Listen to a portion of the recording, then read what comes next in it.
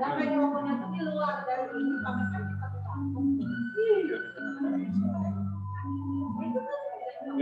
singlos nih. Hah? Akun pakainya kan akun Yazid. Oh, akun biasa. Gini akun Indonesia berarti nah itu wifi-nya di mana nih? Wifi ada kabel LAN itu ada 2 orang. Tapi ada internet akses ya. Oh, udah ada koneksi. Udah kan? Udah ganti dulu.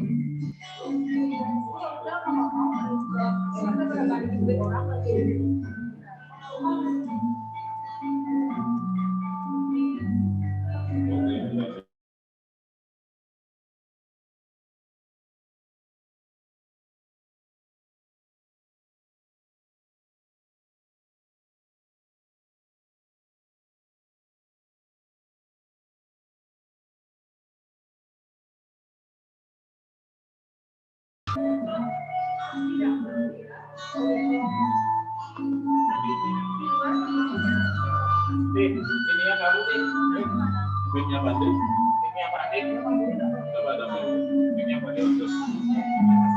Oh, ada nih, mic zoom-nya. Ini. Nggak ada.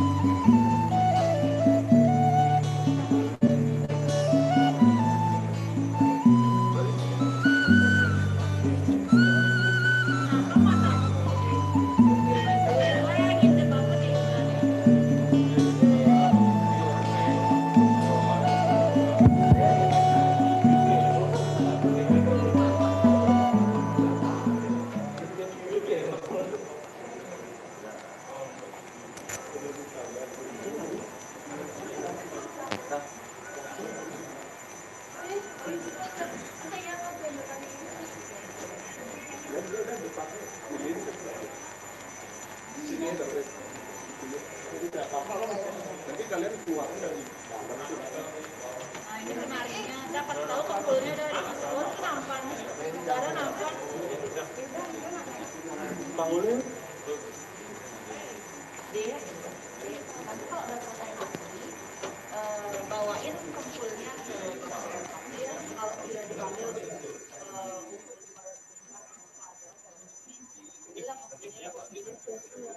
Audionya mati.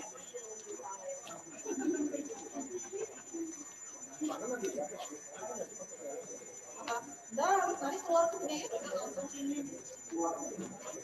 Mereka kan keluar dari sini. Dari mana banyak orang? Gimana? Bener kan nih?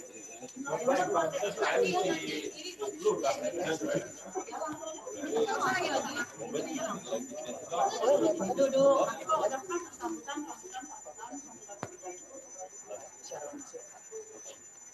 Siapa di pinggiran?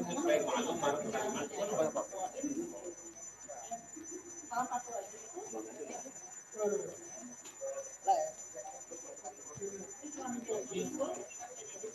Jangan di luar kamera.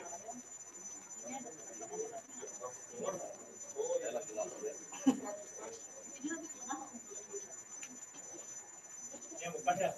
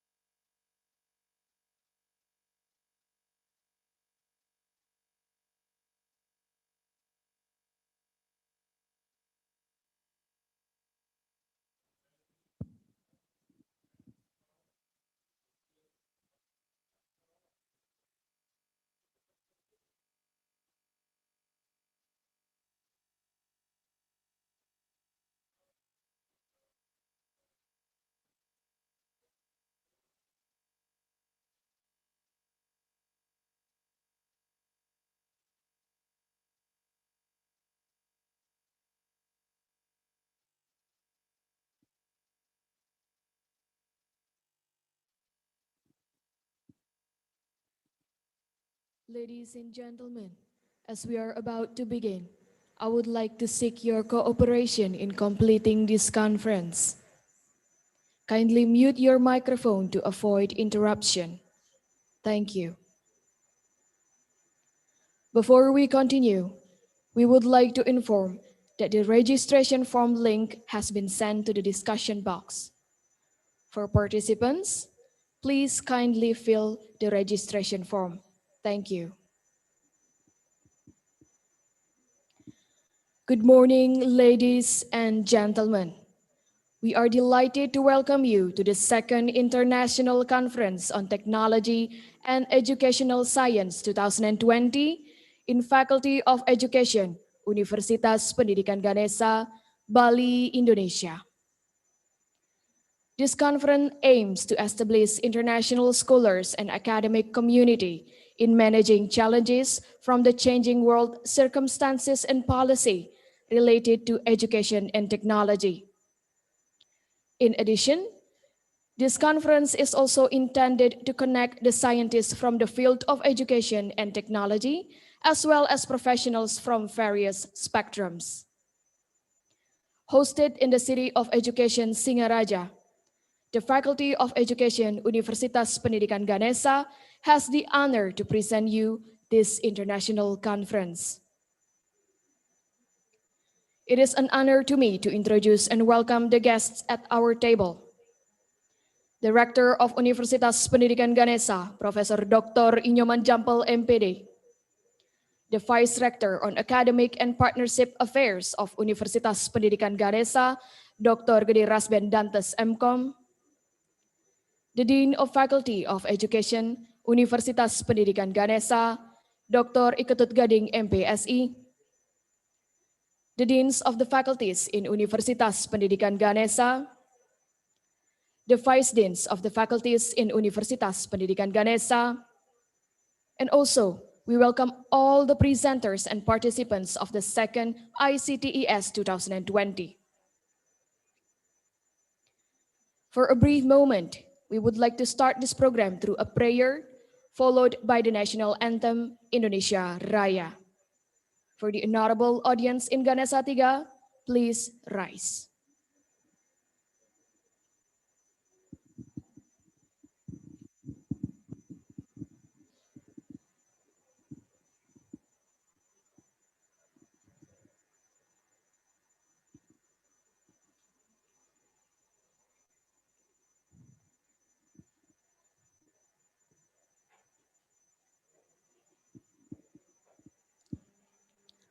Om Swastiastu. We pray according to Hindu religion's belief. For other religions, please adjust it. Om Avignamastu Namo Siddham. Om Aditya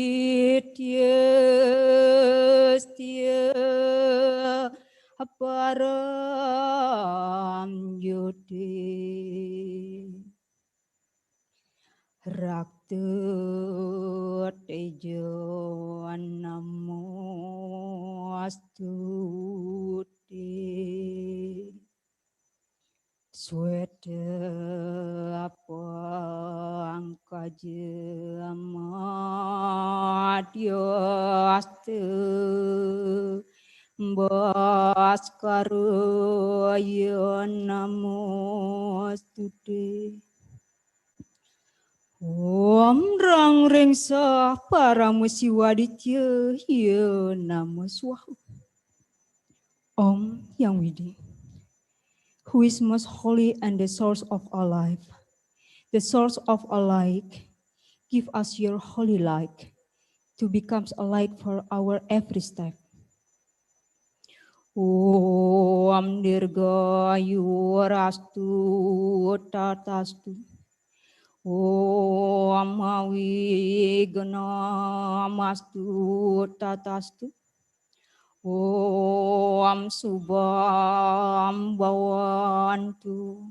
Sukham Bhavantu. Purnam Bhavantu.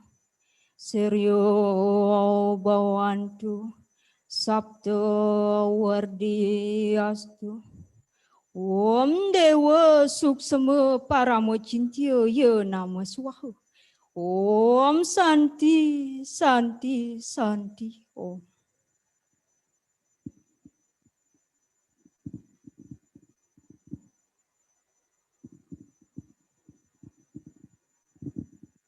Ladies and gentlemen, please go back to your position. Ladies and gentlemen, we are now opening the ceremony of the second ICTES 2020 by watching a traditional dance entitled Sekar Jagat.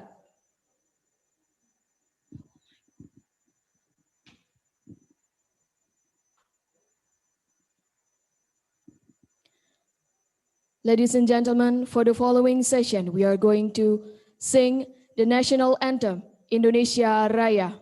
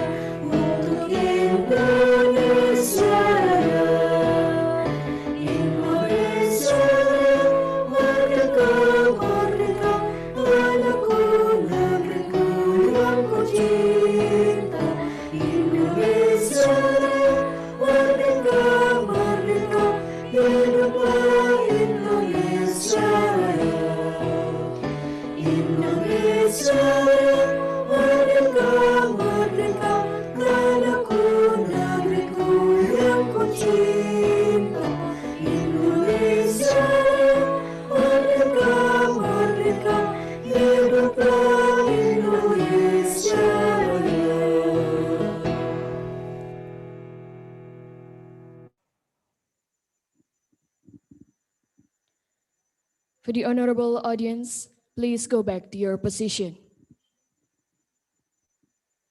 Ladies and gentlemen, we are now opening the ceremony of the second ICTES 2020 by watching a traditional dance entitled Sekar Jagat, performed by the students of Universitas Pendidikan Ganesha.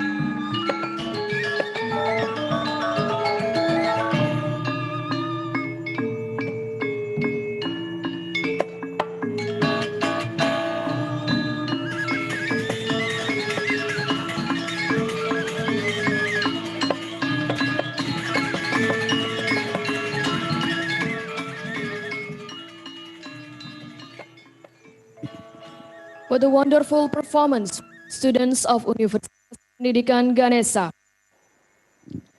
Ladies and gentlemen, to formally begin the conference, we are pleased to invite the Technical Committee Chairman of the second ICTES 2020 to deliver the opening remarks. Ladies and gentlemen, please welcome Mrs. Nietzsche Mailani Asril, M.Psi, Ph.D. Psychologist.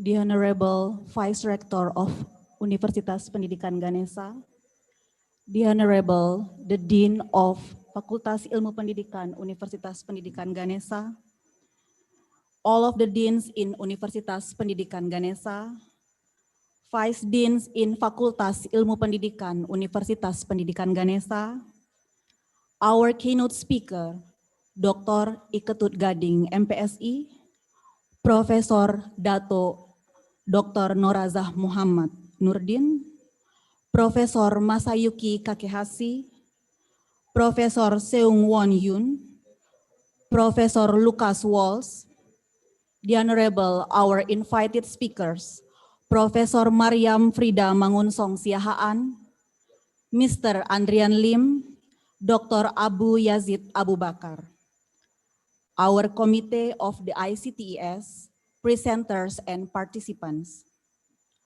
Om Swastiastu. Assalamualaikum warahmatullahi wabarakatuh. Shalom, Namo Buddhaya. Welcome to the second International Conference Technology and Educational Science, which organized by Fakultas Ilmu Pendidikan Universitas Pendidikan Ganesha. Ladies and gentlemen, as a committee chair, I would like to report few things regarding this conference. The theme of the International Conference on Technology and Educational Science is the new era of education, innovation in practice. This theme was selected to meet the need for adaptation in various aspects of life to survive in the COVID-19 pandemic. The COVID-19 pandemic conditions make it a must for people to do physical distancing as an effort to suppress the transmission of this very contagious COVID-19.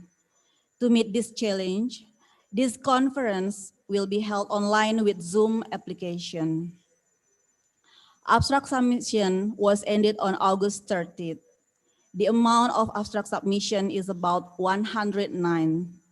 The selected full paper will be published on Atlantis Press, indexed by Web of Science. The participants come from Indonesia, Malaysia, Japan, and Australia.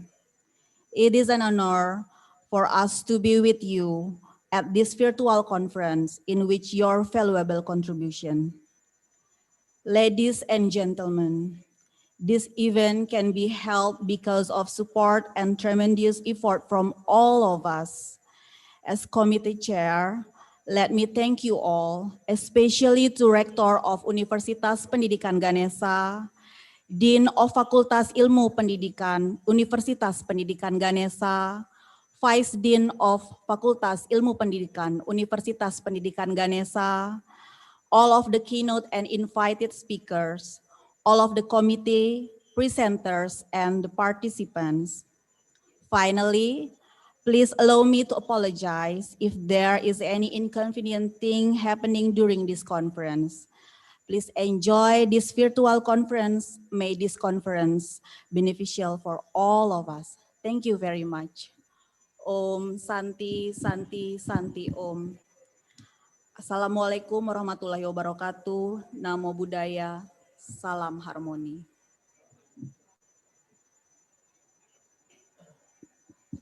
Thank you, Mrs. Nietzsche, for the wonderful remarks. Ladies and gentlemen, we are now going to listen the welcome speech delivered by the Dean of Faculty of Education, Universitas Pendidikan Ganesha. Ladies and gentlemen, please welcome Dr. Ketut Gading, M.Psi.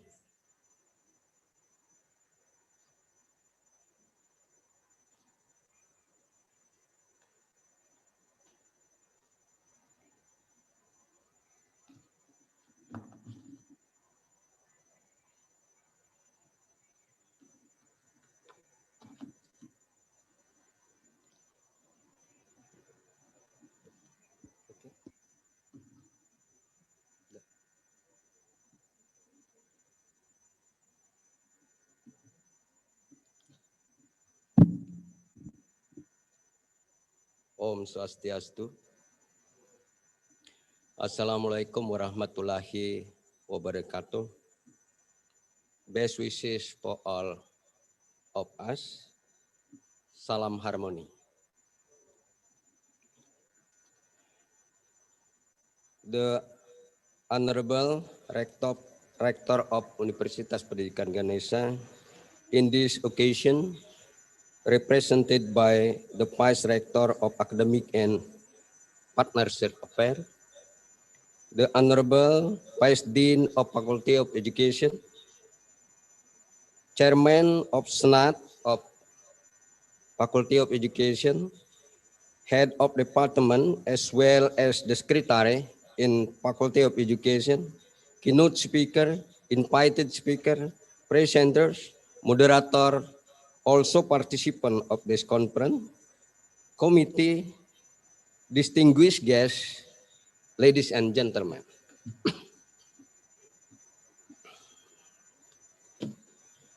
Good morning and welcome to the second International Conference on Technology and Education Science 2020. And firstly, let us praise God for His blessing so that we can have this conference today. Ladies and gentlemen, this conference is a 2-year agenda conducted by Faculty of Education, Universitas Pendidikan Ganesha. And the purpose of this conference is to facilitate the researcher in technology and educational science in sharing their thought and research finding so that it could be beneficial for people around the globe. Theme for present conference is the new era of education, innovation, and practice. It is highly relevant to today's situation, where there has been a shift in the focus of education all over the world, from mastery of science and technology to character development of students. This alteration was a response toward poor research of education which put character development aside. Colonialism in the past, Cold War among the nation, inter-ethnic dispute, bombing, drug misuse, radicalism, and many more are some examples on many negative outcomes of education in the past, with focus on mastery of science technology and ignore character development of the student. Ladies and gentlemen, education nowadays and in the future has to be directed in balance between mastery of science and technology and character development. Through this conference, we hope that thought and research finding could be discussed related to present and future education with research on human being with both science and technology mastery, as well as develop character expected by the individual, communities, and country all over the world. Ladies and gentlemen, in this occasion, I would like to express my gratitude to Rector of Pendidikan, leaders, and the entire academic community of Faculty of Education, the committee, keynote speaker, invited speaker, all presenters, participants, and others who give support to this international conference.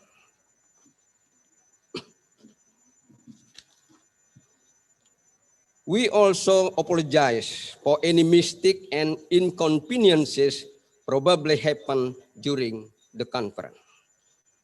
Last but not least, I would like to ask Rector of Universitas Pendidikan Ganesha, represented by Vice Rector of Academic and Partnership Affairs, to give opening remark and also open the second international conference on technology and educational science officially.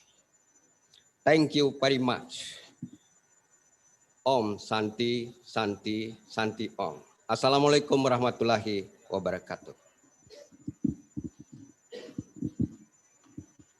Thank you, Mr. Ketut Gading, for the speech. Ladies and gentlemen, we are now going to listen to the opening remarks given by the Vice Rector on Academic and Partnership Affairs of Universitas Pendidikan Ganesha. Ladies and gentlemen, please welcome Dr. Gede Rasbendantes, M.Com.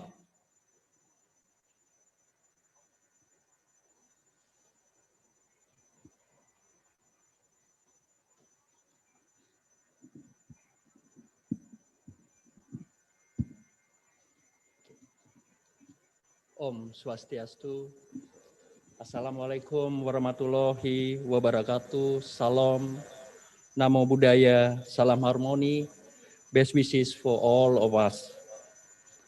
Our Honorable Vice Rector, Dean of Faculty Educational Science, and also the Vice Dean, the Honorable All Dean at the University of Pendidikan Ganesha, and also Director of Postgraduate Program, our distinguished keynote speaker and invited speaker, Andrian Liem, Ph.D. from University of Macau, Prof. Seung Yoon from Texas University, Dr. Abu Yazid Abu Bakar from Universiti Kebangsaan Malaysia, Prof. Lucas Walsh from Monash University, Prof. Dato, Dr.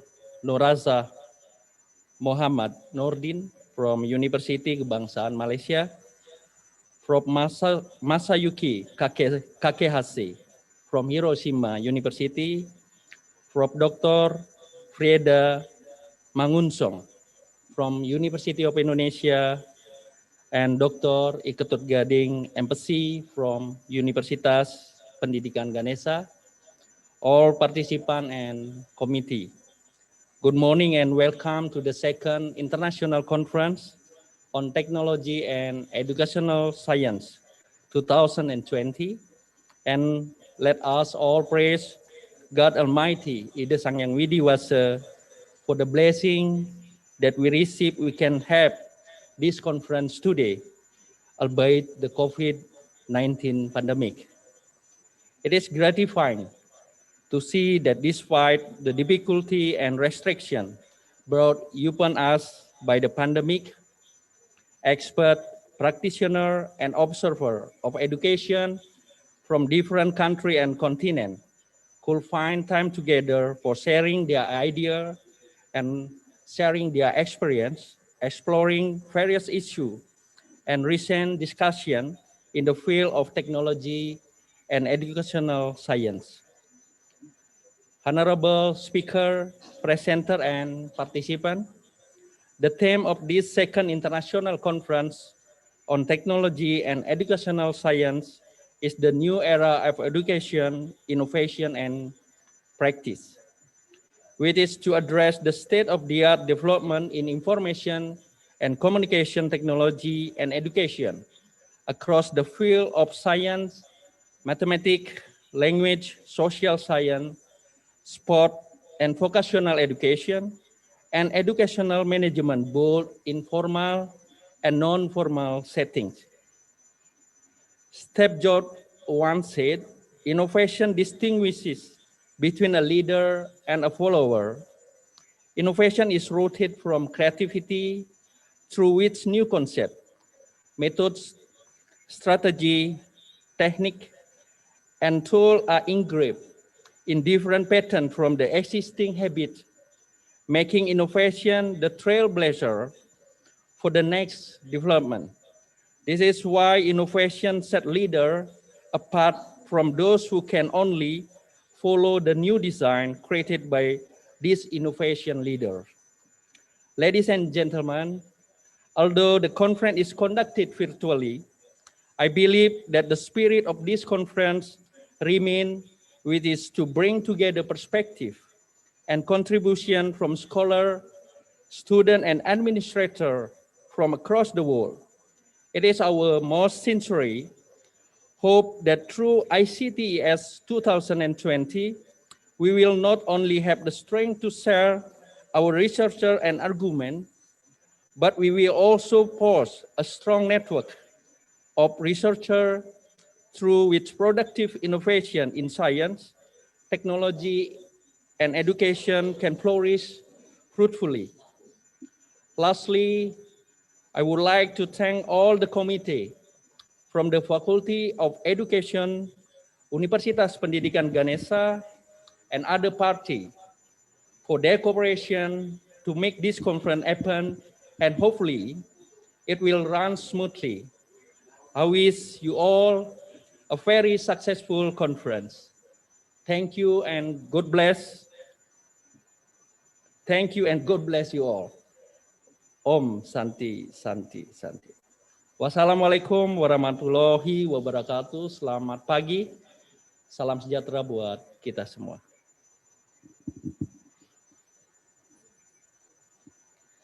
Thank you, Mr. Gede Rasbendantes, for the speech. Ladies and gentlemen, we are now going to open this event officially by ringing the gong 3 times, followed by a photo session. Furthermore, to invite Mr. Gede Rasbendantes to open this event officially by ringing the gong 3 times.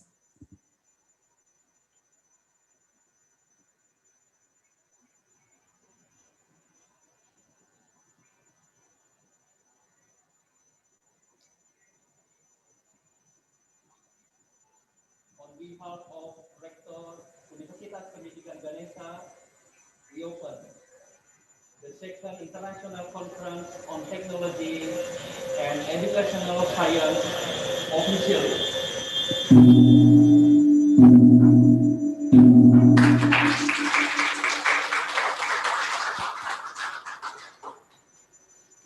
Now, it is our time to do a photo session. For the person in charge, please be ready.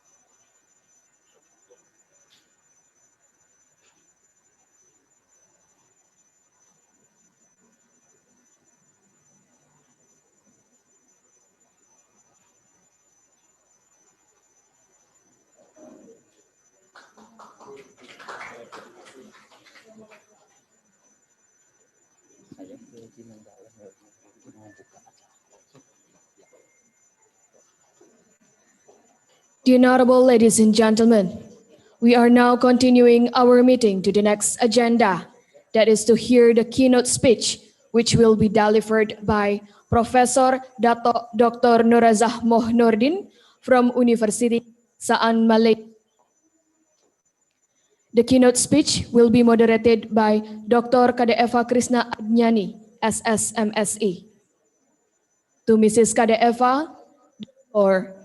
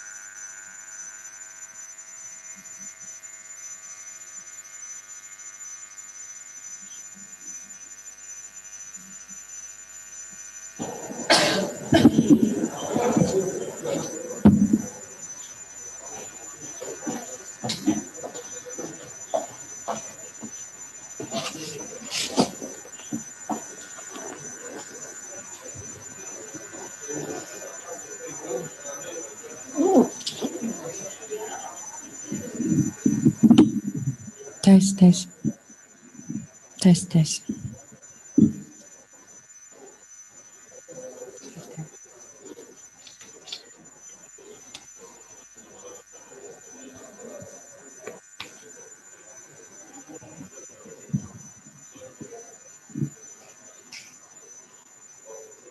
Dah.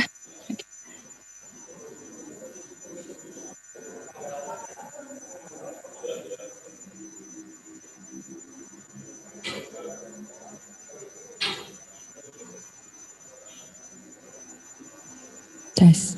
Okay. Good morning, ladies and gentlemen. Welcome to the second International Conference on Technology and Educational Science, ICTES, with the big theme, the new era of education, innovation, and practice. ICTES is organized by the Faculty of Education, Universitas Pendidikan Ganesha. Through this conference, we invite experts, practitioners, and observers of education from all around the globe to sit together to explore various issues and debates on educational researches, policies, and experiences. First, let me introduce myself. My name is Eva. I am a lecturer at the Japanese Language Education Department Universitas Pendidikan Ganesha. And I will be serving as your moderator today.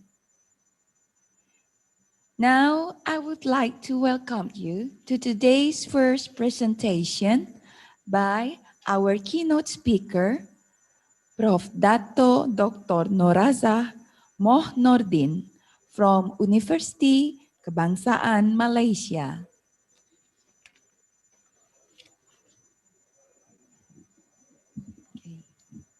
She is a professor in ICT in education and the Dean of the Faculty of Education, Universiti Kebangsaan Malaysia. Her research areas include massive online open courses, MOOC, mobile learning, ICT in lifelong learning, and instructional design in online learning and futuristic learning.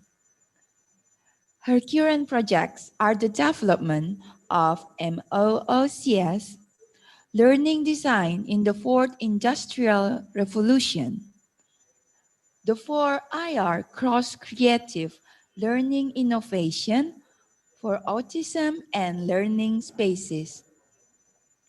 She is an active member of the Asia-Europe Meeting Lifelong Learning Hub, representing Malaysia for Research Network 1 ICT Culture. Presently, she is an editorial board member of the Internet and Higher Education and a Sapphire Journal, a Q1 in the Web of Science. The title of Prof. Dato Norazah presentation is Shaping the Future of Learning, a World with Endless Innovation. Before we move on, I would like to give a friendly reminder that the presentation time is 30 minutes.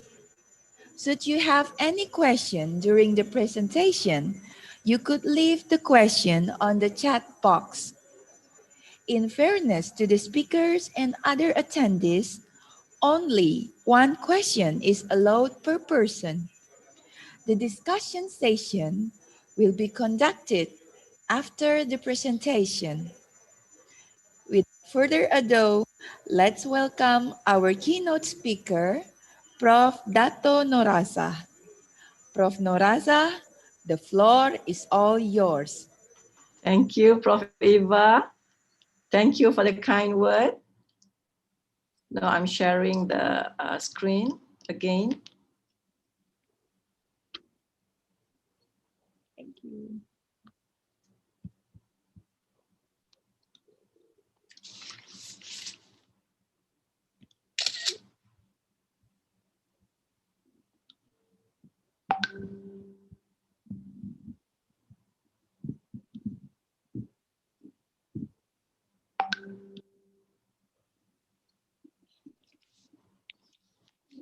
Bismillahirrahmanirrahim. Assalamualaikum warahmatullahi wabarakatuh. A very good morning, ladies and gentlemen. I'm very glad today to be with everybody to share my presentation entitled Shaping the Future of Learning, a World of Endless Innovation. COVID-19 pandemic impact to education. As we know, since early this year, educational institutions have shown their capacity to quickly adapt to learning challenges in the midst of this health crisis. Although the shift towards online learning was made at short notice, it has accelerated new forms of pedagogy and digital initiatives from the government in the form of new e-learning tools. Educators and families have embraced technology to foster learning and productivity while staying #safe at home. Look, the impact of teaching and learning, our classrooms are empty. The hall is empty. and it's so quiet without our students. Same thing happened in Malaysia when all the students are directed to go back to their hometown, to go back to their family. Look, what's happening in UK? UK University also switching everything to online lectures, online examination. This is the medical schools to pause teaching and clinical exam to reduce pressures. And also Imperial College medical students take final examination online for the first time with Oxford and Cambridge University are to replace summer's exam with online assessment due to the pandemic. And the Pro-Vice Chancellor for Education, Oxford University, said there would be no conventional exams next term, and the university is expected to include open book examination taken remotely and submitted online. Harvard too, also going into open book assessment, everything going online, and also in Canada, moving assessment and final online, and also in Malaysia, and I'm sure Indonesia is facing the same thing. So this is what's happening around the globe. What is emerging? What is emerging? So we look at the data from Digital 2020. This data is in April. Look at the total global population, 7.77 billion, and unique mobile phone users, 5.16 billion, which is 66% of the total world population. And also the internet users, 59%, about 60% of the world using internet, and active social media is also half, 49%. So half of people in the world actively using social media, and 60% active internet users.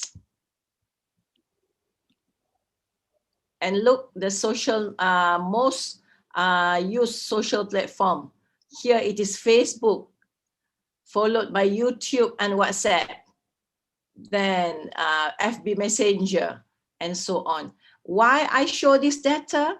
Actually, this platform is a potential platform. While initially it was developed for social media, for social interaction, but looking at it, we can transform it to be an educational platform. This is a new normal education. Look at us now. Like early this year, I was in Singaraja, also presenting at the Education University. And now we are going virtual. So the whole world is going virtual. And of course, maybe in March 2020, when the pandemic first attacked the whole world, this is quite new to us. But now this is normal. Online learning reaches many more students. However, there are challenges. Are we reaching the new normal students? Do we provide our students with sufficient learning experience? Why I ask that? From my experience as a dean leading the faculty, Senate member, in March, April, May, we were thinking, when the students were not at the campus, we were thinking that, oh, they are maybe, because of their problem, they have internet problem, they have access internet access, data problem. That's the reason why they cannot be reached. They cannot, do the learning process with us. We thought that initially it was the only reason, but actually the reason were more than that. Social reason also play a big role when the house is very congested with brothers and sisters all using the gadget, all doing the teaching or doing the learning process at home together, and all that making the concentration of their learning disrupted. So actually there are more than just internet access. Also financial problem when the parents are no longer working with a stable job and so on.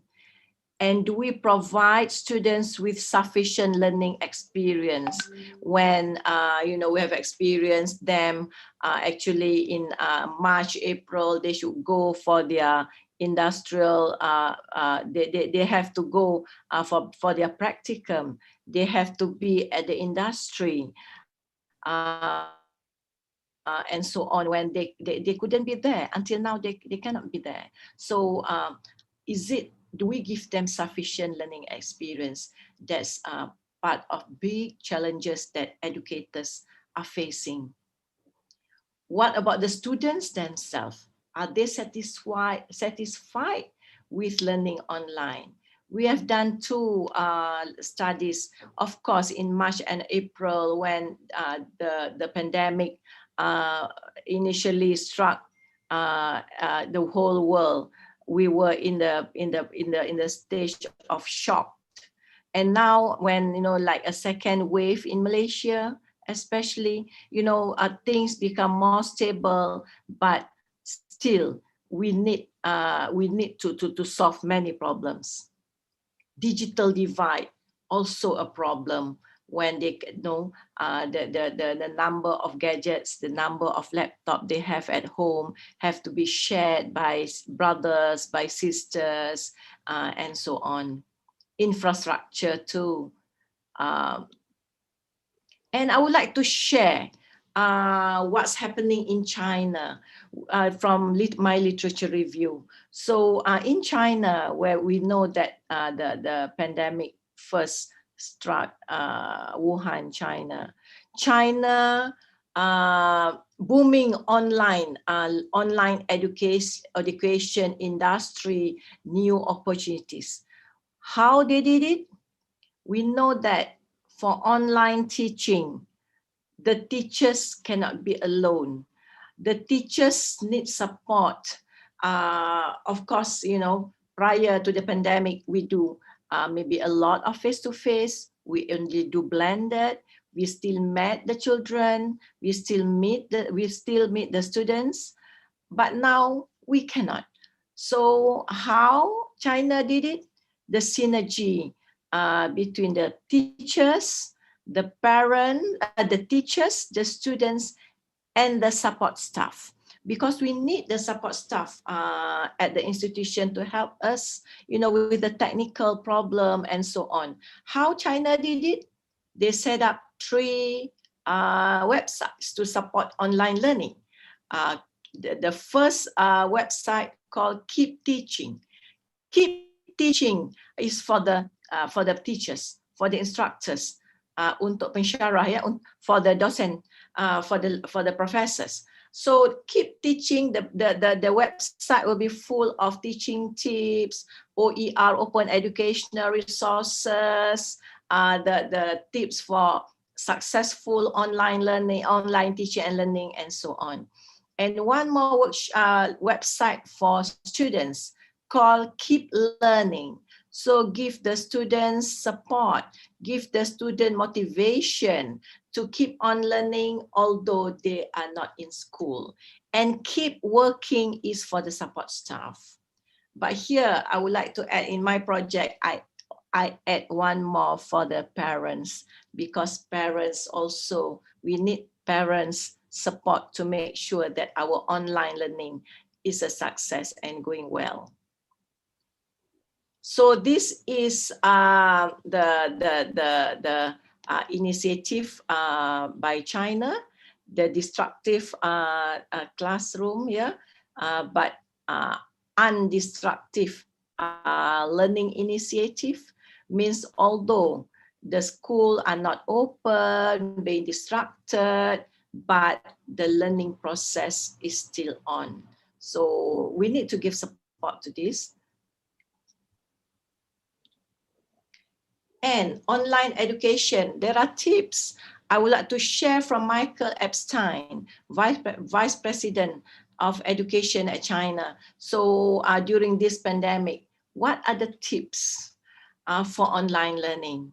So the first one, something is always better than nothing. Although, you know, maybe for our, usually in one class, we have to achieve 2 or 3 learning objectives. But of course, we know that this we don't see the student face to face. We only achieve 1 learning objective. So it doesn't matter as long as our teaching and learning is moving. The other one is you have more tools than you think. Before this, we thought that, you know, we only Google Classroom, only those PowerPoint, or, you know, OER. That's the only tool that we have for teaching and learning. Social media, we do interact with our students, but we don't leverage, optimize the usage of social media. So there are more tools like, you know, that we use every day. We have WeChat, we have WhatsApp, we have Telegram, and so on, to interact with our students. Although it is small amount, however, it means so much because at least we are connected to our students. Be prepared for the long haul. We cannot feel that, oh, only a few more months to go online. You know, after that, we are back to normal. No, we have to be prepared. Be prepared because this is so unpredictable. We don't know when we'll get the vaccine, and we educators need to be prepared. Prepare for online learning because that is one of the ways forward. Plan for hearts, plan for mind. This is so touching. We do this because we are educators. We are educators. We teach from our heart. So when we do things, we prepare online material. We prepare with, you know, with passion. Plan for the mind also. We really, you know, be critical about it, and we do all out for our students. Continuously access result. We have to, you know, I always, my belief is we educators, we are learning designers. We design our teaching and learning process for our students.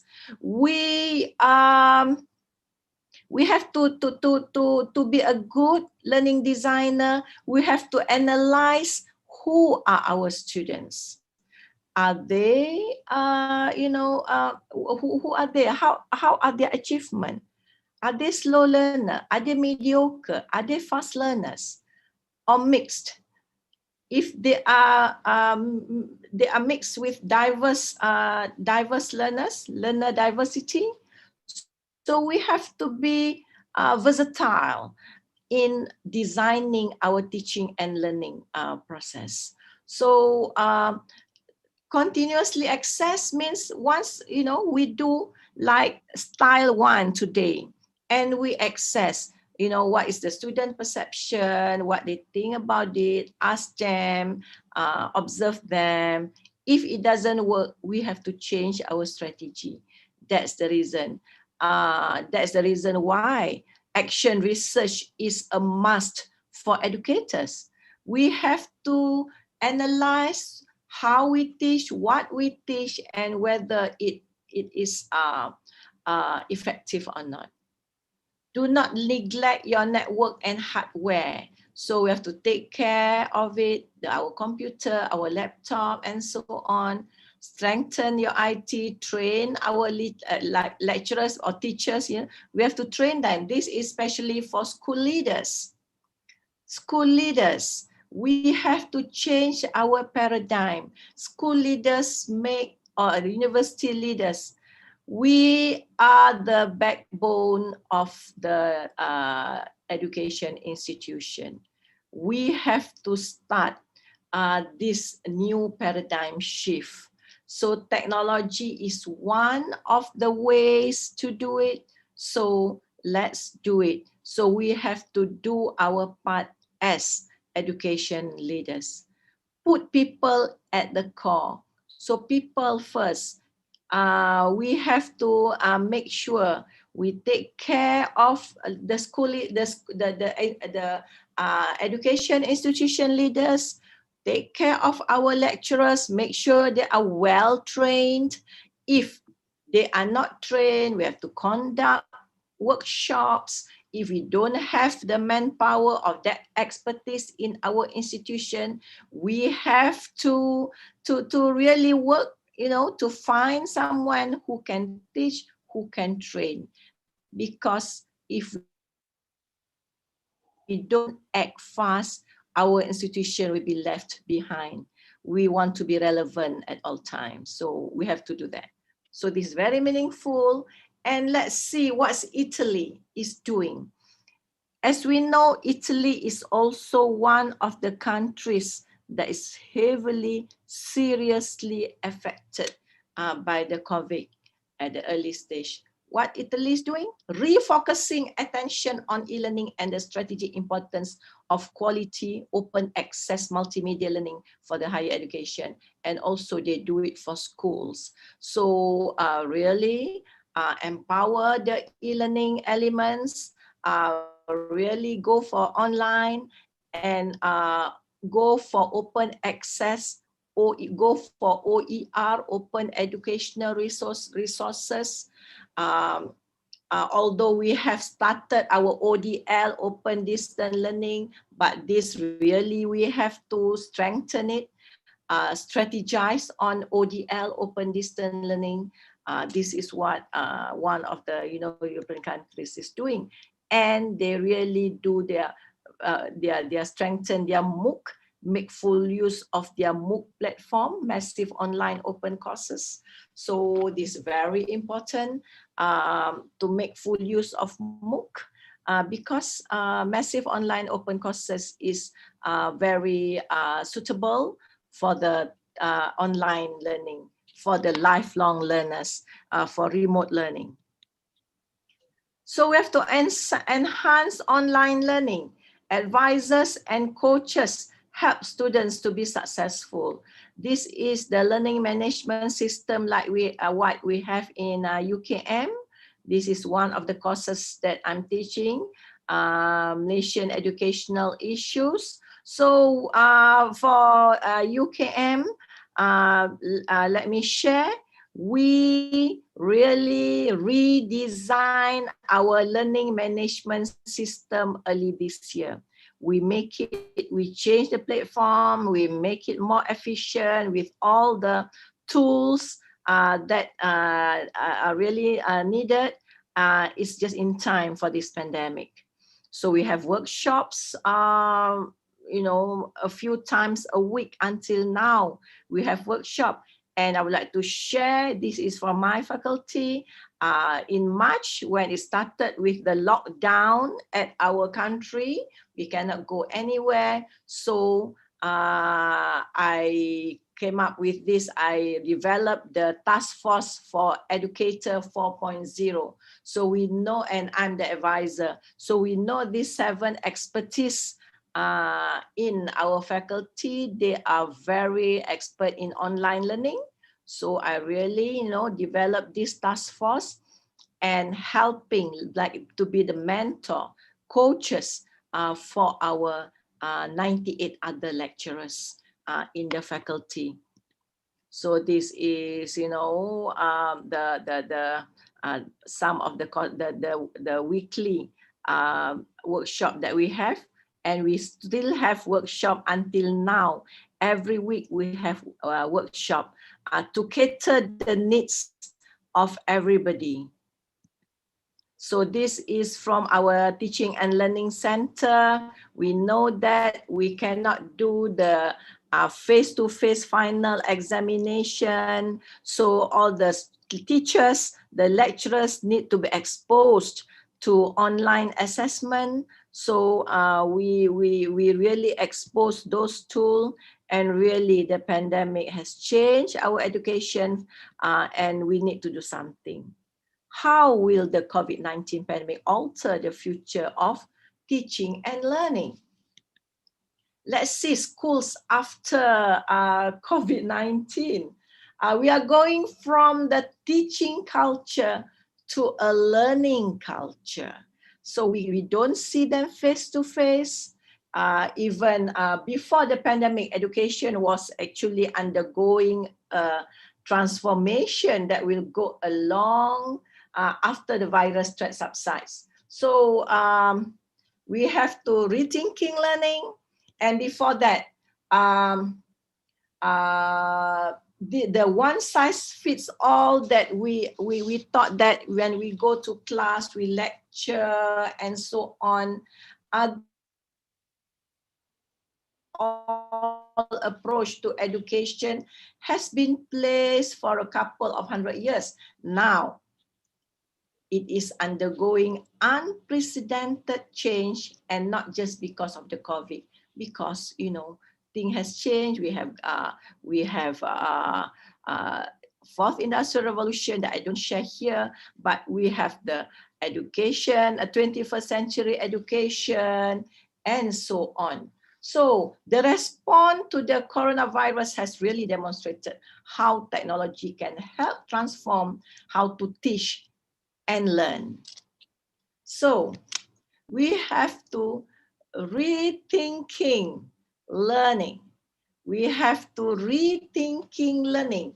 As lockdowns ease and schools start to reopen in some places across our region, is as a good time as any to take stock and look at the likely future of education. Children who start school from now on will go up to be workers and leaders in the digital first world that will demand new skills and new ways of thinking. To succeed in life and at work, they will need all the social, emotional, and academic support they can can get via rich and flexible learning experiences that we educators, we are responsible of delivering it. So learning experiences that will differ vastly from the school days of their parents. Maybe their parents during those days, they don't really experience this, and now things has changed. That's the reason we have to rethinking learning. Education, Asia, all 3 R's, reading, writing, and arithmetic, now are being joined by the 4th R, by the word rethink. So reading, writing, arithmetic, and rethink of everything. So new database technologies are opening up ways to transform practices, structures, and even cultures in school. So we have to really, you know, our paradigm shift is very important, and rethinking learning, a teaching culture to a learning culture, where the synergy between student, teachers, parents must be really strong, where students are empowered to learn for themselves in flexible, often collaborative ways, both inside and outside classroom at their own pace. So as for teachers, will have access to individualized real-time data on how well each of their students is progressing scholastically and emotionally, so they can devise new challenges and offer appropriate support for each child to move ahead. Remember, one size cannot fit all educators, so we have to really know who are our students. And for parents, we'll be better connected to and involved with their child's education with certainty, detail, and confidence. So the synergy between student, teachers, parents are very important.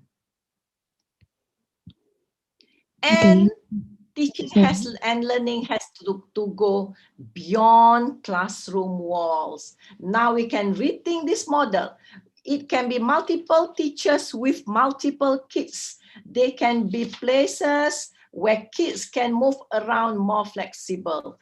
They don't have to do the same thing at the same time in the same way. So schools have been exploring this for some time. Technology changes the success rate. So teaching and learning can be anywhere. Okay, Prof. Norazah, I'm sorry to interrupt. Just to inform you that we still have 5 minutes left. Thank you. I'm how many? Yeah, okay. So also people-driven learning. So knowledge, what is happening in life in each student might spell the difference between a path and prosperous path in the future. So it's all people-driven and social and emotional well-being. And also I would like to share in Malaysia, we do the empowering and digitalizing education where the Ministry of Education partnered with industry players, including Microsoft, to launch DELIMA. DELIMA is the acronym for Digital Educational Learning Initiative Malaysia. So we have to, though this is initiative we do in Malaysia that really connect the student, teachers, and also this transitioning teaching and learning in the new norm and the shift of learning for space, responsibility for teaching, shift of delivery method, and also the shifting of learning evaluation have to be taken into consideration. So the transition institution should seize the opportunity to transform pedagogy to meet the needs of the next generation of students who are accustomed to technology-enabled pedagogy culture. The culture should be institutionalized so that it responds to the demands of the digital era. Because if not now, then when? With that, thank you very much. Okay. Thank you very much, Prof. Norazah Nordin, for giving such informative and interesting presentation. We will now open the discussion portion of the session. I see several questions here given by the attendees, but due to limited time, we will only have 2 questions for this session. Okay, the first session is from Made. Students are very overwhelmed with online learning due to a lot of assignments. How to overcome it? And the second one from Nyoman. How to do an online assessment to ensure that the objective of the learning is achieved? Please, Prof. Norazah, for the question. Okay, I got the second one. I go to the second one first because I couldn't get the first one. The second one, how to do the online assessment.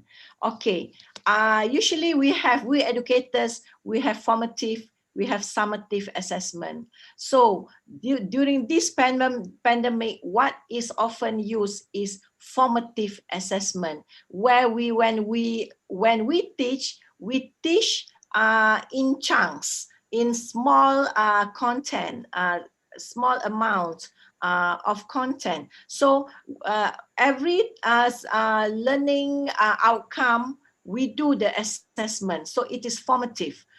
It's better to be formative, and we have to be exposed to expose ourselves and our students to open book examination too.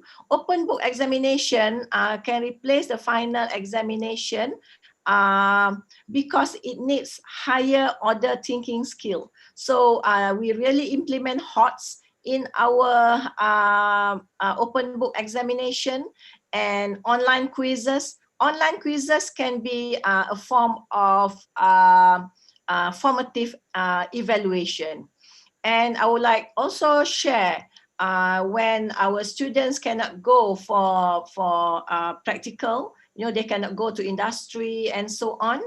We do continuous evaluation where we have many tasks for them, such as case study, such as they have to do their develop their video and submit their video. They have to do literature review, and there are all sorts of tasks, many tasks that are given to them. I hope I have answered the second question. I mean, I have the first question. Okay, thank you very much for the answer. So I would repeat the first question from Made. Students are very overwhelmed with online learning due to a lot of assignments. How to overcome it? How to overcome a lot of assignments? All right, online how to overcome? All right, I love this question. Very good question, because as I've shared in my presentation, we educators, I share that we are learning designer. We are learning designer. We are instructional designer. So we have to do evaluation from time to time. If we know that our students are overwhelmed with assignments, so we have to reconsider how to evaluate them, how to redesign the evaluation task. So we don't just give, that's the reason just now when I shared, we do the teaching with our heart and with our mind. As educators, we don't only think that, oh, as long as we have achieved our teaching objective, it is done. That is not a good idea, because we have to know who are our students. So as learning designer, we do our analysis. We, from time to time, we ask our students, how do they think of the task that we give them. If it is too much, we assist them, or we redesign, or we redesign the task in such a way that it is not burdensome. It doesn't look too much. So teaching and learning with small bites is very important. So learning a designer, we educators, we have to know who are our students, what is the impact to them, because they are our target group. So they have to be happy with us. So both sides, the synergy just now, as I shared, teachers, students, and parents in this online learning, this pandemic, post-pandemic, student, teachers, parents, and also leaders, school leaders, they are very important to work together. Okay, thank you very much. Ladies and gentlemen, we finally come to the end to the end part of this conference. But before I close the session, I would like to take the conclusion from what the speakers have presented. Prof. Norazah Nordin took us to see how is the new normal situation nowadays. What is the new normal challenges? How we provided our students with sufficient learning experience, and how the booming of online education brings new opportunities. What Prof. Norazah has emphasized are something is always better than nothing. And this is my favorite part. We, as an educator, is also a learning designer. And last, schools after COVID-19 has changed from a teaching culture to a learning culture. Thank you very much, Prof. Norazah Nordin. We learned a lot today from your presentation. Hopefully, the conference will be beneficial for everybody. Please give applause to the speaker and for all of you. Thank you. Thank you, Thank Prof. you, Nordin. Professor Eva. Thank you very much. Thank you. So we will now have a 10 minutes coffee break, and we look forward to seeing you at our next session with Prof. Lucas Walsh from Monash University. Thank you and have a nice day.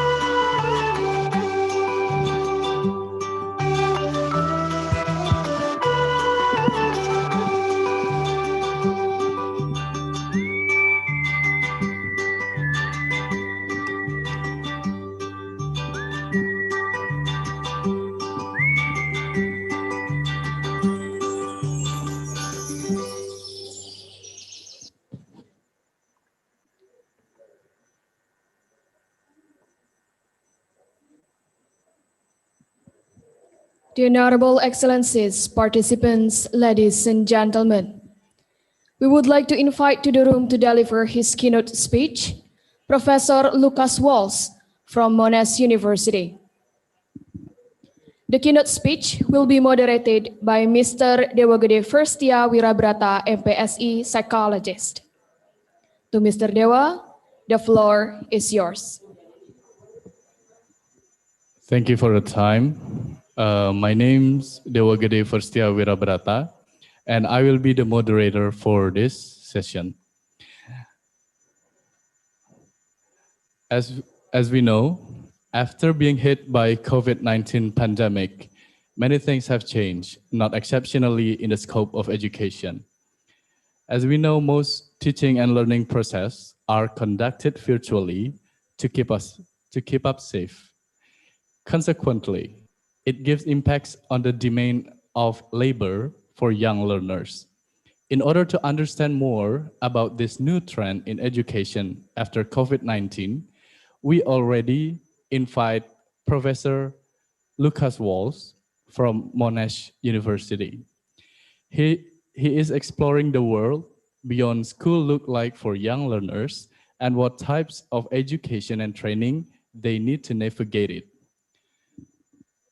Some of his publications are Challenges and Opportunities of Evidence Used in Practice in Australian Children's Development Programs, Flexible Ongoing, an ecological case study of the benefits and challenges of socially just leadership engaging of challenging conversation about social disharmony.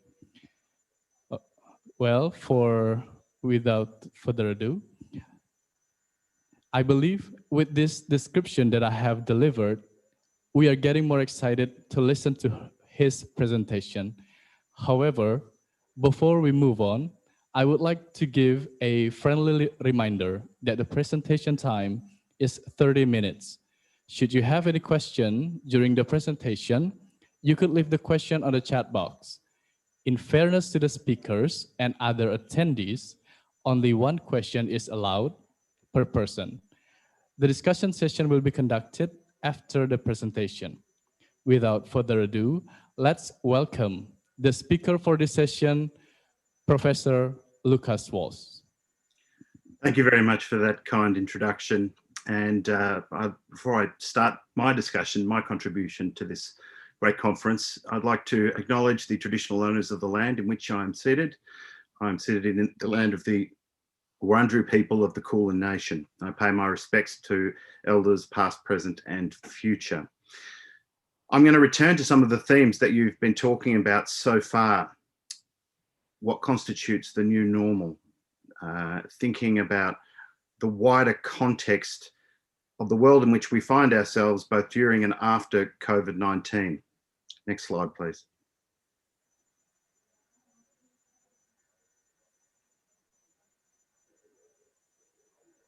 Can we pull the slide up, please?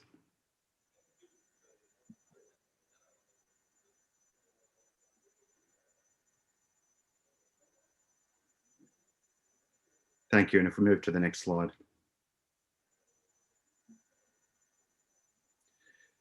So some of the words we've been hearing about a lot in the last 6 months are obviously COVID-19, to pivot, to change, to adapt, as we've heard about in the previous presentation, and the idea of uncertainty has become all pervasive, as well as this concept that you've heard about called the new normal.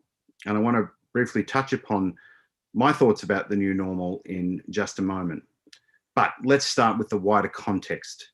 The International Monetary Fund suggests that economic recovery from COVID-19 will be partial, uneven, and marked by significant uncertainty, with the pandemic continuing to spread across places. The pandemic threatens to leave long-lasting scars on the global economy, such as weaker productivity growth, heavier debt burdens, heightened financial vulnerabilities, and higher poverty and inequality. This economic downturn has been imminent for some time, and it's fairly global in nature. COVID-19 perhaps is the tipping point for these changes. But what COVID-19 has revealed to us is, in fact, deep economic fault lines, particularly in contemporary labour markets, these places that our students will go into post-schooling, post-university, post-training. Current indicators suggest that the severity could be far greater than the global financial crisis of 2007 and 2008. We can expect steep rises in unemployment, debt, and what's called precarity. But today we'll focus on the aspect of uncertainty. Next slide, please. During COVID-19, we've seen education systems throughout the world push to their limits. A colleague of mine, Neil Selwyn, wrote recently, in terms of education, COVID-19 has already stretched our education systems to breaking point. By the end of March 2020, school closures had affected over 1.3 billion children and young people across the globe. That is nearly 80% of the world's population of school students. Global higher education has also experienced major upheavals. And what we've seen that has been mentioned properly and appropriately during today is that learning environments have been scrambled and have become permeable. That is, the sites of learning have moved across to homes, workplaces, other environments. Next slide, please. This presentation will look at global labour market trends, their implications for young people and for educators. We're looking at what are some of the pre-existent fault lines highlighted during the pandemic and how might these inform our work as educators.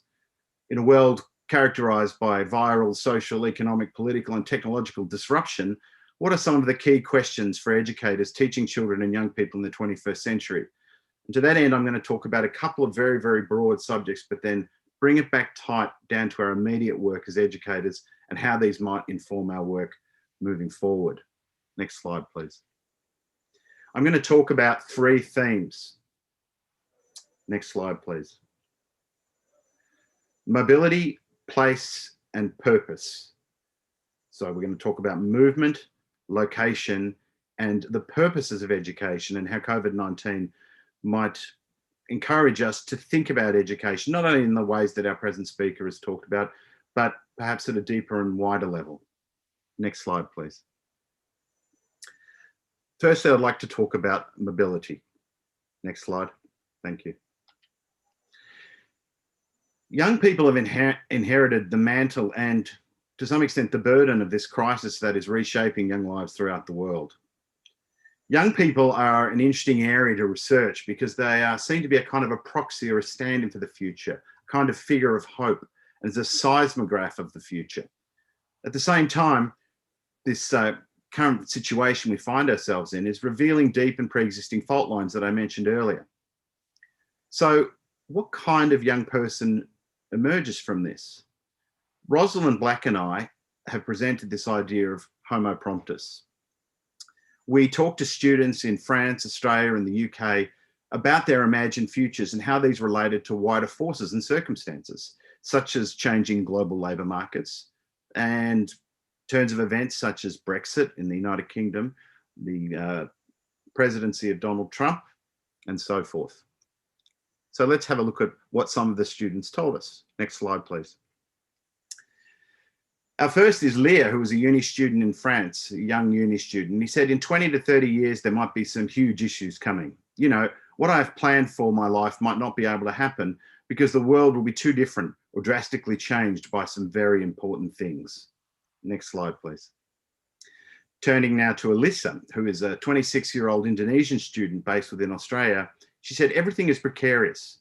As a result, Alyssa concentrates her focus firmly on the present.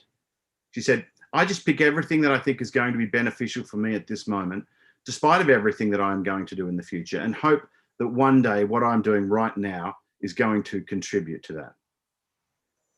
Next slide, please. Turning now to Becky in the United Kingdom. She said, it is so bleak for young people. The next 30 years is really, really not good financially because we are going to have no job prospects, no prospects of buying a home, no job security. Everything is kind of apart, really. And lastly, next slide, please. Ninon, a student in France, also at university, said, it's really depressing because you're doing 4 to 5 years of studying at university and you actually think it is going to be for nothing at the end, or you can feel as though you're being, and she used a French word, dévalorisé, meaning undervalued or made to feel worthless. Now, this might be a rather bleak way to start the presentation. All of the young people we spoke to had a kind of an optimism, but that was tempered by the situations in which they are finding themselves in, and how, for example, education talks about what they need to address their lives in future post-school. Very quickly on the next slide, we talk about the idea of the young person as homo promptus. So homo promptus is this idea that young people are curating their lives to be permanently adaptive, strategic, changing in response to labour market forces. They're required to be entrepreneurial, enterprising and strategic, and expected to plan for the future while forced to live in the short term. They are permanently living in a situational mode. They are also living in a kind of ongoing present towards a future that is fundamentally unknowable. And at the end of this presentation, I want to just reflect a little bit on what an imagined future or futures might be. Next slide, please. So what we're seeing is the effects of the pandemic are coalescing with pre-existing economic uncertainty in a perfect storm within which young people's relationship to the future is transformed. Next slide, please, and the one after that.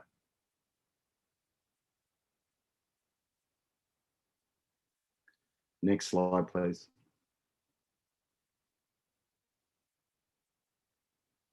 Okay, I'll proceed.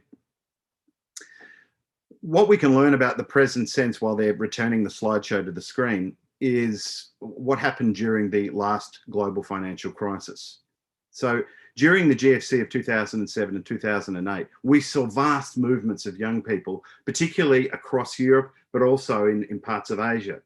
So for example, in response to the economic downturn, we saw 30,000 young people migrate from Spain to Germany, seeking employment and education opportunities. Even more Greeks, Polish and Romanians moved there. Others took shelter at home with their families, facing little prospect for work. The Economist, the magazine, characterized that GFC as an epidemic of joblessness.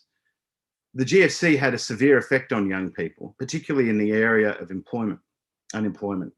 So at the time, the OECD pointed out that young people suffered a disproportionate share of job losses during the global economic crisis.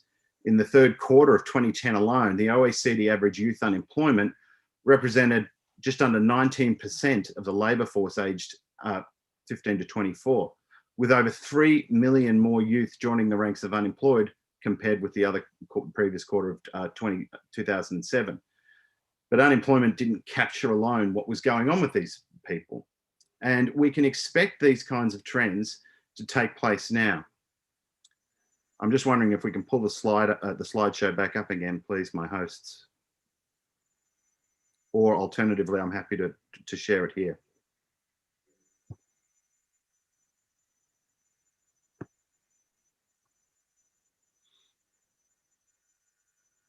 All right, if you proceed down to slide 15, please.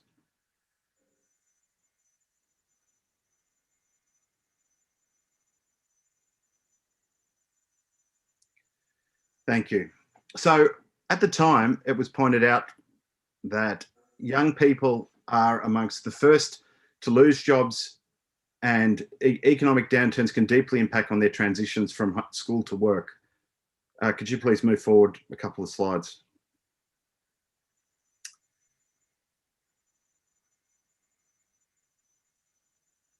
All right, let's not worry about the slideshow. If you'd like to shut the slideshow, I'll do it all verbally, please. So, the GFC intensified conditions leading to precarious employment in Asia, and this has precedent. So, for example, following Indonesia's financial crisis of 1997, young people were forced out of work. At that time, were less likely to be in work 10 years on, and if they were, to only have predominantly informal jobs. So the idea is that when an economic downturn takes place, there is a long tail of disengagement and precarity experienced by young people. And it's reasonably consistent no matter where you are throughout the world. The severity is a bit different, obviously the cultural contexts will differ, but essentially you get young people being first immediately affected and in a highly intensified way. And what happened during that downturn was that they magnified existing structural issues, things like the cases of more girls dropping out of school than boys. So a 29% decrease in primary school completion for girls versus 22% for boys. Next slide, please. Next slide. Next slide. Now you're back up there. Thank you. Previous slide. So returning to 2020, the unemployment epidemic has this additional strain of COVID-19. Massive policy interventions, such as the UK furlough scheme and the JobKeeper scheme that we see in Australia, make the extent of youth unemployment hard to determine. There has been massive interventions throughout the world in order to mitigate against COVID-19. So we haven't got a very clear picture of what the effect on young people might be. But we can see signs of a shifting geopolitical order that are evident in the ways, differences in the ways, for example, that Europe and the USA have responded to COVID-19 compared to Asian countries such as Taiwan and South Korea and Vietnam. The main points being is that those latter countries have had a far more coherent and effective response than their equivalents to the North. And I think this reveals shifting geopolitical lines that are changing the dynamics of young people's mobility. Next slide, please. So returning to 2020, 156,000 fewer 16 to 24-year-olds in the UK were employed compared to 3 months ago. Youth unemployment in France has soared to just under 20%. And between March and June, 18.5% of jobs in Australia for those under 20 disappeared. Can you go to the next slide, please? Next slide, please.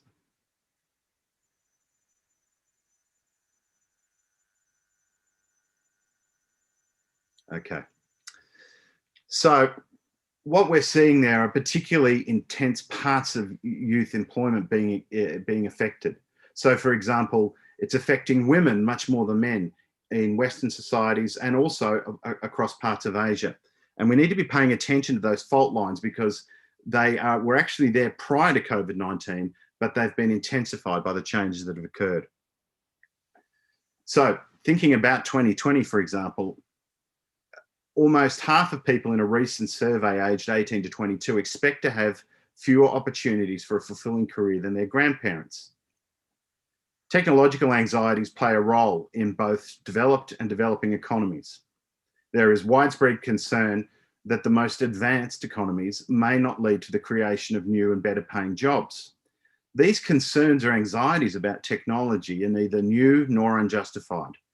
We've seen, for example, the rise of automation, which is highest amongst youth, affecting youth more predominantly amongst OECD countries, principally because young women and men are more likely to be in elementary occupations that have the highest probability of automation. So in summary, there is a particularly intense effect of technological change on youth labour markets that is particularly felt by that age group. Turning now to place. Place is important, and I've pointed out before that there were effects of the GFC already on the movements and migration of young people. Those movements have already dramatically changed. A leading scholar in the area, Simon Marginson, suggests that as a result of the pandemic, students could gravitate to countries closer to home, especially those that recover quickly, such as in East Asia rather than Australia, the UK, North America and Western Europe. Simon Marginson says these effects could be permanent. I'm moving on to slide 24 now. So as travel and job markets buckle, opportunities for work have evaporated, with many students finding themselves either locked in place or returning home. So contrast this to the GFC of 2007 and 2008, where you saw large movements of students looking for work or other study opportunities. What we're seeing now is forced people are compelled to stay where they are, living in this kind of ongoing present, in which they have to continuously pivot to make it work out, even if they are lost. But they're also politically oriented towards the local. other research that I've conducted over the last 12 years repeatedly affirms this idea that the local matters to young people in a whole bunch of ways, not just in terms of their political and economic participation, but in how they relate to the world and how they develop as citizens. Their first experiences of citizenship will be, for example, when they go to schools. And so I'm encouraging you to think about school and educational environments as being much more than about learning per se, but about the wider development of young people. Place matters. Next slide, please. So we've talked about mobility and we've talked about place. And now on the next slide, I'd like to talk about purpose. Now, when I'm talking about purpose here, I'm talking about something much, much wider and deeper than learning outcomes, for example. I'm talking about the purposes of schooling in shaping individuals who will in turn shape the world in which they live. Next slide, please. My colleague Neil Selwyn has rightly said, we need to start thinking beyond the current upheavals and consider the post-pandemic probabilities and possibilities. And I've highlighted some of the probabilities that we know about changing labour markets post-school and post-university and post-training. But I'd also like to start focusing now a little bit on the school environment. In the short term, education and training can equip people to adapt to changing circumstances. And these approaches ideally attend to everything from financial literacy to mental health, upskilling, retraining, and perhaps most importantly, making education and training as easy as possible for people to access. But there's a deeper thing going on. Next slide, please. I'll come back to that in a moment. We need to address, for example, things like the longer term mental health repercussions of COVID-19. So while we have, and you know, a lot of us as educators have been incredibly adaptive in light of the changes brought about by COVID-19, pivoting to using online learning and so forth, there are these undercurrents that are now being better fully understood around, for example, the effect of dislocation from traditional learning on the mental health of students throughout the world. I would suggest here, in thinking about place a little more, that we need to be attentive to things like school belonging. So a colleague of mine, Kellyanne Allen, wrote this year that research shows that disruptions to students' belonging can have a detrimental impact on short-term and long-term well-being, academic engagement, relationships to others, and positive development into adulthood. The feeling of being back in school will not happen immediately when the school gates are reopened. Kelly's making a deeper point there too about how important education environments, whatever they are to cultivating belonging within our young people. And so we need to be paying attention to what effects the changes that we've made have on those experiences of belonging or disengagement and so forth. It's neither positive nor negative. It's acknowledging the fact that schools have traditionally played a much wider role than teaching and learning, but about the wider development of the student and their connection to each other and to communities. Next slide, please. Turning now to systems. In the midterm, we need to engage this technological anxiety that I mentioned further. And I think we've had some very positive and constructive ways of thinking beyond that anxiety. There are ways we can do this within schools and school systems, for example. Focusing on teacher education and professional development could really create a new generation of school teachers who will be comfortable with any future rapid large-scale shifts to online teaching and learning, as my colleague Mike Phillips pointed out. So we would suggest that there needs to be a targeted focus on how our teachers of today and tomorrow are able to learn from the experience of COVID-19 to be more adaptive in future, which I think the previous speaker was talking about in a very good way. The challenge, Mike goes on to say, will be to boost the knowledge, skills and confidence of the teachers who are already working and require governments to commit to sustain programs of professional development. Teaching online is definitely a skill that takes time to perfect. Next slide, please. This includes boosting access to technology. You know, it's really, really important, I think, that, that in the long term, we need to be thinking about how we can extend access to technology. In my own country, there were debates about whether to implement a national broadband network in Australia. And those arguments about the value of it have largely been put to rest because of the incredible and important role that technology has played during COVID-19. But at the same time, a colleague of mine, again, I think argues with some credibility that COVID-19 has demonstrated that there is something irreplaceable about students and teachers coming together to learn in person. Online videos, digital content, and digital and discussion forums are very different, and he would argue, often inferior forms of schooling. Now, I'm not sure I entirely agree with that last bit. However, I think Professor Selwyn's point is valid here, that there are things that go on in different media that have value, and we need to be focused on what the different forms of value are according to those different sites of teaching and learning. And something that was highlighted by COVID-19 was the incredible daily role that schools play as hubs of communities, as ways of bringing people together, as connecting young people to each other, as attending to things such as their well-being and their wider social development. At a wider level still, Professor Selwyn argues that many digital inequalities that continue to persist in society.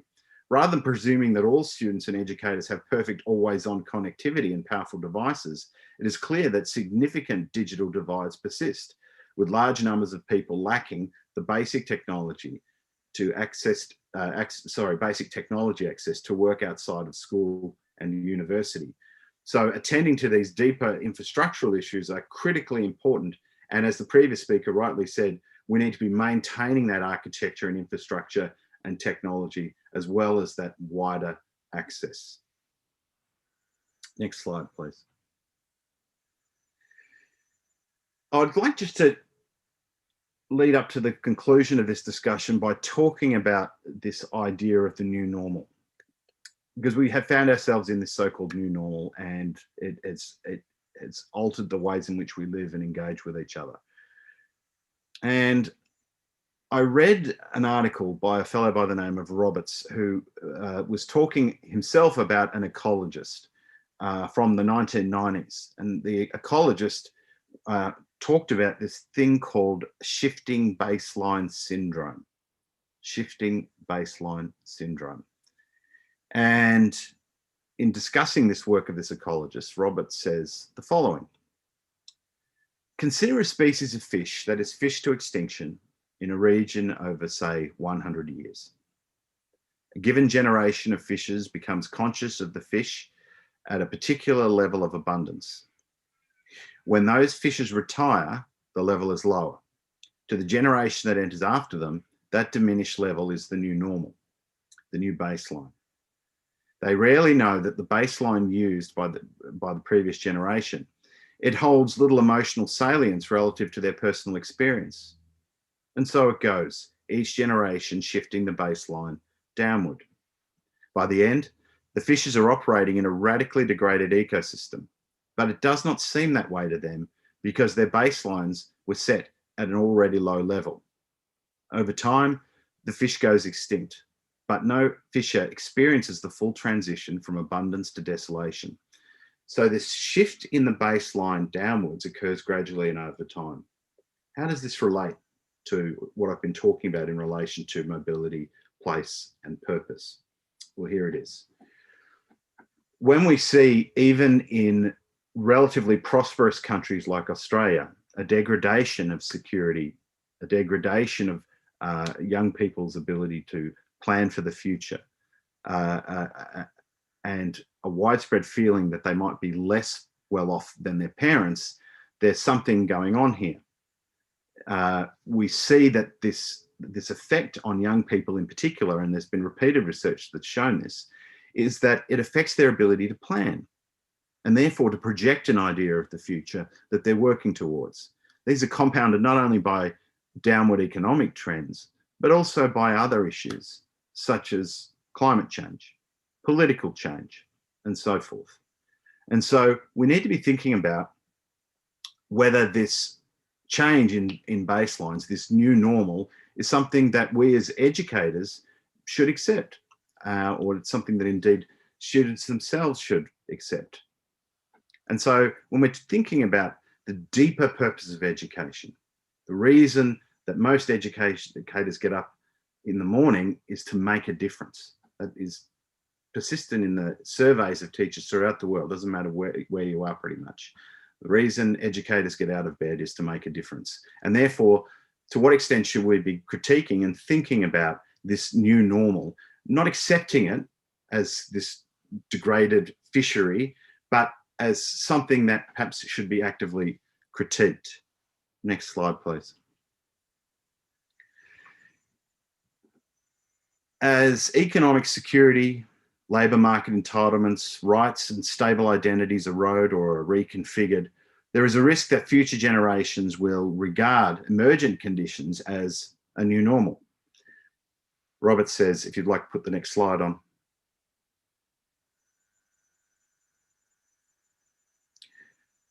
Robert says, maybe climate chaos, a rising chorus of alarm signals from around the world, will simply become our new normal. Maybe we'll just get used to all this. Humans often don't remember what we've lost or demand that it be restored. Rather, we adjust to what we've got. And maybe that's true as a part of life. But there is something about the pervasive sense of uncertainty that's been magnified by COVID-19 that is something that perhaps we should be critiquing and challenging. Next slide, please. I believe that education needs to imagine better alternatives, that our role as educators is to provide students with a language of possibility, a set of resources, ideas, ways of living that enable them to actively construct and engage in imagining better worlds. How can we as educators critique shifting baseline syndrome and the new normal? We can do this by not only developing those foundational skills in young people, which continue to be very important, but to foster critical thinking and to foster creative thinking, an ability to use the types of resources that we have, including technology, to imagine alternative possibilities to ones that where we just accept, for example, that we should be living in insecure workforces, for example. The deeper questions about education and the thing that, as I've said, drives many educators throughout the world is this deep moral purpose. The moral purpose, that the type of morality differs depending on where you are, but the underpinning moral purpose is answering questions like, how should we live? And developing in young people an ability to engage, critically analyse, construct, develop, imagine possibilities. And so when we're thinking about life after COVID-19, we need to really be thinking about what continues to be foundational to learning. We've seen some of the great benefits of technology already described in this conference, but we also need to be mindful of the fact that there are great benefits to conventional ways of teaching, that because young people identify with the local, for example, those places of learning continue to be important. It's not a binary question. It's neither one nor the other. It's thinking about how you can use a suite of these learning and teaching opportunities to create better opportunities for young people to essentially go about imagining better futures, imagining futures for themselves. I mentioned the students at the start with their somewhat bleak depictions of their futures, but what we found, Ros Black and I, is this dark optimism, even in places where they feel as though life is as uncertain as ever. Hope is a resource. It's a thing that you can cultivate, but we need to support them and we need to support hope so that they can build these bridges, build these pathways to the future and imagine these alternatives like I've been describing today. It's interesting too, because when you look at international surveys about how young people feel about the future, about, for example, whether they will be better off than their parents, we will see, for example, in parts of Asia, young people expressing greater optimism than those, for example, in France or the UK or Australia. So there are important resources all around us that we can draw upon in thinking about life after COVID-19. Next slide, please. So, in summary, we see this idea that people need to be adaptive and that people need to pivot in order to adapt to changing circumstances. Educators have found themselves in the same position during COVID-19. But what I am arguing for today is that we can think about the benefits, for example, of technological innovation, in thinking about improving education. These are no doubt valuable, but also at the same time, having front and center of our thinking, what remains important to teaching and learning and to education, to what is the moral purpose of education within the particular culture, community, society in which we live. And thinking about developing in young people the possibilities to imagine futures beyond a shifting baseline that perhaps might be going downwards in some ways and is going up in others, but to enable young people to critique and construct and imagine better futures. Our roles as educators has never been more important. I thank you for your time today, and for those of you that are interested, there are a couple of examples of recent books there. The one with Rosalind Black has the much deeper discussion about how young people imagine their futures and how we might think beyond that. I very much appreciate the opportunity to speak here today, and thank you all for your attention. Thank you, Professor Lucas Walsh. We apologize for any technical difficulties that we were facing before. And it's quite an interesting presentation that we are all shocked because of the impact of the pandemic in our education. It even changed the face of education, and it gives big impacts of any trends in the labor market. But the good thing about it, maybe because of the acceleration of technology, because pandemic gives us make use of the technology even more than before. Well, Professor Lucas, we already collected some questions from the participants, and we have two questions. The first question would be, do you have any suggestion on the change of curriculum after the pandemic for the developing country? And the second question would be what the educators should do to answer the demand of this new situation. Thank you, Professor Lucas. I'll come back to, I'll ask about the second question in a moment. In terms of changing curriculum, I want to take it back to a very, very basic fundamental level. If the pandemic has illustrated something, it's the importance of this human interaction that we have now. That I've come out of a second lockdown in the state of Victoria, Australia, where we're over 100 days in basically isolation. And it really brought home the idea that the basic interactions that we have between people are important. And so in thinking about curriculum, which is typically pulled in a bunch of directions, you know, curriculum is trying to address a whole range of things, you know, first and most importantly, setting up the framework for the teaching and learning of students, but also trying to address a whole range of issues at a wider social level. And curricula tends to be complex, layered, and very dense. And I think if COVID-19 has illustrated something, it's about the importance of freeing up that time. And indeed, the use of technology during the pandemic has shown us that we can actually free up time and resources to do the kinds of things that are really, really valuable to people. And that includes human interaction. And so when we're thinking about curriculum and the intersection of technology and curriculum, for example, after COVID-19, it's thinking about returning to those things that are really important, freeing up time for everything from collaborative learning, live learning between students, engagement with communities in the local places that matter, freeing up time and opportunity for the things that can really happen either when you're in a medium such as this or when you're in a medium such as a classroom. That would be the one major takeout for me in relation to COVID-19. Now, can you please repeat the second question?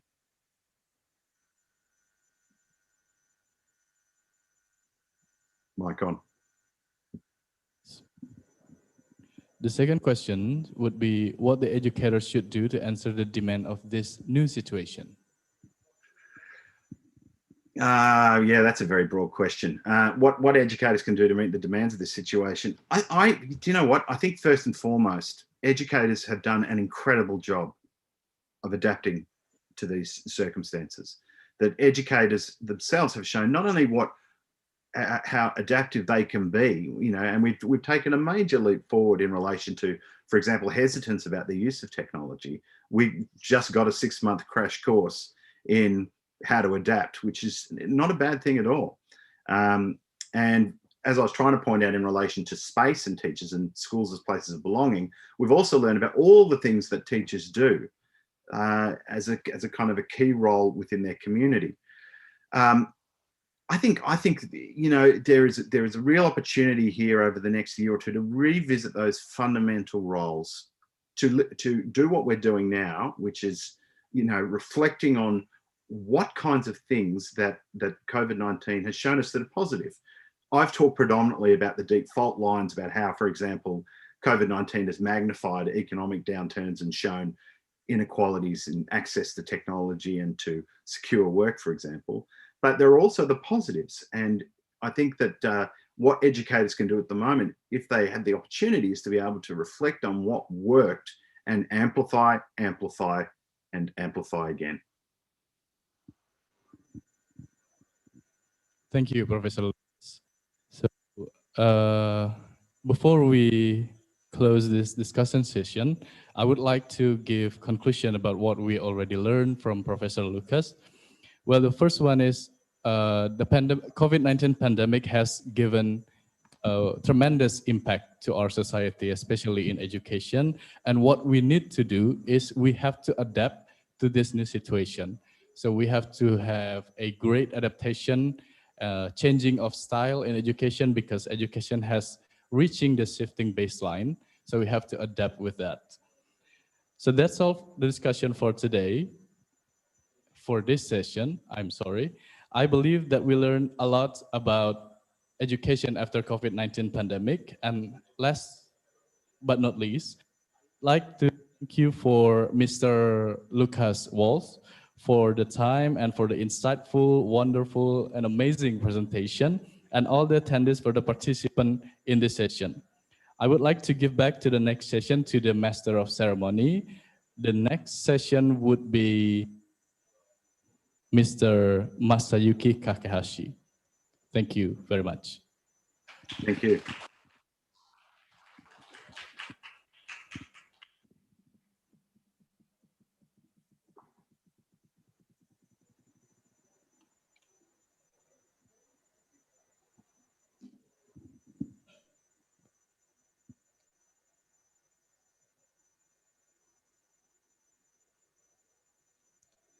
Dear honorable ladies and gentlemen, in this session, we would like to invite to the room to deliver his keynote speech, Professor Masayuki Kakehashi from Hiroshima University. The keynote speech will be moderated by Ms. Ratehayu Apsari, MSc, M.Pd. To Ms. Rate, the floor is yours.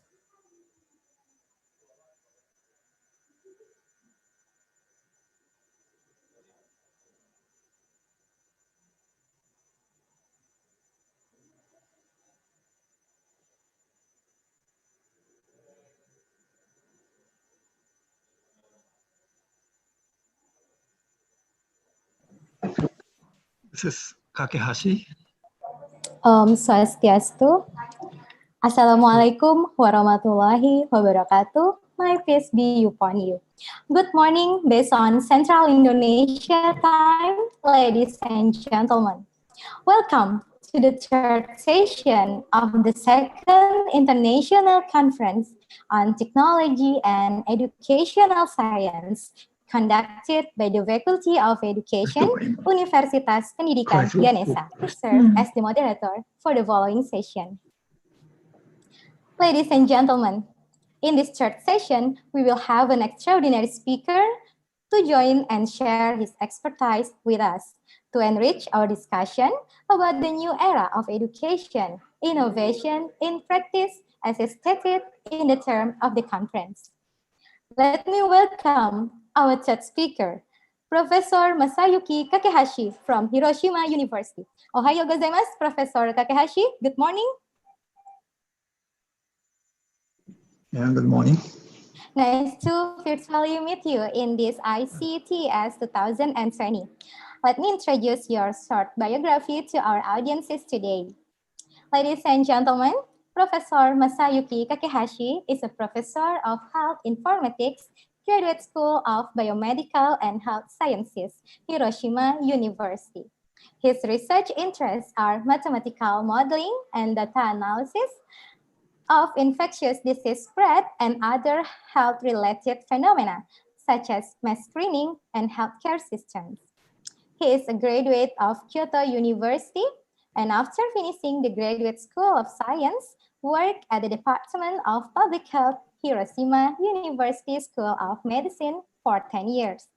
He then moved to the Institute of Health Sciences and has been professor since 1996. Recently, he wrote a couple of chapters in Handbook of Statistics, Disease Modeling, and Public Health. And today, Professor Kakehashi would like to share his presentation entitled Reasons Why Mathematics and Mathematical Thinking Are Useful in Our Age for All Students in Any Disciplines. Very interesting topic to discuss in this disruption era when information are all around us and we need to have a skill to choose which to follow.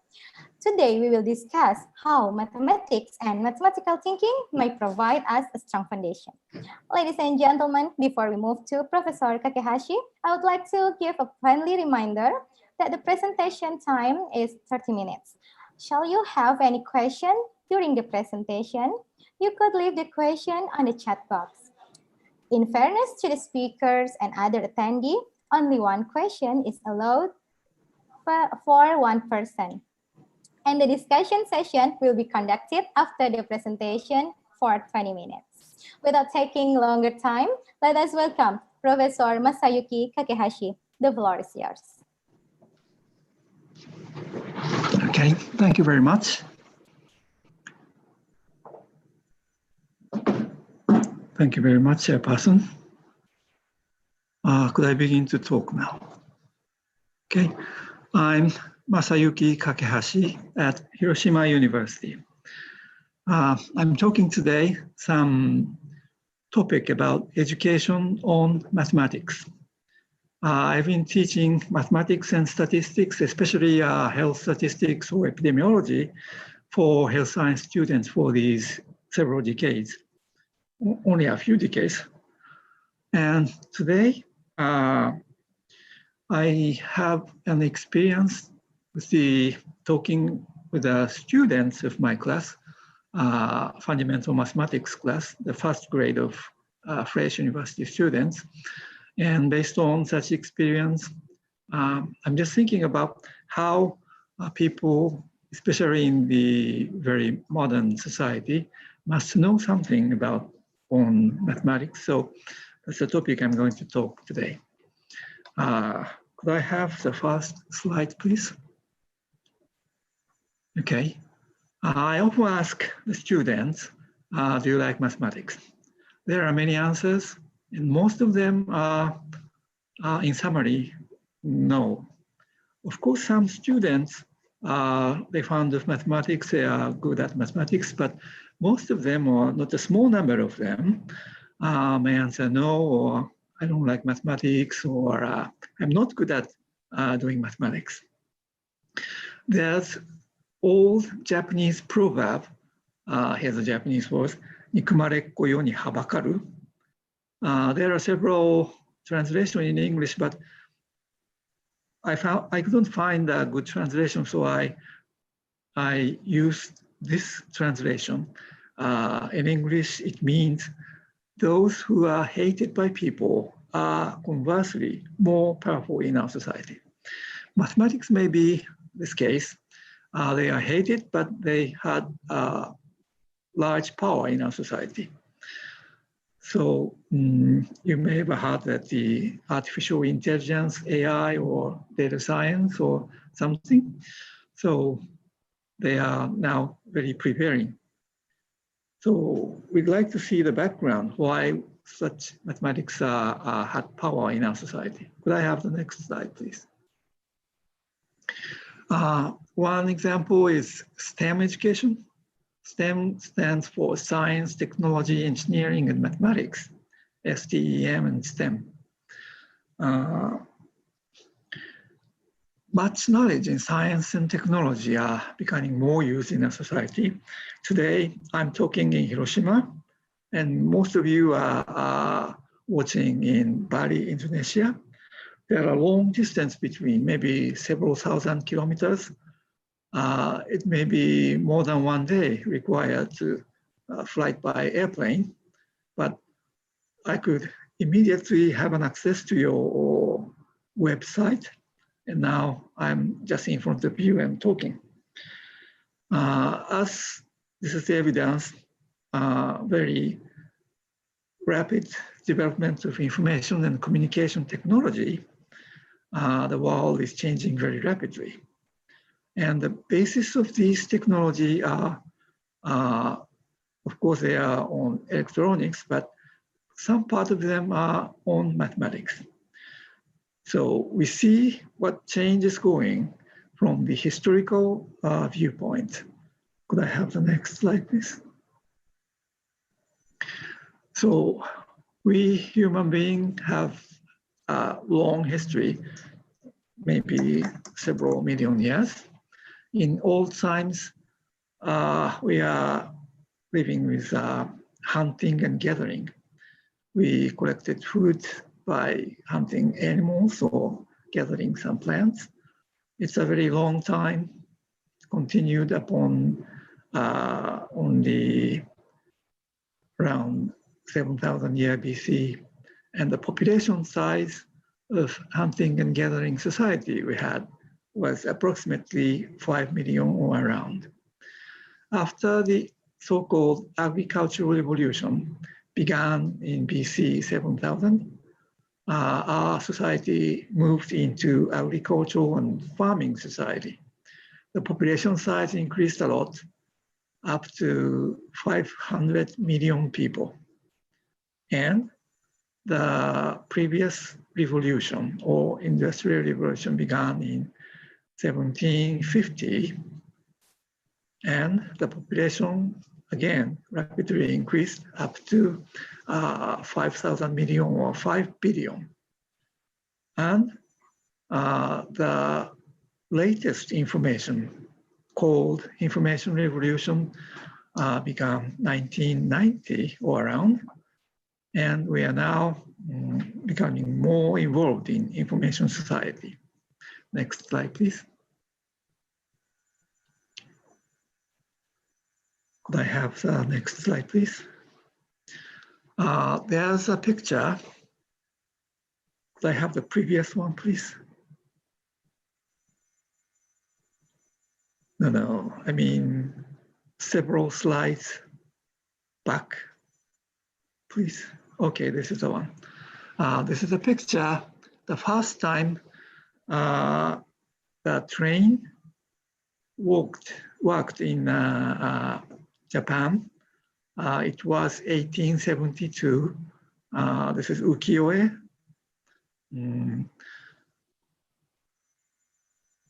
There's a train. No, could I back to the previous slide? No, I mean the previous slide. One more back, please. Okay, this is the one. The train started Shimbashi, Tokyo to Yokohama, the nearest city. So people can move just sitting by trains. And could I have the next one, please? Could I have the next slide, please?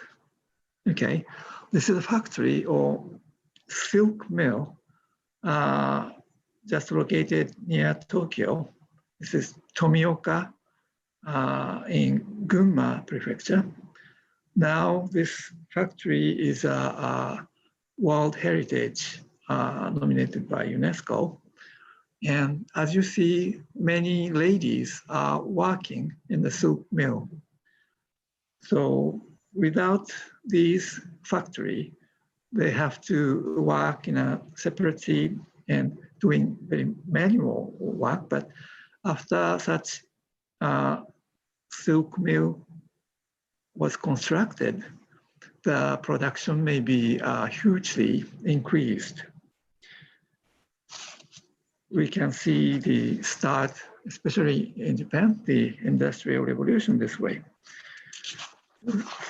And another example may be, could I have the next slide, please?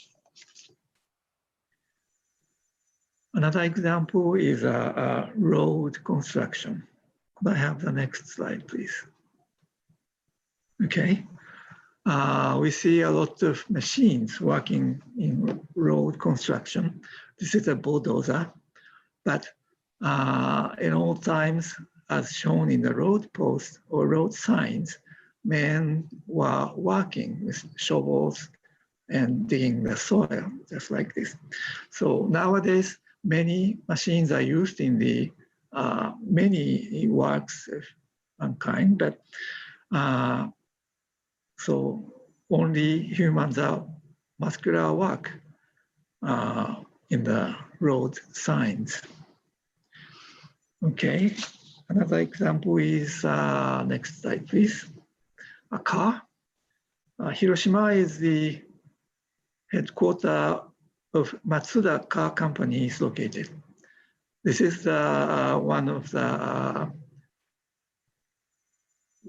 good selling Matsuda car, and the catch copy of Matsuda Motor Company is a Be Driver. Car is rather a complex machine, but only you have to know is just how to drive the car.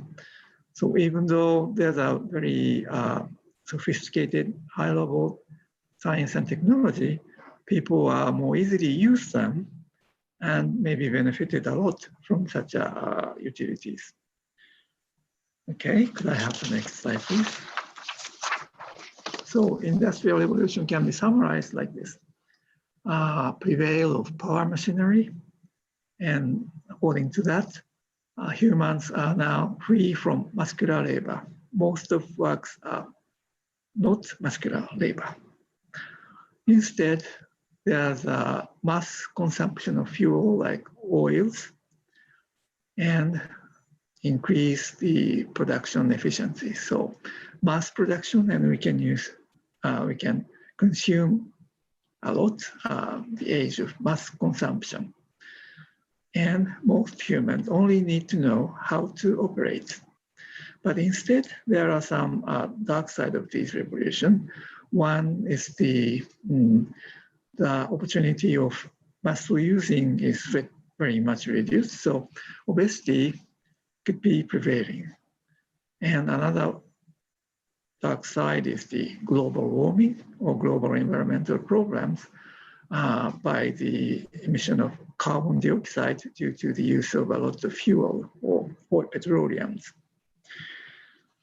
So we had in the previous revolution a drastic change in the society, and there are many advantages of such revolution, but at the same time, we had some serious problems at the same time. And we see then the information revolution. Could I have the next slide, please? Okay, could I have the next slide, please? Okay, information revolution can be described like this. Computers are getting faster and inexpensive. So nowadays, computers are ubiquitous. We have many computers around our lives. And recently, many devices, not a computer, have sensors and maybe an IC chip, and they can speak. So they suggest many things. Even our own range can speak and advise you to how to use it.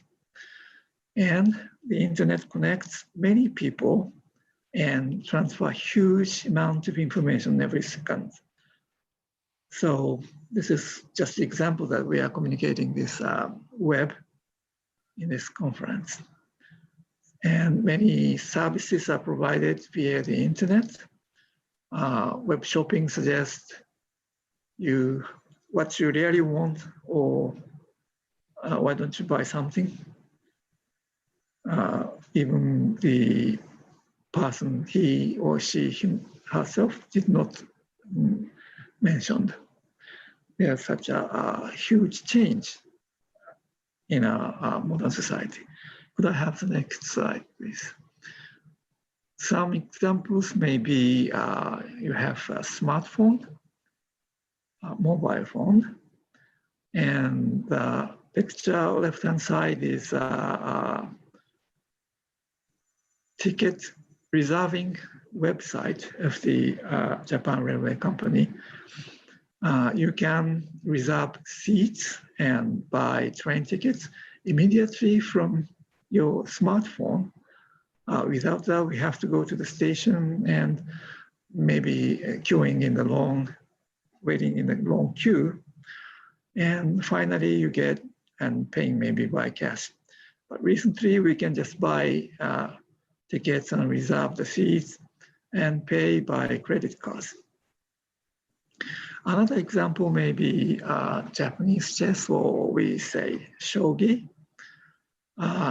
Artificial intelligence or these game player or player software are developing very rapidly, and the level is very high now. Even professional shogi players may be defeated by the shogi software.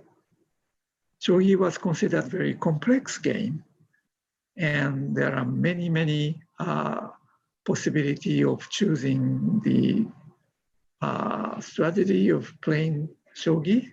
So only decades ago, people never imagined that the computer can win the professional players.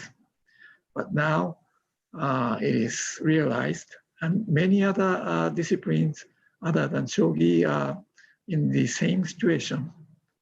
So many professional works, maybe experts' work, can be replaced by the computer or artificial intelligence nowadays.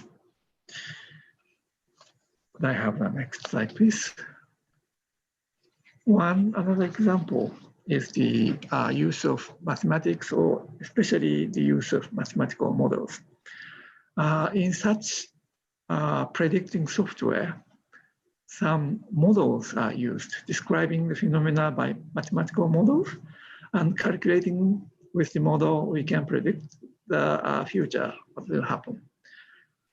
And one such example is the infectious disease modeling. That is, I'm doing research in this field. So I just explained very fundamental things about the infectious disease modeling. So could I have the next slide, please? So in the infectious disease modeling, SIR model is the basic one. Because some mathematical epidemiologists were very active in the prevention of novel coronavirus spread from February this year. And in Japan, these models are sometimes introduced to the public. Maybe you have ever heard the reproduction number, basic reproduction number, or effective reproduction number. Such concepts or numbers are based on these models. I just explained the basic framework of SIR model, or infectious disease model. In these models, we divide population into mainly three categories, S, I, and R. S represents the susceptible population who are not yet infected, but can be infected. Next category, I, is the people who can infect others. They are infectious. And then they move into the third category, R, they are removed or recovered. And they no longer be infectious to others. And change of these numbers are described by differential equations. So this is the differential equations of S, I, and R, together with the initial condition. Most of them are S, but only one is I, and there were no R. So the initial conditions are S at time 0 equals to n, I at time 0 equals to 1, and R time equals to 0 is 0. So the change of these numbers are given in this equation, and we can calculate the numbers one step forward from t to t plus 1 in the discrete one. But this model itself is continuous, so we have solutions. But in computer, we calculate according to this model, but we divide the time into small amount, and stepwise calculation is carried out in computers. And this equation is based on some similar, considering similar mechanism in the chemical reaction. Just like two substances are doing chemical reaction in a test tube, in such cases, the reaction takes place proportional to the concentration of material A and material B. The same is applied to this equation, just like ds over dt equals to minus beta times S and T. So they are proportional to the density of S and I. This is the same mechanism assumed, just like in the chemical reaction of mass reaction rule. So such analogy is used in this model. We can apply this model to actual infectious disease data. Could I have the next slide, please? Okay, we have the next slide. This is the data of some local city in Japan. The data was collected during the spread of swine flu in 2009 to 2008, 2010. The gray upper line curve is a number of susceptible people, and the gray curve below is the removed cumulative number of infected. The very changing rapid black zigzag lines or curve is a number of infected students reported every day.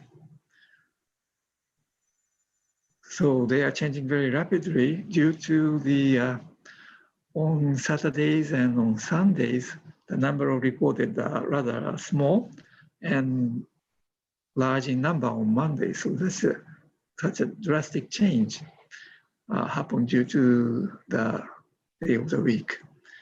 Okay, could I have the next slide, please? Using such models I explained before, we can apply the model and describe by estimating the parameters involved in the model and fit to the data. The infectious number of people are now average. We have taken moving average, and it is shown rather smooth.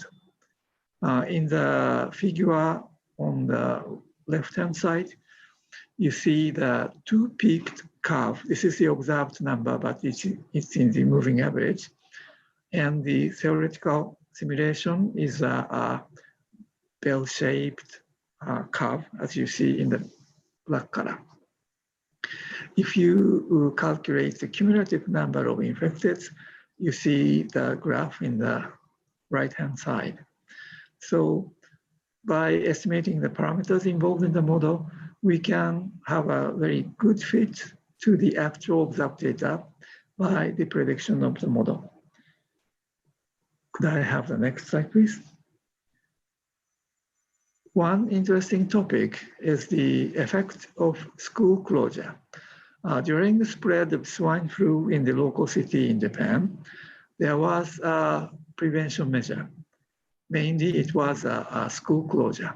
Because it was a new type of influenza, there were no vaccine available at the first. So the main preventive measure was school closure or keeping students or pupils home, and they do not have to attend school because schools are closed. So the actual data is collected under such a school closure is present. But by using the mathematical model, we can calculate what happened if there were no school closure.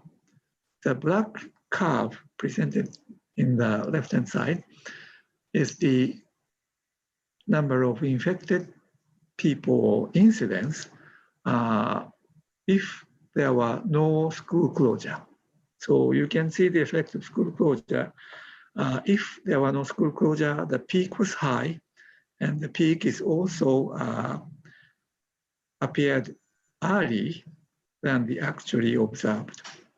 So by doing or implementing school closure, we can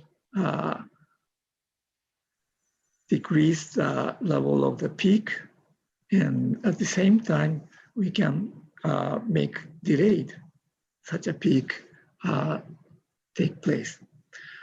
In the graph of cumulative number, as in the right-hand side, the final number of infected is reduced because if there were no school closure, the black curve is above the observed one.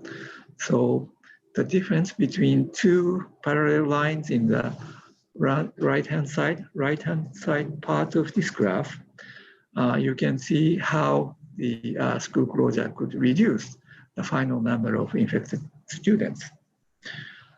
So mathematical model is useful to describe and evaluate the effect of a school closure. Okay, could I have the next slide, please?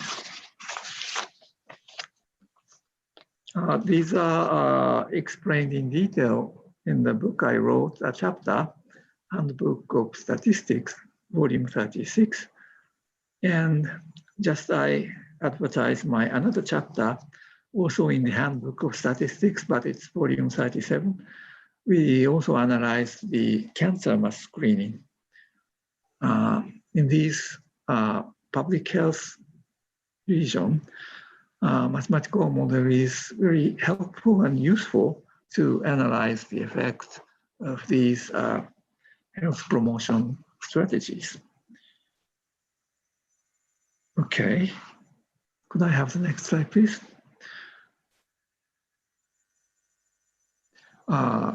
To summarize the mathematical model part, I'd like to give some warnings about the use of mathematical models. A very important thing is all results produced by mathematical models are based on the assumptions involved. Assumptions are not directly supported by data. In some cases, they are theoretical and speculative. So if assumptions are not suitable nor acceptable, no results of mathematical models can be relied upon. So we have to be very careful about the assumptions involved when we have an access to the results of mathematical models. But usually assumptions are not so clearly stated or easily understood because there's some difficulty of mathematical models themselves. And data that specify assumptions realistic are most cases not available. So even though we have assumptions, it's very difficult to support by data the validity of assumptions. And sometimes assumptions are implicit. And thus, we must be aware of the advantages and limitations of such mathematical model approach. Okay. Could I have the next slide? Yes. And another trouble may be caused by artificial intelligence. The one trouble caused by artificial intelligence and related with gender program is that AI itself easily learns what we do, human beings do, even though it is unacceptable discrimination. Artificial intelligence, or AI, learns from actual data. So if actual data involves any discriminative attitude, inference by AI inherits such discrimination. There was an example, maybe well known to you all. A company tended to hire men than women. And by using AI in such hiring activities, applications from women are rated low. This was implicitly involved in the human judgment that data used to learn the AI. AI is sometimes called machine learning, and they need some data, actual data, to learn the rules involved. These may be called statistical discrimination, and even though the individual, he or herself, is not have the characteristics, the categories belonging to the people are judged by the statistical characteristics of the group belonging to. So using statistical hypotheses sometimes related to some kinds of discrimination. That's another very important point. And in addition, some additional example is a prediction of crime. Recently, you may have heard of the prediction of crime realized, and security can be protected by before the actual crime take place. But this statistical discrimination can also happen in such a situation. Even though before we can know the crime actually happened, it may be based on some prejudice or something to predict that some area has high crime rate, but it may not it does not actually imply that people living in the area, all of them are related to crime. So there are several dark sides in the use of such high technology. And another thing is shown in the next slide is in the health science area, evidence-based medicine or evidence-based EBM is very considered important. And this is the very first example that is now widely spread in many areas, evidence-based something. And one such episode is just introduced here. Patients with myocardial infarction who after had arrhythmias were known to have a poor prognosis. So in old days, a drug to prevent arrhythmia was prescribed. Although arrhythmia decreased due to the drug prescribed, heart deaths themselves increased.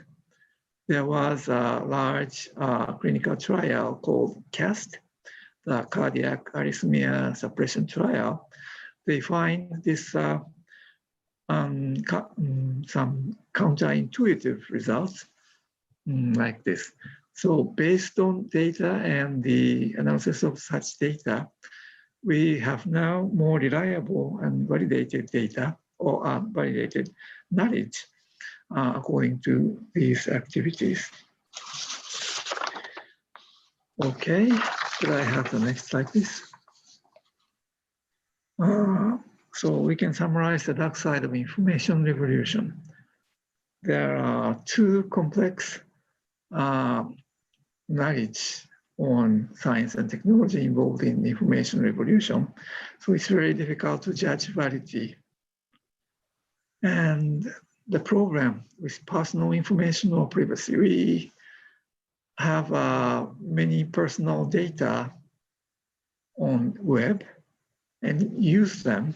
Say, if you, when you buy something in the internet web shopping, you will transmit your credit card number or your date of birth through internet.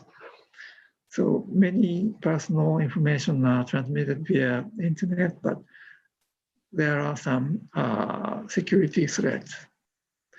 And people only have access to their favorable information due to the personalized service provided by the website.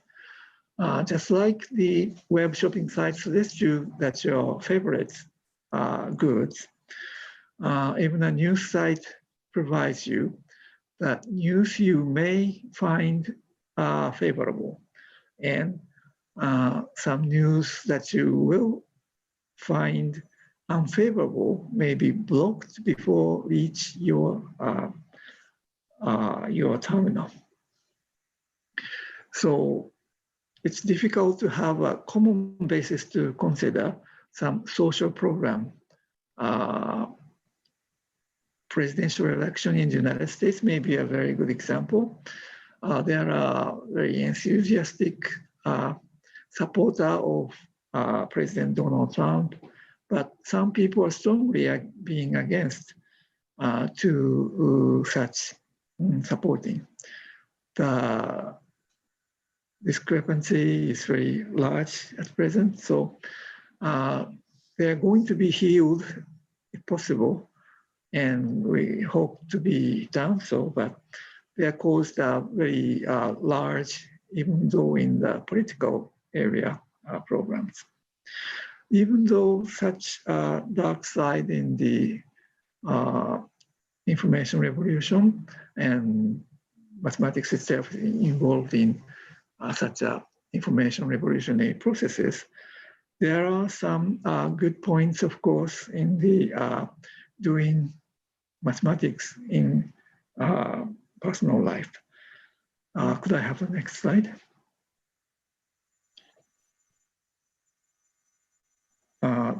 Some people like mathematics very much.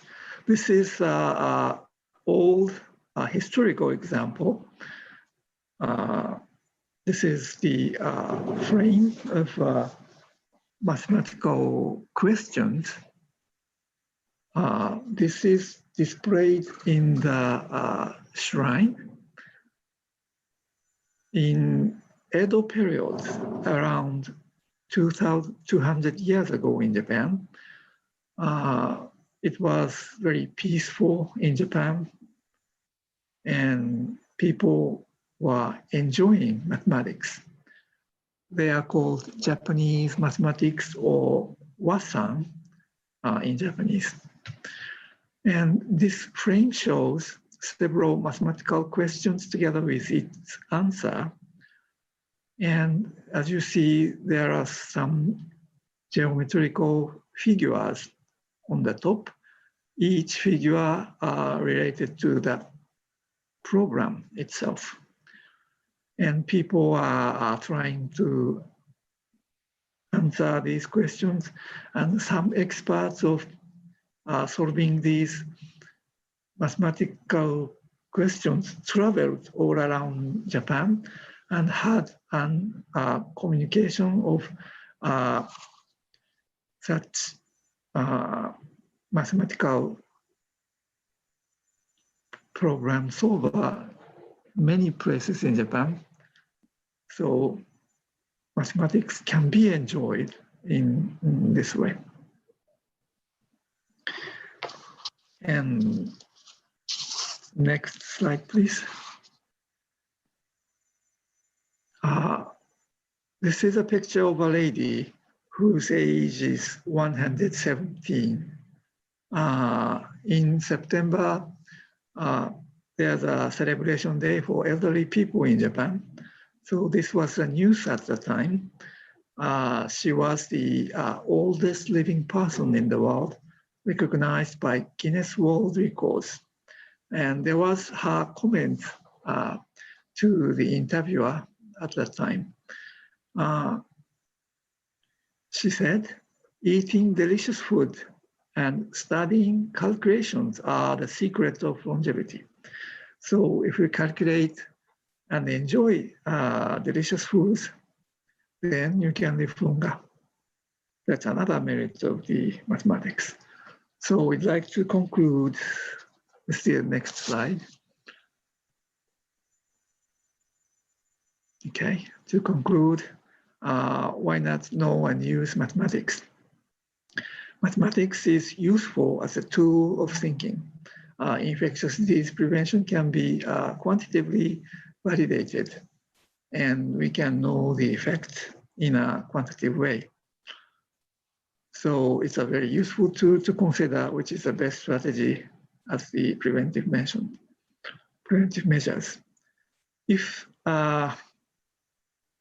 But the mathematics have several risks. So it is important to let young people have literacy to mathematics through education. You don't have to be familiar with mathematics too much as just you drive a car. You don't have to know the detail of many things involved in the car mechanism, but you have to know how to operate or how to drive a car or some road signs to be safe. So such things must be educated to, especially young people, because education is always the service to persons who live in the future. So young people have to create a new and safe and comfortable future, overcoming many crises involved in our revolutions. Finally, I find the other day a book related to Ganesha. Could I have the last slide again? Could I have the last slide again? Okay. This is the cover page of a book. The title of the book is Yume wo kanaeru zo, maybe translated, You Shall Let Your Dreams Come True Elephantly, by Keiya Mizuno. So I found your university is named Ganesha, and I know that Ganesha is the god of success, wealth, and wisdom. So it was a very suitable symposium to be held about talking mathematics. By using mathematics, you will succeed and you get wealth and due to mathematical wisdom. Okay, that's my final message. So thank you very much for all the people. Thank you very much.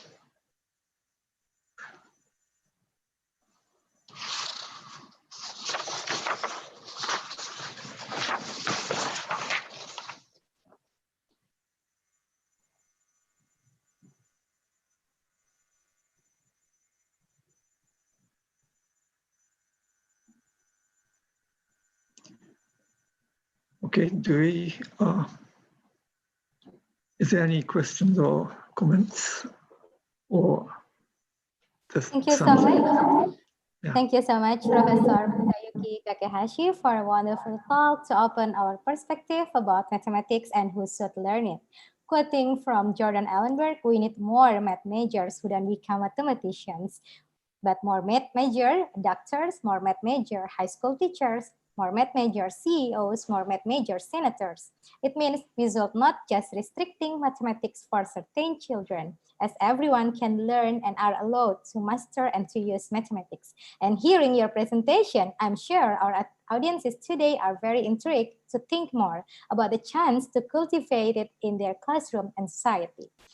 Ladies and gentlemen, as what we promised earlier, we will start the discussion after the presentation time. We're already gathering a number of questions, which is actually quite a lot, but we will try to answer as much as it possible. Here we go with the first question, Professor Kakehashi. This is a question from Mr. Irhamni. As we know that most of students do not like to learn mathematics. So I would like to ask, how do we motivate students in learning mathematics so they will like it and more interested to learn mathematics?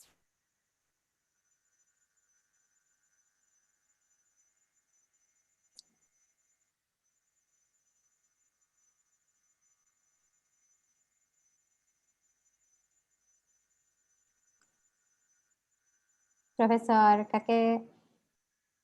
Masayuki? Okay, I can talk now. It may be very helpful to use some very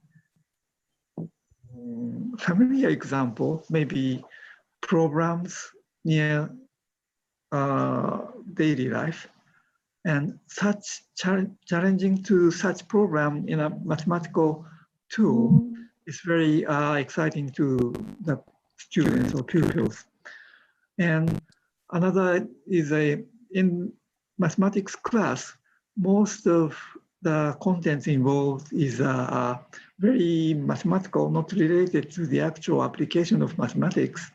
So learning more application of mathematics, just like the infectious disease prevention or say some epidemiological, how to promote health, may be a very interesting topic. Most of them are more interested in the, say, numbers or figures. So such using a familiar example is very helpful to do so.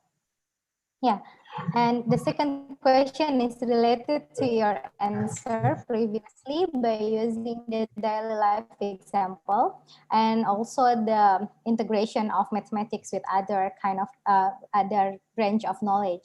The question is about how to introduce the idea of application of big data in early age, like for instance in your example, the shopping website or the health information related to artificial intelligence.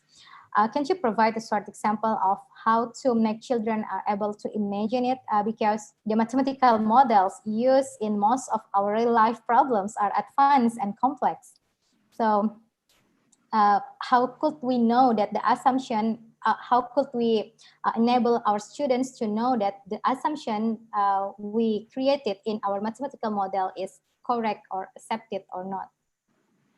Well, to understand the actual process of AI may be very difficult to early learner of mathematics, but they can have experience to use it or experience of extracting some rules from actual data.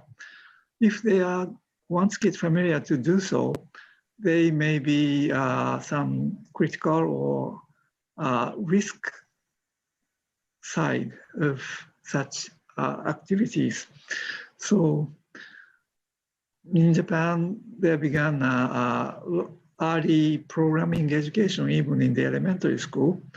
So people are more familiar with programming, computer programming in the very young stage. So if they once are familiar with the idea of computer programming, they can imagine what will be involved in the background of such AIs, and so by they learn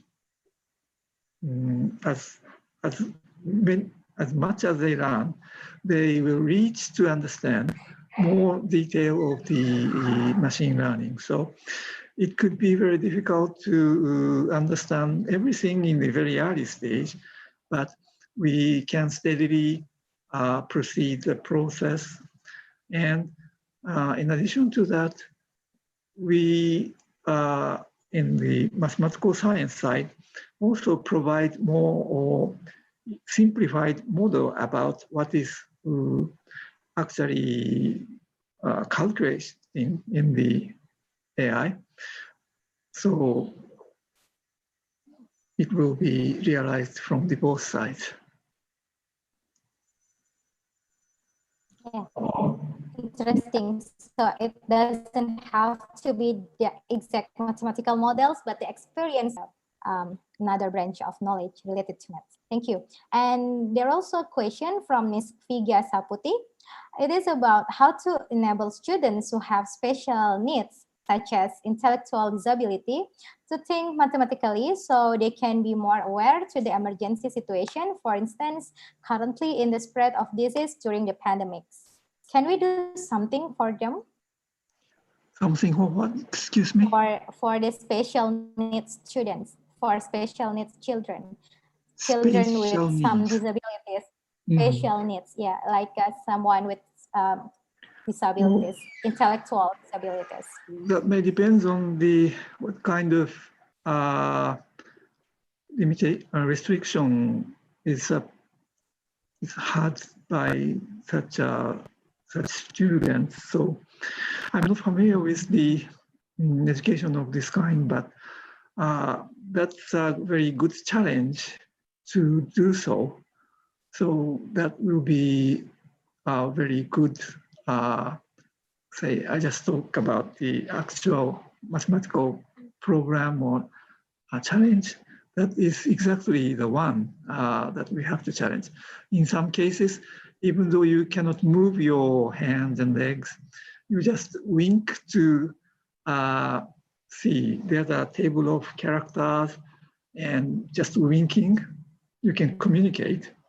So even though the least activity, it's enough to communicate people. So that can be more sophisticated if you use another type of program or something. So if you have an idea to realize, experts may realize in the program. So what is very important is the challenging mind and the have an idea to solve, create an idea to show the direction how to solve it. Yeah, it's not maybe. Yeah. Thank you so much, Professor, for the meaningful question to close this session. Actually, we still have a couple of unanswered, probably our food of thought to learn more, to find out more after the conference, and hopefully this session inspiring all of the participants to learn something new in the future. The participants request to have the presentation slides from you because they think it's very useful. Is that okay if our committee will spread the presentation slides after this conference? Your presentation slides, is that okay if we distribute it to the audience? Thank you so much. Yeah, thank you so much, Professor Masayuki. Ladies and gentlemen, ladies and gentlemen, once again, big applause for our keynote speaker in this third session, Professor Masayuki Kakehashi. Thank you for your willingness to share with us. We will be very happy to have some more discussion with you. And we hope one day Universitas Pendidikan Ganesha. Before the honorable speaker leaving the meeting room, we invite all of the audiences to switch on the video so we can have a documentation together. For the documentation team of the conference, please help us to screenshot all of the pages. As we don't know on which page we are, we suggest you to keep smiling until the committee done in screenshotting. Okay, thank you very much for giving me this opportunity. Thank you very much again. Thank you so much, Professor Masayuki.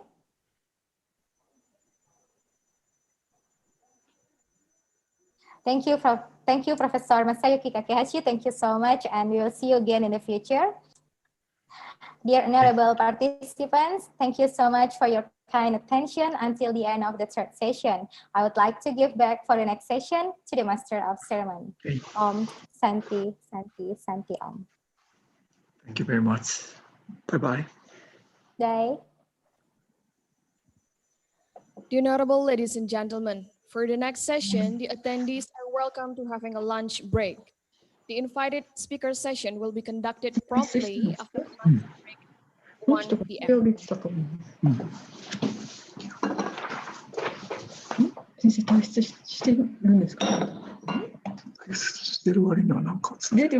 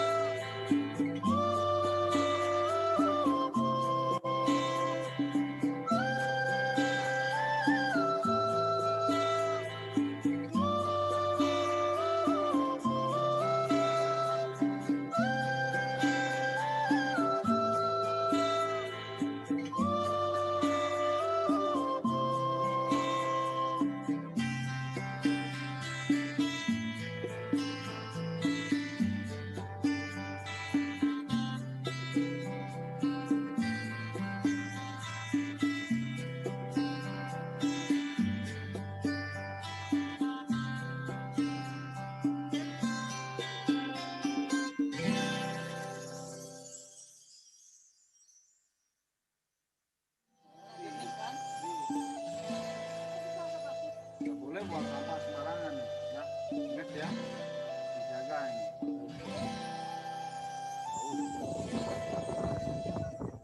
Ya, action.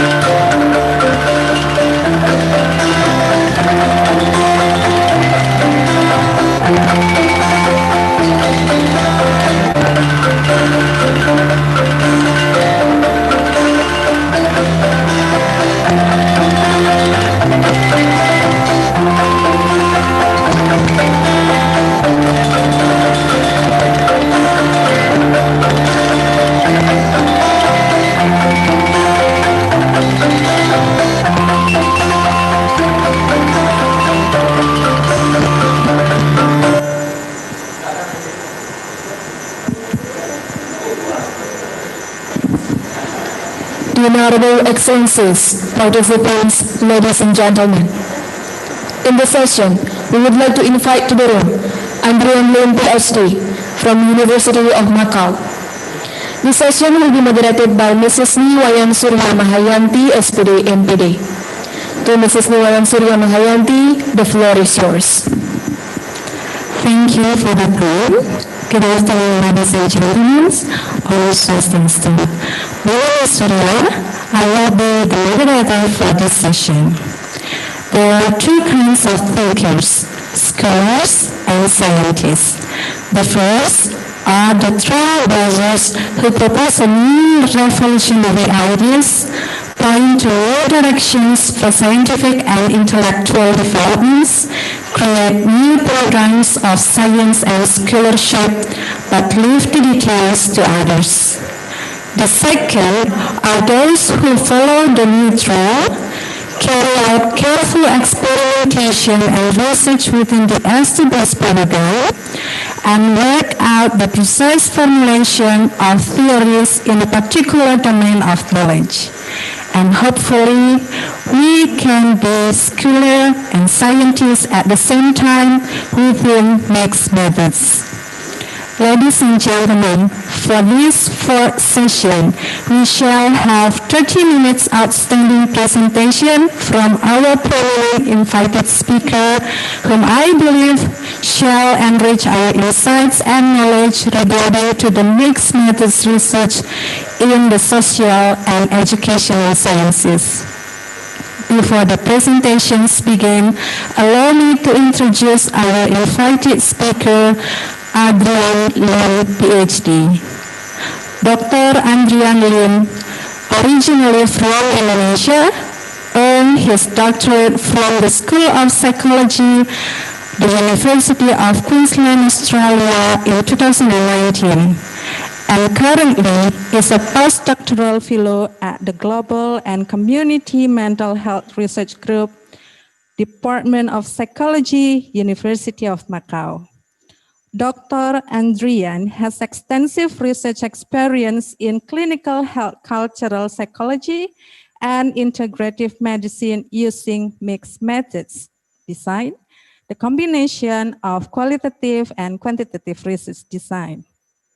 He was awarded as Graduate Student Achievement Award by International Association of Applied Linguistics in 2018 for his extraordinary track records. Dr. Andrian's research interests are also including community psychology, migrants and refugees, gender and sexuality, drug abuse, HIV/AIDS, and interfaith dialogue. I believe we are getting more excited to listen to his presentation. However, before we move on, I would like to give a friendly reminder that the presentation time is 30 minutes. If you have any questions during the presentation, you could leave the questions on the chat box. In fairness to the other attendees, only one question is allowed per person. The discussion session then will be conducted after the presentation. Well, ladies and gentlemen, without further ado, please welcome Dr. Andrian Liem. The floor is yours.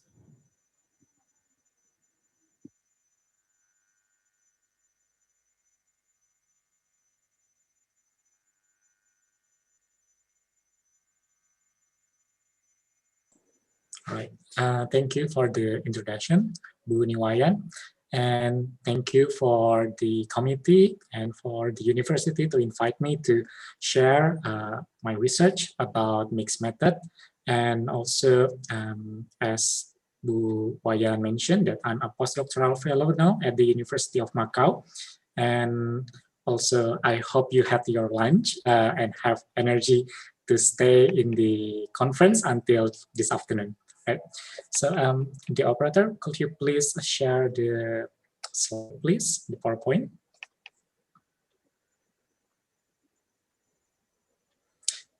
Okay. As pictured or represented by the background image, which is a Borobudur temple. So my presentation will be an overview of mixed methods research that hopefully will spark your interest in doing it in the social and educational sciences or in your practice as educators. Okay, next please. And we have three main points that will be discussed in this session, which is conceptual or basic understanding about what is mixed method design or research, and also what types that inside the mixed method design. And then the second point is advantages and also challenge of doing mixed method research. And the last one is use or not to use mixed method design in the social and educational sciences. I will include and mention some research that I found in educational or in psychology that using a mixed method. Go to the next slide, please.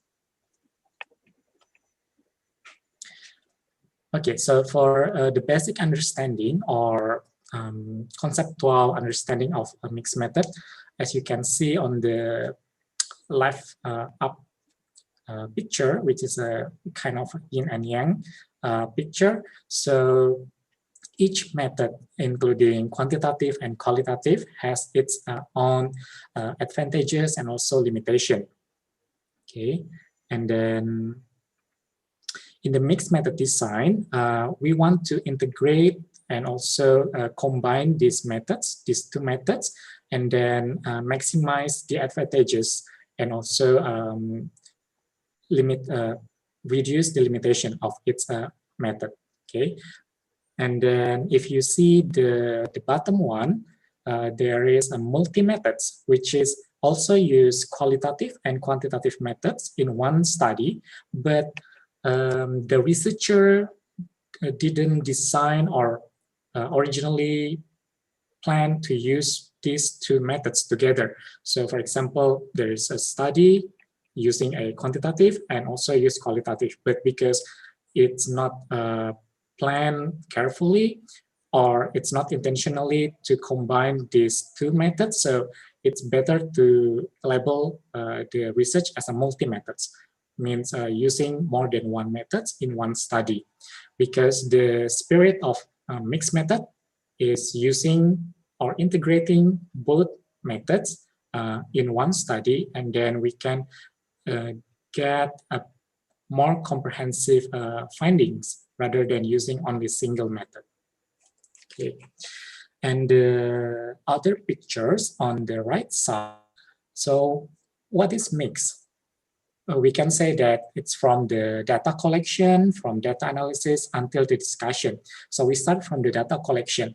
The third first are common data collection method that we use in qualitative. So the first one is observation, and then interview face-to-face, or maybe in this pandemic situation, we use an online interview.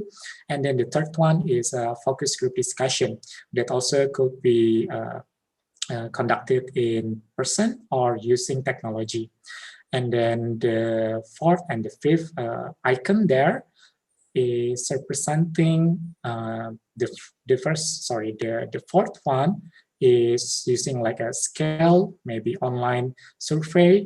And then the last icon is using existing data. For example, we have a Badan Pusat Statistik or the statistic data, and also we have health research already by the government. So we can use that as the secondary document, which is like a more quantitative data. And then we can also use mixed method in terms of analyzing the data. So the finding, not the finding, but the data that we gather from the data collection. For example, the first one is maybe our field observation or the transcript from our interview. And then the second one is the audio recording or video recording. And then the third icon in data analysis is more about numbers. And then we use like statistical tests to test the hypothesis. For example, maybe we want to find if there is any correlation or differences between two variables. And then we combine the findings into one discussion that can represent or can explain the phenomena that we explore in the study more comprehensively using both data, quantitative and qualitative findings. Because if compared with multi-methods, the discussion in multi-method study probably it has also rich data, but the way the researcher write the discussion maybe cannot as deep or as comprehensive as mixed method, because the discussion or the findings from one method, for example, the quantitative method, it has no correlation or has no relationship with the qualitative finding. It's just two set of data that being analyzed, and that just write together, combined. But there's no connection between the data. While in mixed method, when we write the discussion, it should be has like integration between the data. Okay, could we go to the next slide, please? So now let's discuss about what types in mixed method. We can differentiate into two big groups. We can see from the process or the timeline, which is a serial or sequential, the blue one, and then the parallel or concurrent, which is we do at the same time.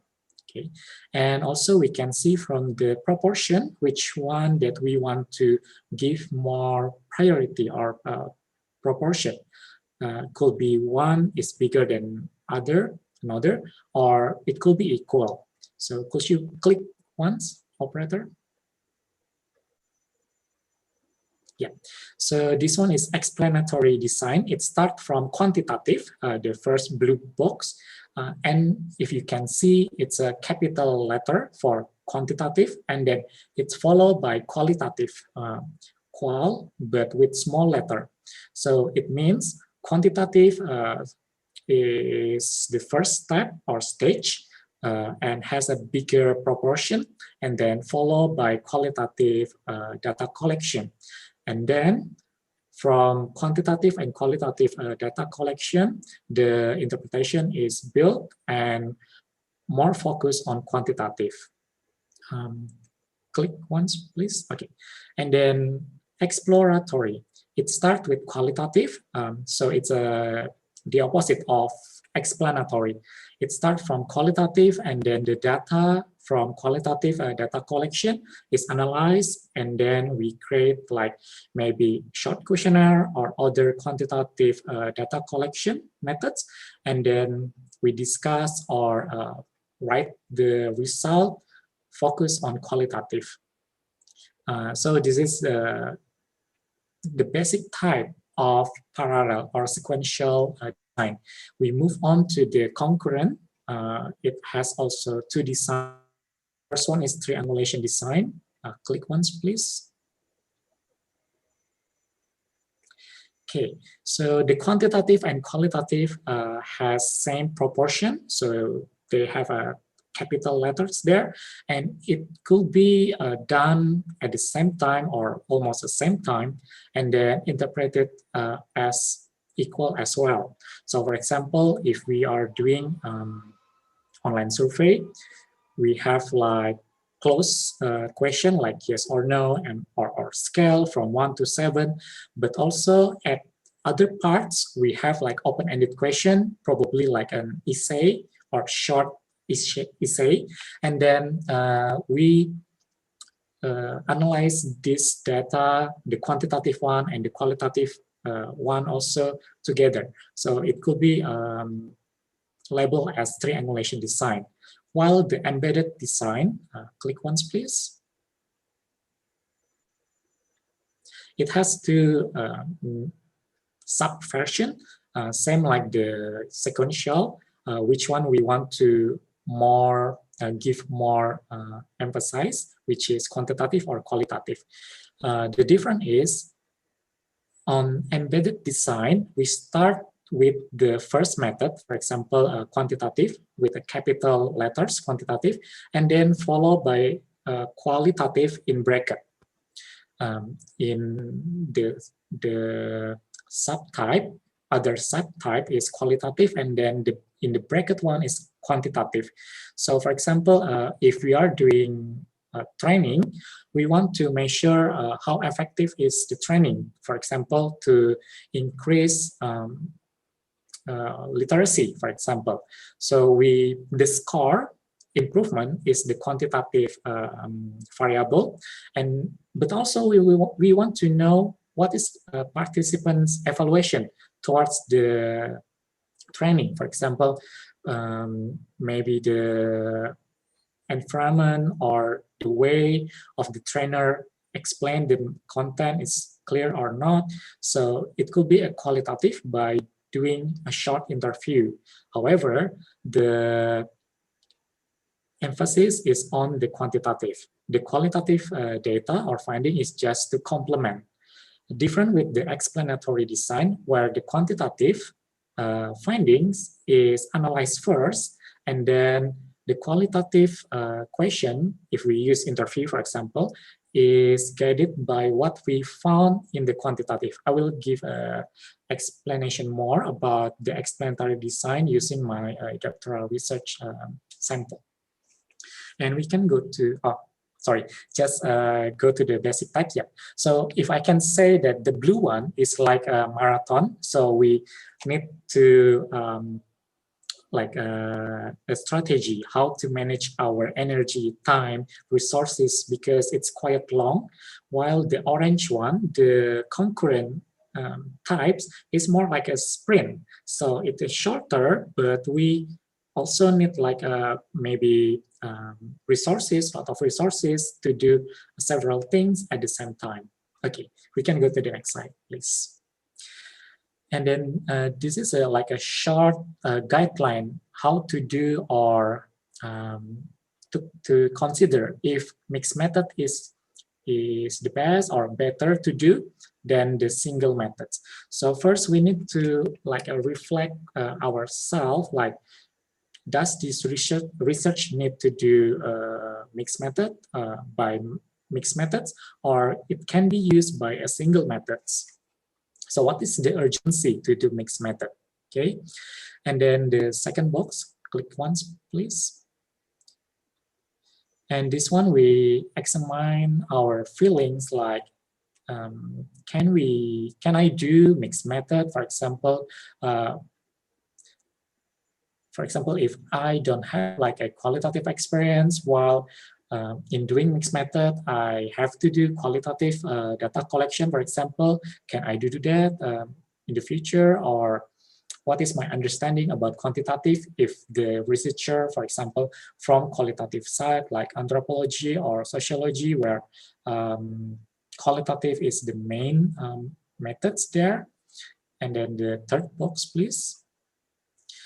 And after we thinking the potential efficacy or our self-efficacy to do mixed method, then we need to consider the logistical factors. For example, because the sequential types or methods is quite long, do I have time to do mixed methods? Because, for example, maybe you only have 3 months to do your maybe master thesis or undergrad thesis. And also we need to consider how is our peers. For example, in the faculty, mixed method is something new. Maybe people will say that it's strange, or maybe they will not support it. So that's another challenge that we need to face. And then if we are doing like a master or a doctoral program, do we have support from the supervisor? For example, if we are in mathematics study program, and if we want to do like mixed method, will I have a supervisor in qualitative expertise, for example? Or in the opposite, if I'm doing a anthropology program and I want to do mixed method, do I have a supervisor with quantitative skill? So that also need to be considered. and then access to participant. So when we decide to do mixed method, we need to consider if, for example, we want to do interview in diverse group, for example, and then we need to consider, will I be able to access this diverse group, or will I just be able to interview just couple people in the group, but then the result will be not representative enough to represent this diversity in the group. So we need to also thinking about the impact of our research if we use the mixed method design. Next box, please. And then the fourth one is what competency that we have. For example, if I'm going to do advanced statistics, do I have this skill, for example, doing multivariate analysis, or if I don't have that skill yet, is there any course or learning that I can do for me to gain that skills? And also how diverse research paradigms that I have. For example, even in qualitative itself, it has several frameworks or paradigm, for example, from theoretical, for example, using grounded theory will be different with phenomenological theory. So how diverse knowledge that I have about these qualitative and quantitative paradigms. And the last one, it's like a final evaluation that we can do by ourselves before we decide that, okay, mixed method is the best way to do this research. So after we consider carefully these 4 previous boxes, now time to decide, okay, I will do mixed method with these types of mixed method design. Because if we don't have like a concrete plan since beginning, then it will be difficult for the researcher to do the next step. Because, for example, if they don't plan, if they are using the sequential type or design, then because sequential need like very detailed planning, and if the researcher didn't like thinking about sequential at the beginning, then he or she will has difficulty in preparing what should be done to do sequential types. Okay, go to the next slide, please. Because if you can see from this evaluation tool for systematic mixed method studies review, from 1, 2, and 3, 4 columns, or number 1 and 2 is talking about quantitative, isn't it? Yeah. And then the third and, sorry, no. Back to the previous slide, please. Yeah. And number 3 and 4 is talk about qualitative. Okay. And beside each method that will be evaluated from this appraisal tool or evaluation tool, there is a special section for evaluating the mixed method itself. So for example, number 5.1 is the mixed method research design relevant to address the research question, or actually it can be addressed by a single method. Okay, go to the next one, please. Okay, so I found this it's quite new article. So it's a systematic review to see what mixed method research in nursing. So from 15 of 34 studies that the authors found, they evaluated that the research using mixed method that they found were poorly designed or executed. Sorry, click once, please. Okay. However, they said that, so it was labeled as a poor because there's a lack or inadequate description about what methodological or what mixed method design that the researcher used in their study. Okay, click once, please. However, in this study also mentioned. Okay. They mentioned that although the report or the study that they evaluated is poorly executed, probably it because the researcher didn't explain or write in detail of their methods. But maybe in the real life or in the execution, it's a good design. It's just a matter of how they wrote the design methods. We can go to the next slide, please. Okay, so in special education, just click once, please. We can see that the mixed method design, it's relatively high. It's almost same with qualitative research in education. Yep, click once, please. Compare with other disciplines. So mixed method is quietly used well or quite a lot used in nursing and also education compared with like in other program in social behavior and health fields. Click once, please.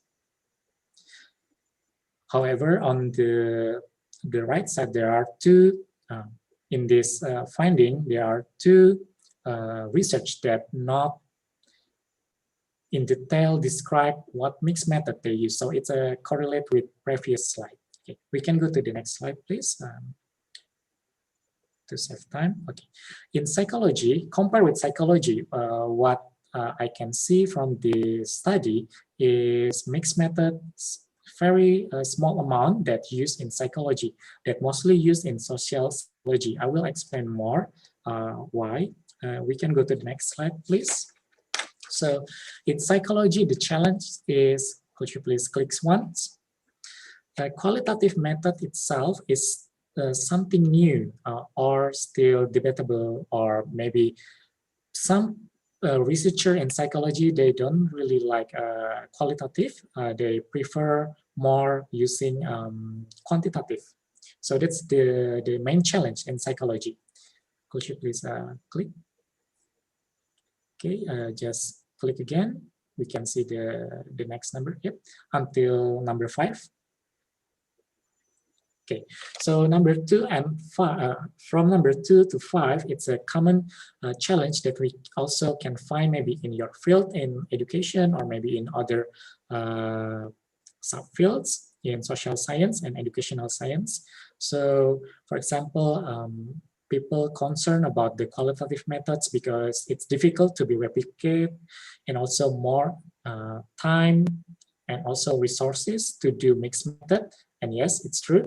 And then some people think that it's difficult about the transparency and also how to integrate qualitative and quantitative findings. And the last concern is about so many jargons, technical jargons. For example, I have mentioned about explanatory, exploratory, and also triangulation data and so on. So there's many jargon inside the mixed methods. Okay, we can go to the next slide, please. And yeah, so from this article gives some examples how mixed methods can be used in education. So there are two big groups, for example, for researching, teaching, and learning. So almost every course or subject, from biology to math, and mostly it's about experimental program or study, And then also, we can also use mixed method in, for example, exploring students or maybe teachers' stress in doing education or in our class. For example, like we are transitioning from face-to-face to online learning, maybe we can do mixed method in exploring either teacher or student stress in this transition. Okay, we can go to the next slide, please. And while in psychotherapy research, Mixed method also used quite a lot in psychotherapy research because it's quite aligned with nursing and social work studies, while in like pure experimental in the laboratory research, they tend to use quantitative. So that's why more mixed method or qualitative methods is used in psychotherapy research as well. And there are some themes that we can use mixed method in psychotherapy. For example, we want to know client's perspective on particular intervention, and also maybe we want to know the cultural background or cultural aspect of the clients themselves. Okay. We can go to the next slides. I just have a couple minutes left. Okay. Right, I will just share briefly about my doctoral research. So the title is Complementary and Alternative Medicine Among Clinical Psychologists in Indonesia. I use the sequential explanatory mixed method. So start with quantitative and then follow by qualitative. Click once, please. So because the key of explanatory mixed method is analyzing the data from quantitative data collection, and then from this finding, we want to know or we highlight the most interesting part, and then we ask this interesting part in qualitative or in the interview or focus group discussion. So this is what I did. So from the quantitative part, I analyze and pick which were the most interesting part, and then I made the interview schedule or guideline from this most interesting part of the quantitative. Okay, next slide, please. So to sum up this mixed method overview, this picture is quite nice to represent the qualitative, the mixed method, because mixed method has a benefit for the researcher because the data that we gather from mixed method can be like a comprehensive enough, but then not always mixed method can be used or appropriate to use because for example, on the right side of the picture that the baby's perspective about the toys, maybe it's not important for the designer when designing these toys because the clients is the parent, not the baby. Okay, so when we consider to use mixed method, we need to also consider is it the best way or we can do only a single method. Okay, because also the challenge is maybe time allocation or resources that we have is very limited. And also for educators as well, as Prof. Norazah Nordin said this morning, we need to be versatile and when evaluating our students, for example, not only see their score or grade, but also maybe we can use the qualitative data, for example, people or students who usually never giving a question and then now they are more active and engaged in the study. So we also need to appreciate that's a qualitative findings in our class. Okay, next slide, please. I'm sorry, yeah, that's a some. So yeah, this one can be also applied in design study. For example, maybe in the beginning, people just design a thing for the functionality, but then it design also include the aesthetic of the product. And also the philosophy can be used by educator to educate their students, for example, to solve the social problems, not only see the numbers, but also the qualitative parts of the social problems. Okay, next slide, please. And this one is a slide about resources or support that you can access. The first one and also the last one, it explains why mixed method is quite common in educational science because the Educational Research Association that focus on mixed method, it's a, if I'm not wrong, it's founded in early 2000, and also the Mixed Method International Research Association also created in early 2000. So it's quite well there. You can access the web. They have like workshop and also other events or even journal that you can access to know more about mixed method. And the next slide is some references that if you are interested to do mixed method, you can read these references, readings. And the last one, a little bit promotion, for my Indonesian colleagues who wants to know more about mixed method that I use and also my doctoral research, you can access in this book in Bahasa Indonesia. And that's all, I think. Thank you very much for your attention, and I give time to the moderator. Thank you. Well, thank you so much for Dr. Andrian Liem.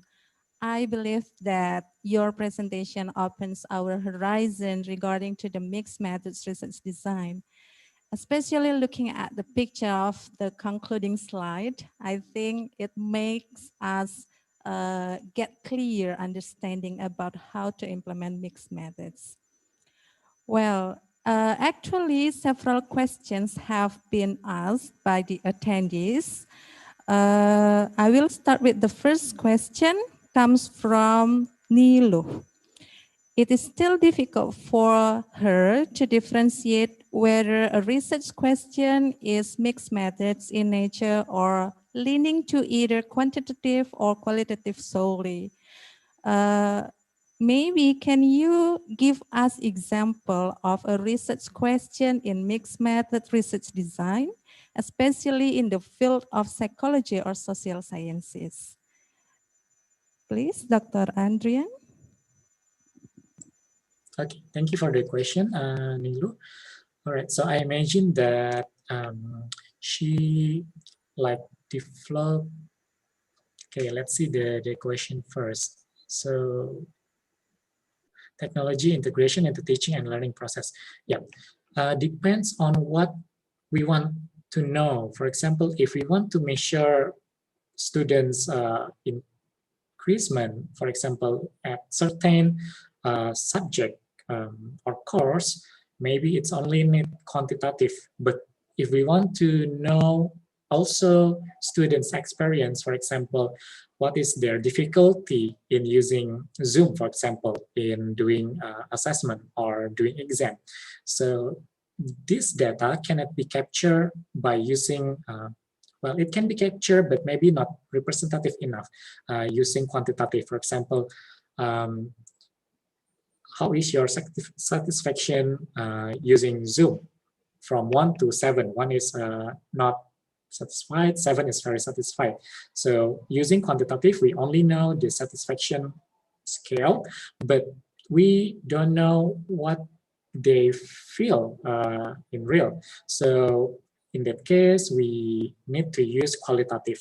Okay, but for example, if we just want to know how student understand the content, and then we give like assessment, like multiple choices assessment, so that's a quantitative part. But again, if we want to know more qualitative data, maybe the challenge that students face when using technology in their learning process, even the educator themselves, they can use qualitative in make a reflection, because in psychotherapy research, the therapist notes or what they feel when doing the psychotherapy, it can also be used as a qualitative sources to be analyzed later in evaluating the treatment. Okay, so yeah, answering the question, it depends on what you want to know, and then the design will follow the research question. Okay, because some people, they choose the design first and then create the research questions. It can be done like that, but probably not the best way when doing research. Thank you.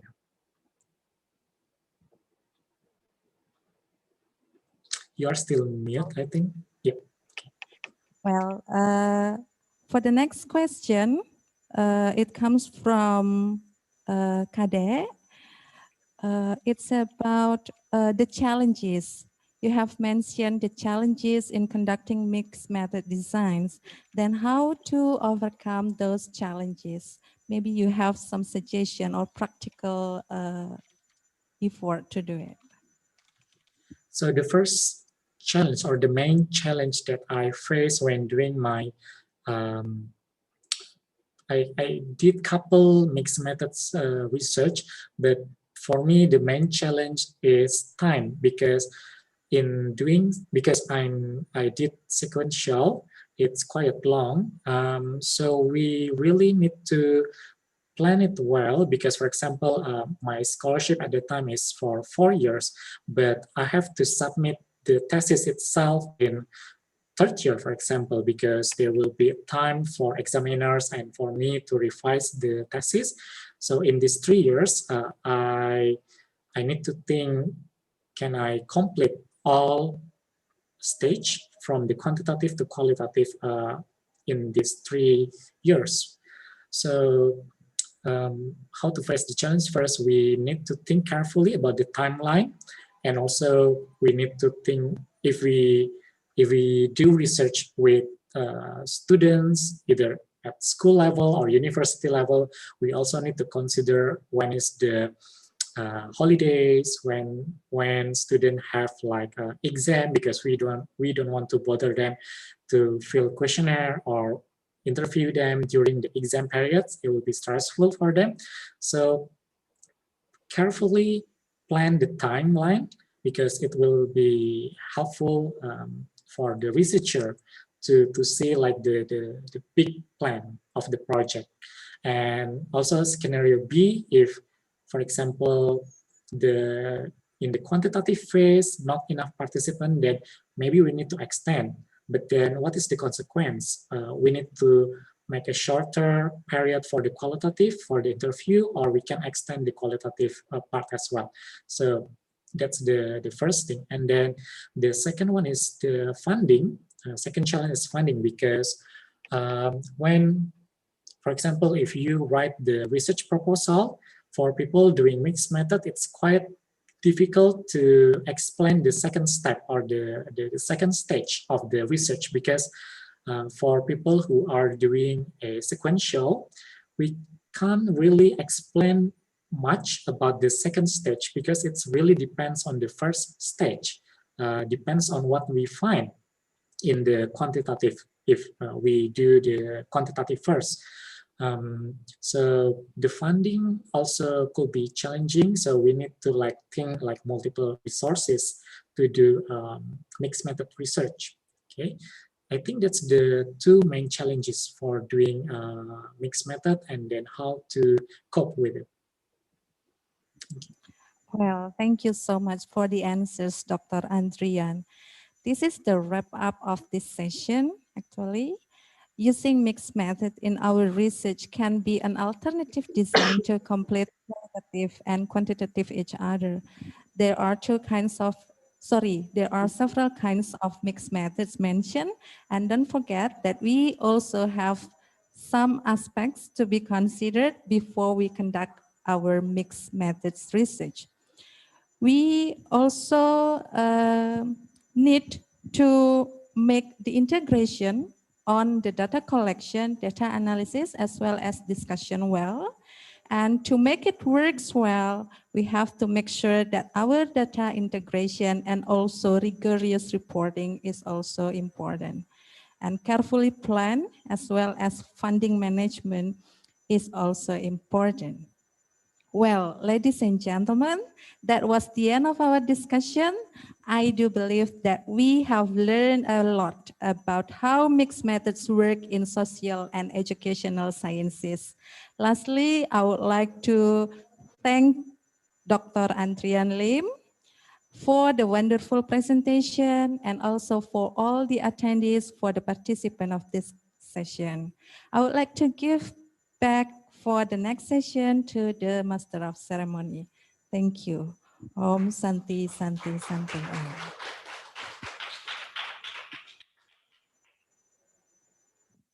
Thank you so much, Ibu Surya Mahayanti. Well, for ladies and gentlemen, thank you so much for keeping up with us until this hour. And finally, we have arrived to the parallel session. That is our first parallel session.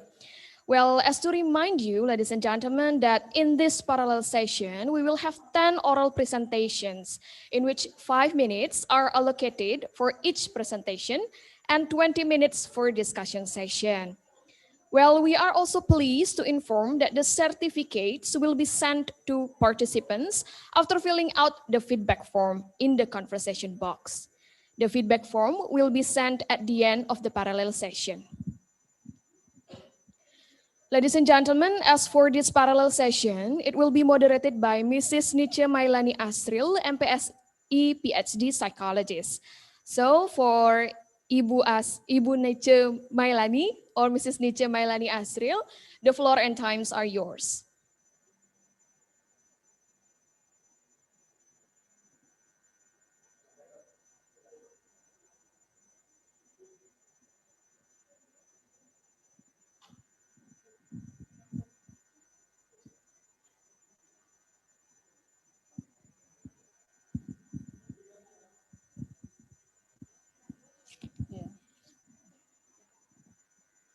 Okay, thank you very much for the MC, for the time for me to guide the moderator as a moderator in the parallel session. So for this parallel session, for the first hour parallel session, we would like to play the video presentation from our presenter.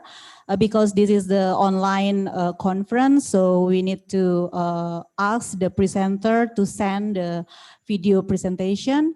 So for this first parallel session, there are 10 presenters on the video, and I would like to play one by one.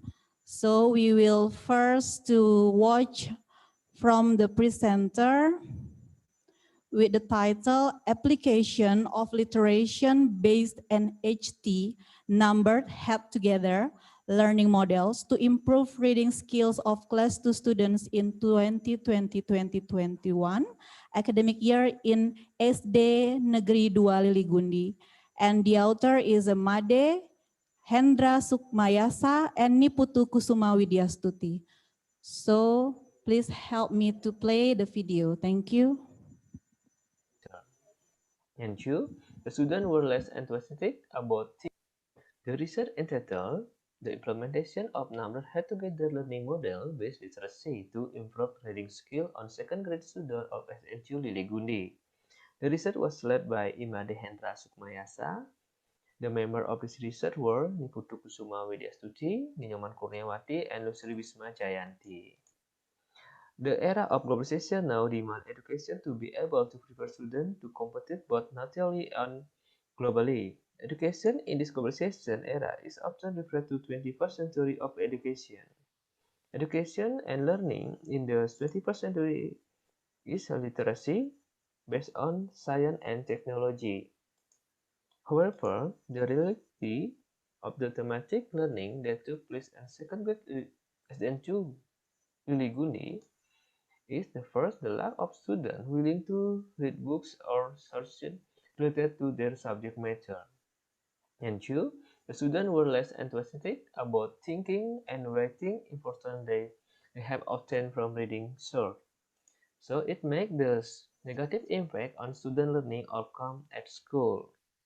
One of the learning model that was suitable for solving the above problem was the number head together learning model combined by literacy. So this research take the title of the implementation of number head together learning model based literacy to improve reading skill on second grade student of SDN2 Liligundi. The research method, the design of this research, classroom action research. The subject is in this research is the second grade student of SN2 Liligundi. The object in this research is the student reading skills. The method of data collection in this research use a test method. And the method of data analysis in this research use quantitative a descriptive statistical analysis method. The indicator of the success of this research is if the student average reading skill were in good category and classical completeness was 80%.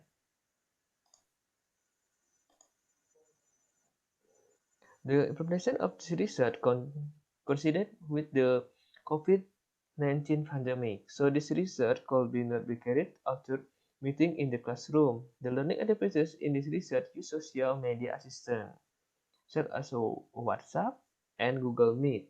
Upon the situation, the research implementation and cycle 1 looked quite good, although there were some often were happened.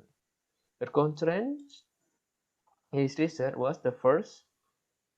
There were some students who did not have a good internet connection at home because of the situation.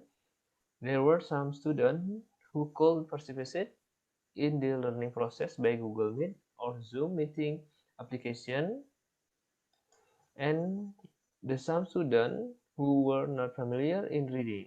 Related that situation, there were some students looked less seriously or sleepy in reading activity. In this research, students assigned to make a video and their reading activities at home to measure the student reading skill. The assessment assessed from the video sent by the student showed the student reading skill observation set.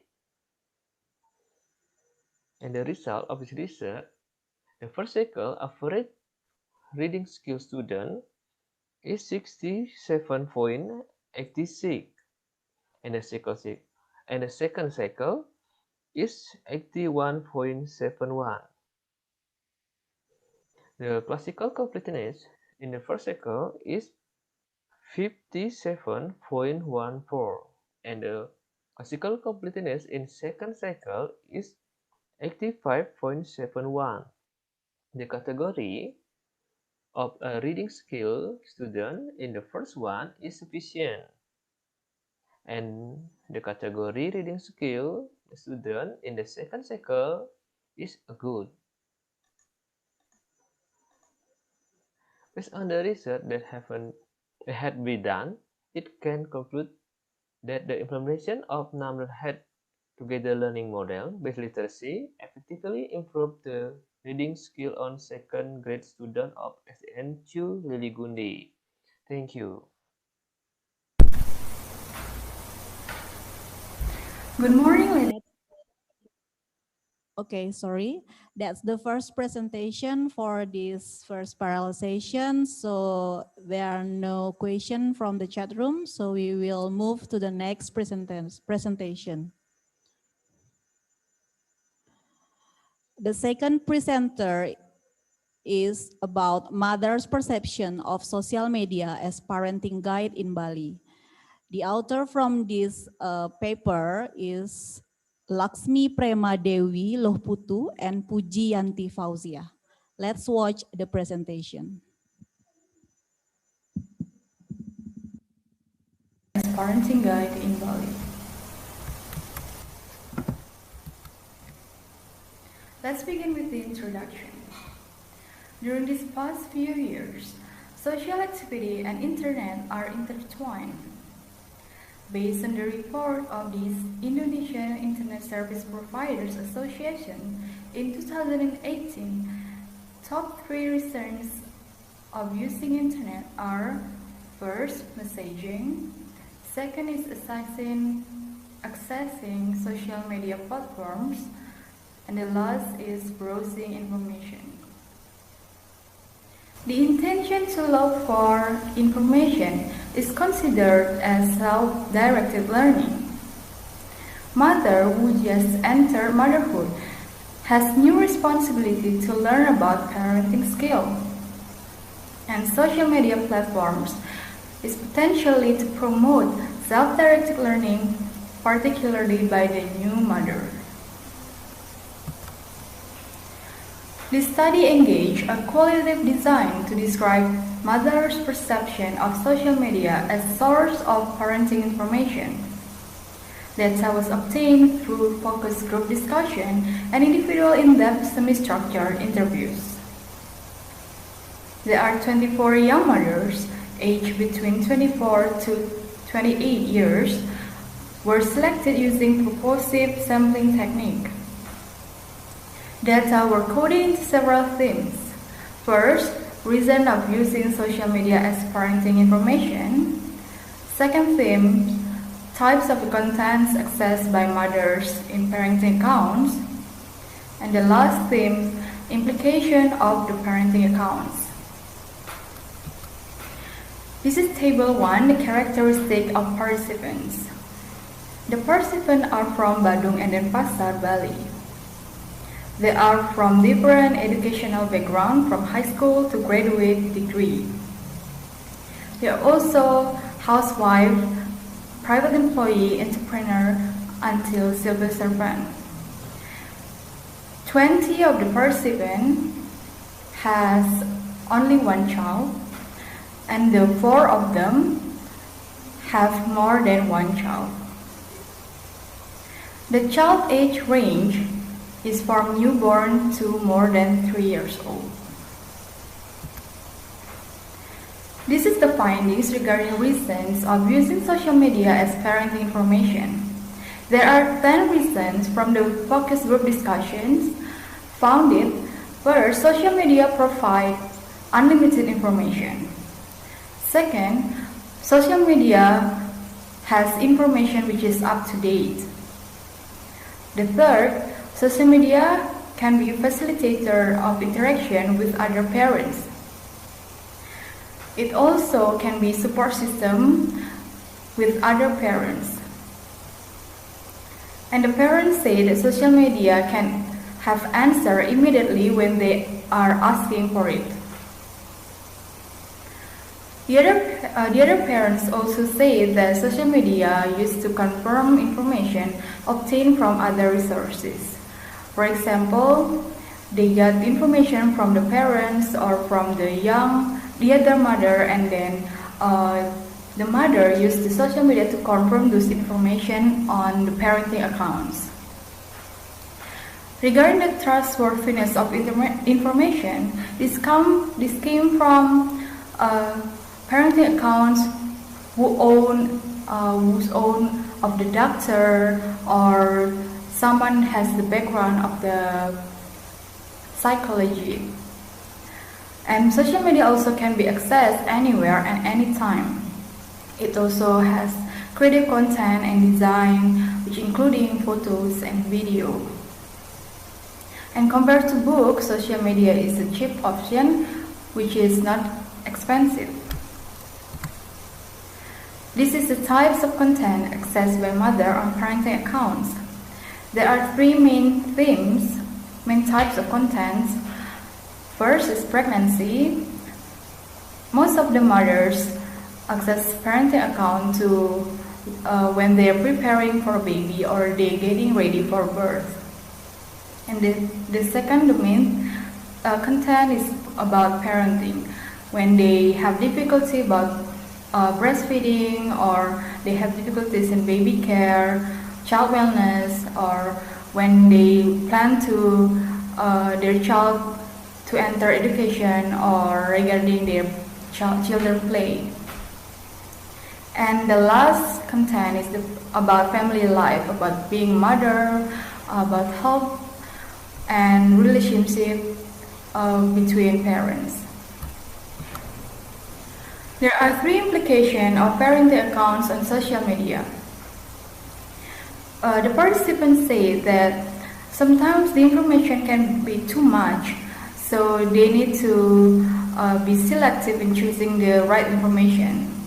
That's why they say that information can be overloaded or overwhelming. The second is when choosing the accounts, they need to be really considering the accounts that can be reliable or reputable. And then the last implication is generalization in information. We come to the discussion. The themes that emerge revealed that social media can promote young mothers to engage in SDL process. The need to know begins since their pregnancy phase, and this process continuously happens until their children becoming toddlers and kids. Related to the context of parenting, there is alignment between knowledge concept that in SDL, the information is available if the learner will seek it out. And according to knowledge, there's a lot of mutuality among a group of self-directed learners. And this explanation is related to the finding in which social media help to facilitate interaction with other parents and became support system to other parents with the same concerns or problems. And the conclusion is, motherhood can be very challenging and exciting at the same time. Mothers surely want the best for their child. But it is important during the SDL process, the participant need to be selective and wise when choosing parenting accounts that are reliable and trusted as their source of parenting information. That's the end of this presentation. Thank you for your attention. Good afternoon, ladies and gentlemen. I'm Luputu. Okay, thank you very much for the presentation from Laksmi Prema Dewi Lohputu and Pujiyanti Fauzia. The presentation is very interesting. It's about the perception from mother with the social media user, especially from their children. So the next presenter is from also same person from Laksmi Prema Dewi Lohputu. Okay, so the next presenter we will play later, but there are one questions about the presenter. I hope the presenter stand by in the Zoom link. So from Putri Mahadewi, what was the most frequent social media site visited by the subject of the research? So please, Mrs. Laksmi, to answer the question. Is it there any one? Yes, I'm here. Okay, thank you. Okay, thank you for the question. The most frequent social media site visited by the participants is Instagram, is the most one, and the second position is for Facebook, and then most of the participants only answer about Instagram and Facebook, so there is no more than that particular social media.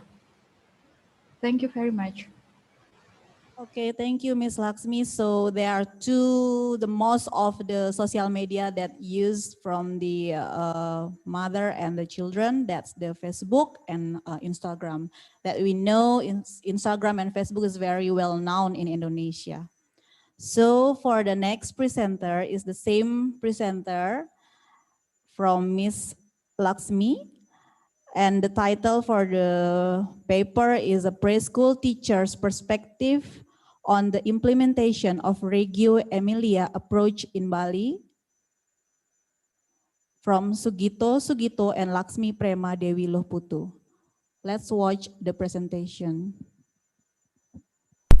Good afternoon, ladies and gentlemen. I'm Lohputu Laksmi Premadewi from Yogyakarta State University. I would like to present you an article entitled Preschool Teacher's Perspective on the Implementation of Reggio Emilia in Bali.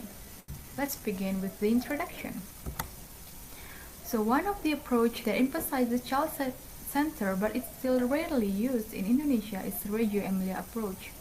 It's a common practice to implement this approach in its home country, Italy. But the implementation of this approach in another country might be a challenge for the teachers. Bali has various preschools with over a wide range of curriculum, and some preschools apply Reggio Emilia approach, and it's handled by local teachers. So the study aims to describe the teacher's perspective regarding the strengths and challenges during the implementation of Radio Emily approach. Type of this research is qualitative with descriptive approach. In-depth interview was conducted to collect the data. An open-ended question were asked to the participants. The study used purposive sampling technique. So the participants in the study were 3 preschool teachers from Kebun Kindergarten, which is located in Canggu, Bali. The participants were selected based on their teaching experience and according to the child's age group. The data collection in the study was carried out in May 2020.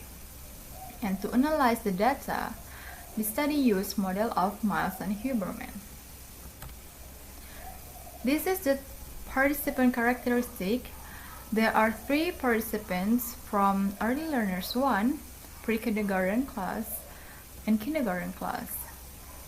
They have different teaching experience range from 5 to 7 years. So there are 5 key elements of Radio Emily approach applied by the teachers in Kebun Kindergarten. The first is image of the child. Second is teacher as observer. Next is environment as the third teacher.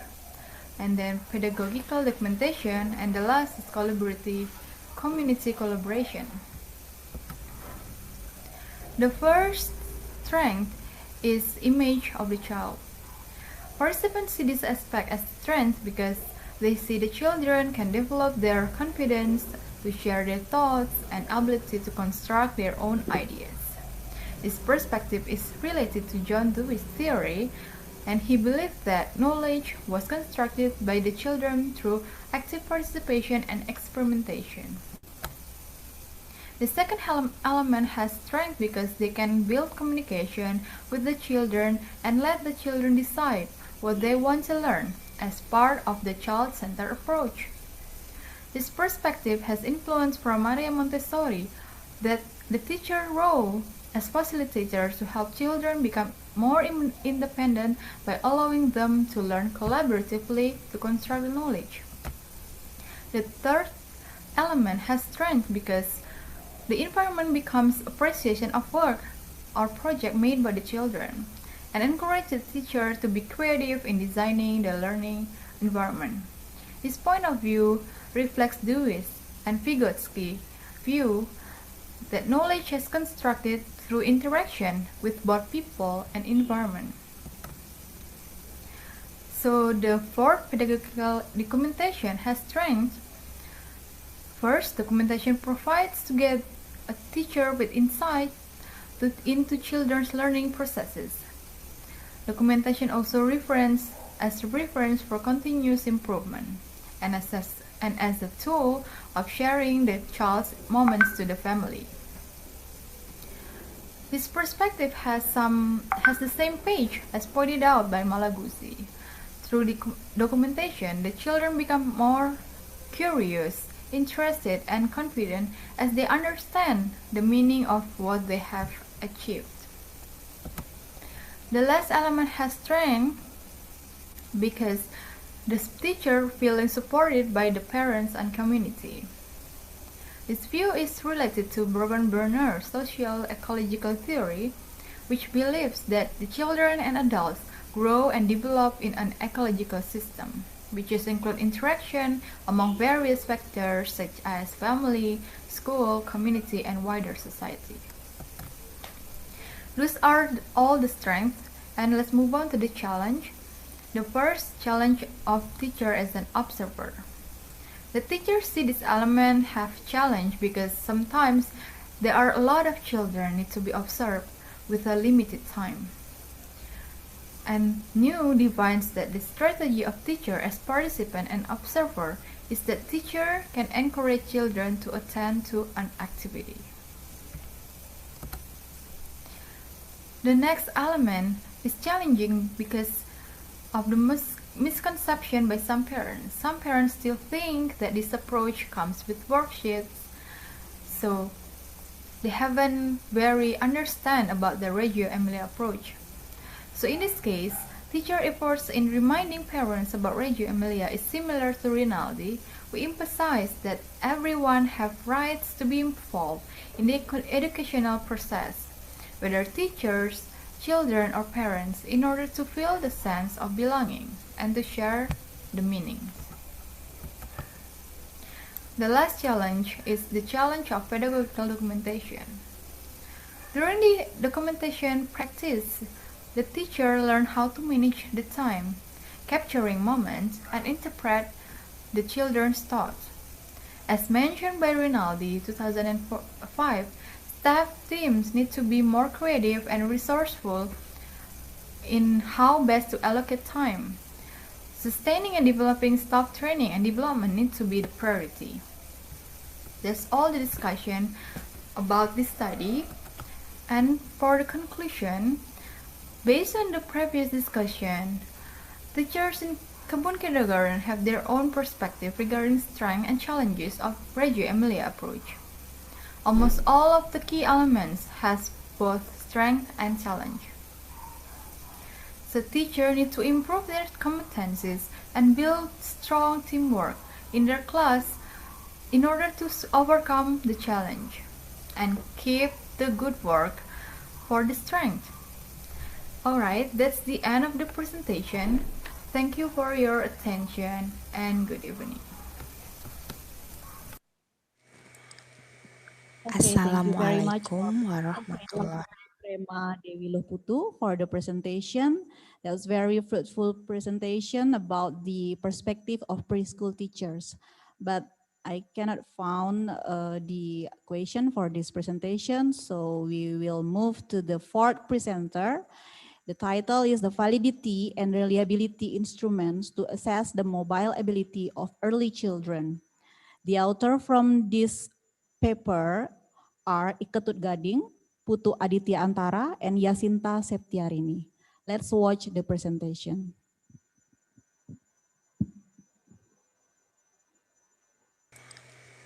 Assalamualaikum warahmatullahi wabarakatuh.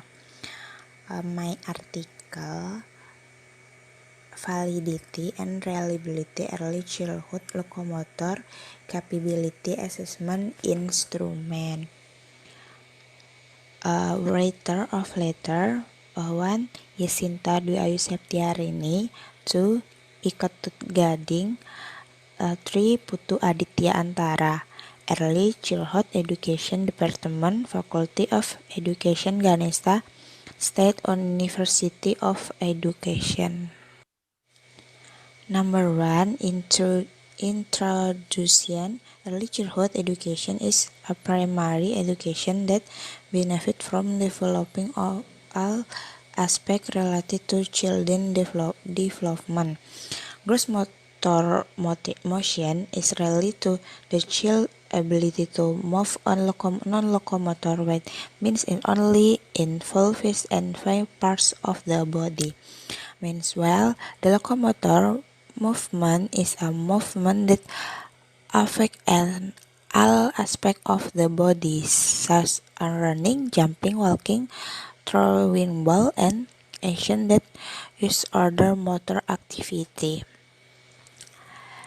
The problem of will research to development to instrument used to assess to the early children locomotor capability of kelompok A Taman Kanak-kanak Gugus 6 in Buleleng Regency in the school.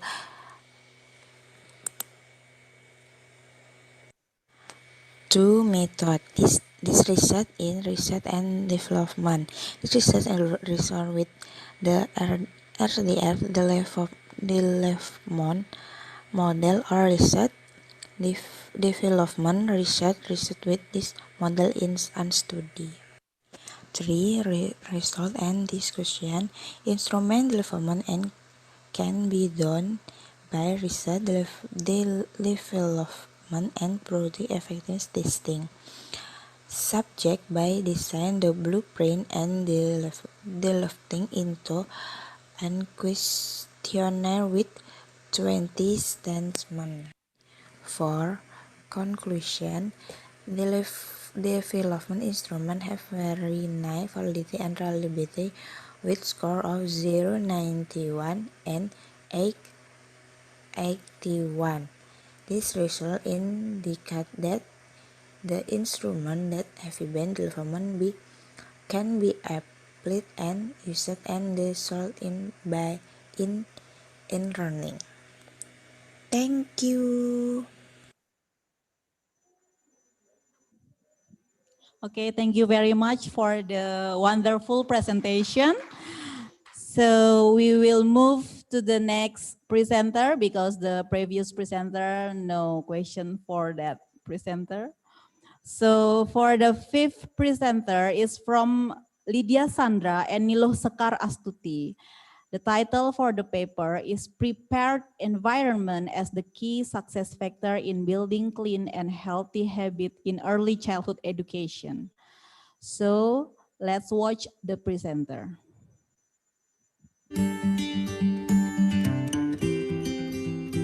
Prepared environment as the key success factor in building clean and healthy habits in early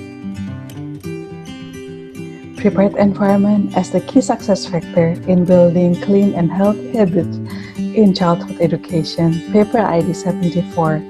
Maria Montessori once said that the first aim of the prepared environment is, as far as it is possible, to render the growing child independent of the adult. She emphasized that setting up a learning environment is about everything which interact or relate to students that will facilitate and maximize the independence of learning and exploration of knowledge by a child. In general, there are 6 principles of a prepared environment, namely freedom, structure and order, beauty, nature and reality, social environment, and intellectual environment. Freedom. The learning of environment must give children freedom to move, freedom to explore, freedom of interaction, and freedom from interference from others, and freedom to choose.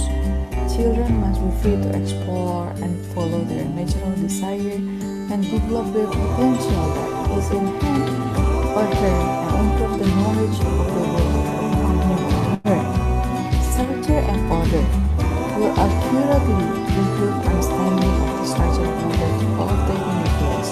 Children will begin to internalize the order around them as well as making an understanding of the world he lives in. Children will get used to returning the tools he has to use to that order so that their natural desires for structure and order will increase. Beauty becomes an important thing because the learning environment must be able to provide a sense of harmony in the child. All objects are neat, orderly, and well maintained to show peace and tranquility to the students. Learning environment should attract students to come and try, raising interest in students to learn, as well as providing an easy-to-see atmosphere and practicing inner attitudes work between children and adults. Nature and reality. Children learn from the concrete to the abstract, so that the real and natural things must be given in the learning process.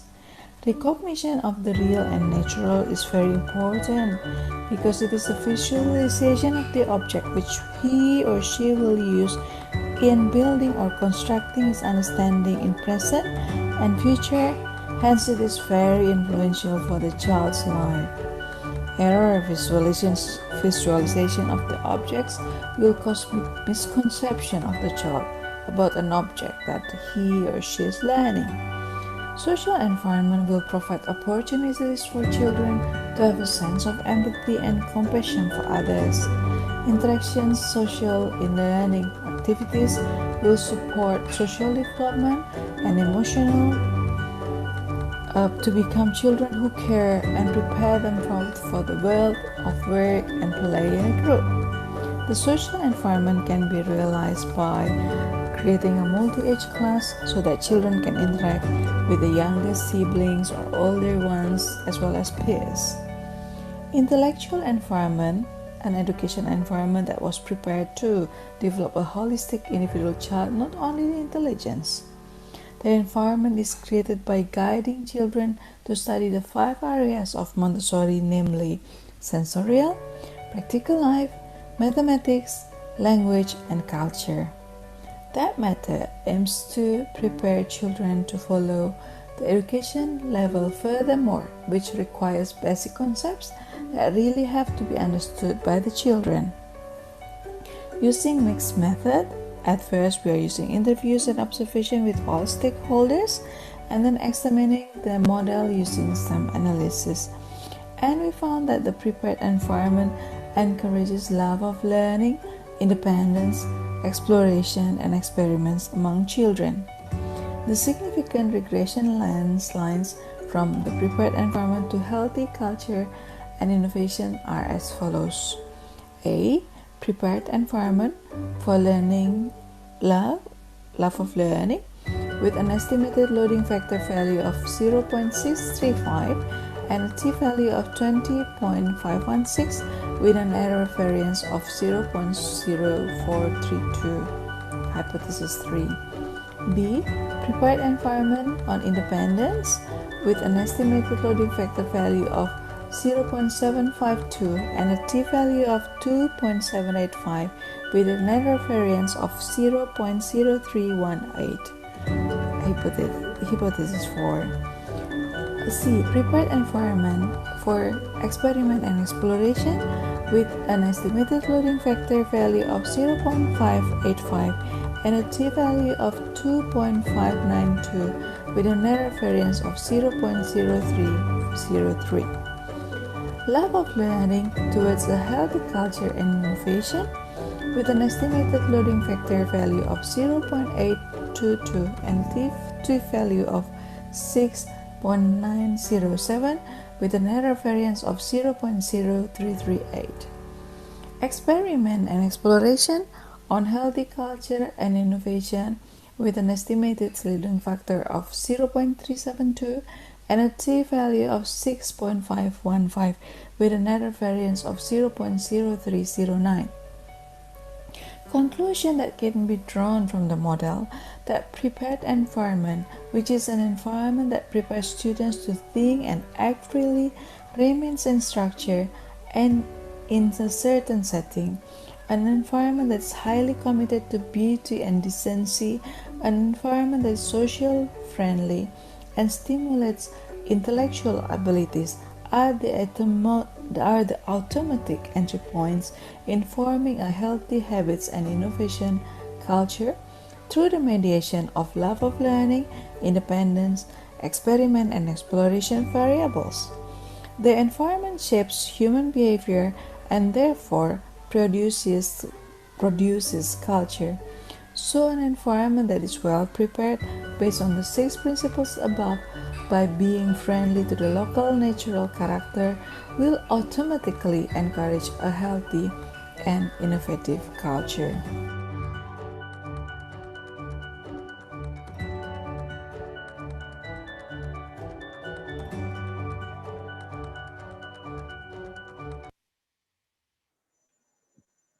Okay, thank you very much for the presentation from Miss Lydia Sandra.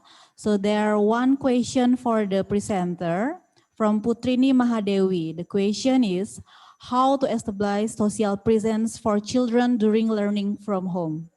So please, Miss Lydia Sandra, to answer the question. The operator, is there someone from the paper join in the Zoom meeting? Miss Lydia Sandra?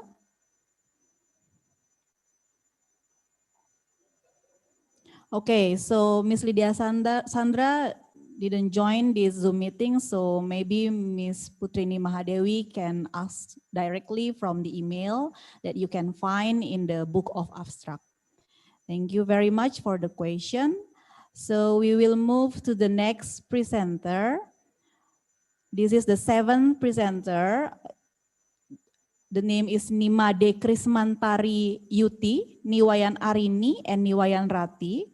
And the title for the presentation is Take and Give Learning Model assisted by non-projection media affecting positive toward civic learning result.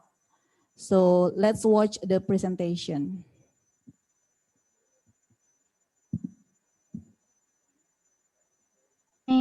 My name is Nimade Krismantari Yuti. I will present the article. The article title is Take and Give Learning Model Assisted by Non-Projection Media Affecting Positive Toward Civic Learning Results. Introduction. CIPIC is one the subject elementary school. CIPIC provides concept and application in the form of effort of character. CIPIC is subject on strengthening character education. The purpose of the CIPIC is to encourage the awareness and knowledge of students about their status, right, and obligation in the life of society, national state. It means the civic is education that contains noble values and norms to increase the awareness and insight of students about rights and obligations. The civic will be more effective if there is interaction between teacher and student, is reciprocal relationship between teacher and student and teacher, student with other student. The data show that the average score of students on the middle test for civic is very low. It shows that there are 52 students who have achieved the minimum score and 69 students who have not reached the minimum score of the 121 students. It means that 15.79% of the students have not reached the minimum score, and only for 3.19% of the students have reached the minimum score. There are several factors that show low student score, namely 1. Lack of students' curiosity about learning civic. The only student the material they get from the teacher and book. 2.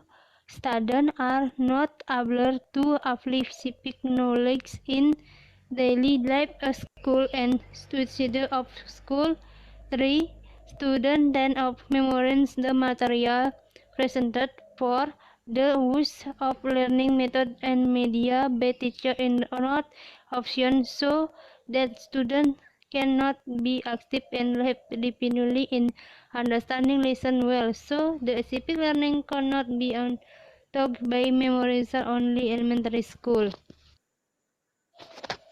These findings were also confirmed by the statement of teacher and student. The teacher said that 1. They had often applied the learning method during classroom running activities, but the teacher said the method application did not work optimally, so that it affect the learning process and result. 2. The material being taught is still based on the textbook, and it is not related to the real life of students. This is because of limited time in preparing for learning. 3. Teacher does not provide opportunities for students to be active in civic learning, so that students cannot develop their knowledge in civic learning. Therefore, the teaching and learning process is not explicitly based on the problem about is necessary to make improvements in learning to increase student understanding and mastery of civic, so that the learning process is able to create a more efficacious learning atmosphere. One model on learning media that allows each student to play its active role in civic learning is the Take and Give learning model and not project media. Method. The type of research carried out in this study is quasi-experiment quantitative research. The quasi-experimental design used in this study was the post-test only control group design. This research consists of their stage, namely the preparation stage, the implementation stage, and the final stage of the research. The population in this study were 121 students a grade 5 of elementary school. Sampling is done to determine the part of the population to obtain research data. The technique we use is the random sampling technique.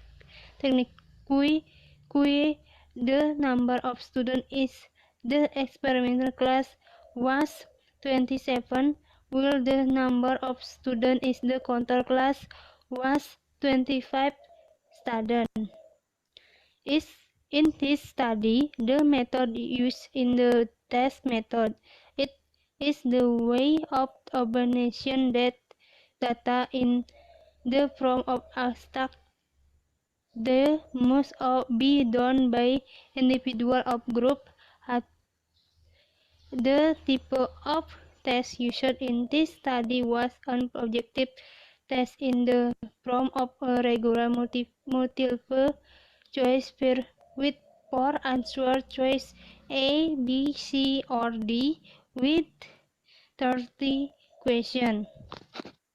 The data were analyzed by descriptive station analysis, the impressive statistical analysis method.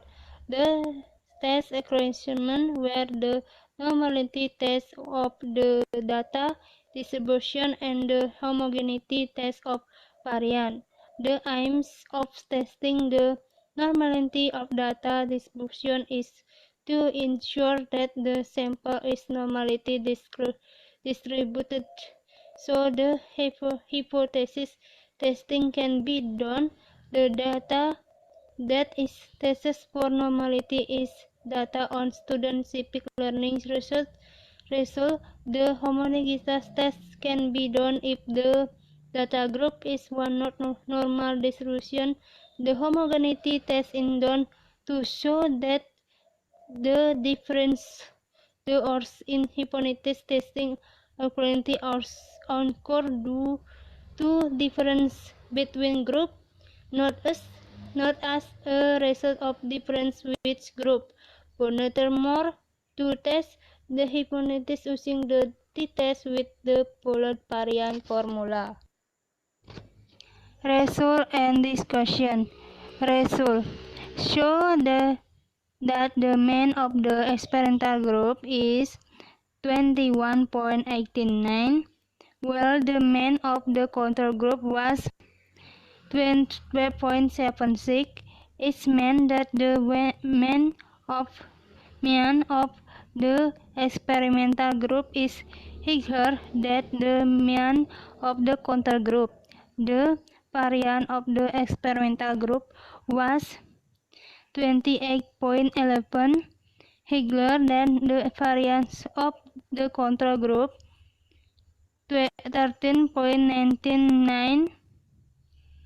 The standard deviation of the experimental group was 5.30, higher than the standard deviation of the control group, 30.174. The maximum score of the experimental group was 29, higher than the maximum score of control group, 21. The maximum score of the experimental group was 12, higher the minimum score of the control group, 7. The rank score of the experimental group was 18, higher than the rank score of the control group, 15.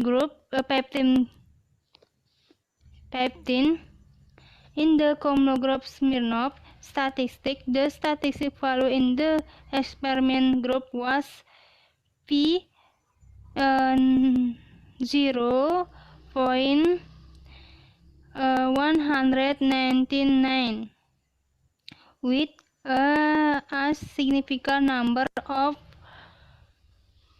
0.200 more than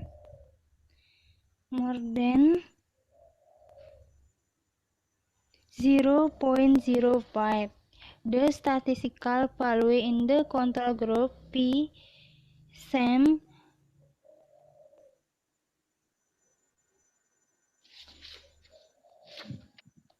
Okay, because the time of this video is more than 20 minutes, so we will cut until this session about the result. So there are no question for this presenter.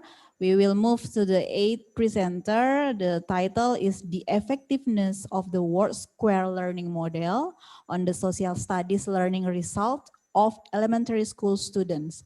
The author from this presentation are Niluh Feriani, Inyoman Jampel, and Iwayan Suwatra. So let's watch the presentation. Good morning, my name is Niluh Feriani. I will present the article. The article title is The Effectiveness of the Word Square Learning Model on the Social Study Learning Result of Elementary School Students. Introduction. At this time, the learning process in elementary school still tend to be teacher-centered, and there are still many teachers who have not implemented student-centered, so that the learning process looks passive because students are not actively involved in the learning process. In addition, conventional learning carried out by teachers still use the lecture method. Students only listen to what the teacher says. Besides, on the test condition, it is necessary to have a learning improvement process using innovative learning model to improve social study learning outcomes.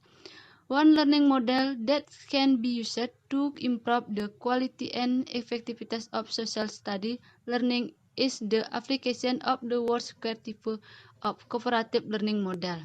Learning with the word square model allows students to learn actively and can train students to think critically and thoroughly.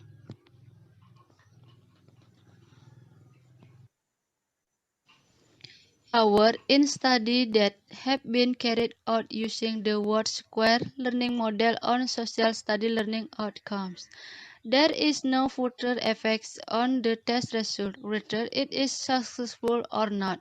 Therefore, to determine a successful use of the learning model, it is necessary to conduct a literature study to determine the effects of the success of the learning model used on the research conducted. There are many studies in the form of articles that have been published on various official websites. Besides, on the background of this problem, it is necessary to conduct research with a meta-analysis method on accredited national article. The purpose of this study was to determine the influence of using the word square learning model to be effective in learning. Besides, on this description, a study was conducted with the title The Effectiveness of the Word Square Learning Model on Primary School Student Social Study Learning Outcomes.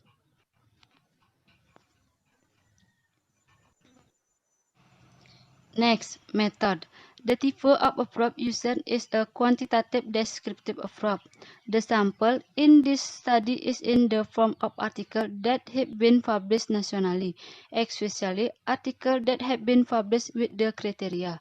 Number 1, made or written by the academic community, letter and student. Number 2, research was carried out at the elementary school level. Number 3, research in the 2013 until 2019 rank. Number 4, research conducted in Indonesia. Number 5, research subjects are in the form of using the word square learning model on social study learning outcomes.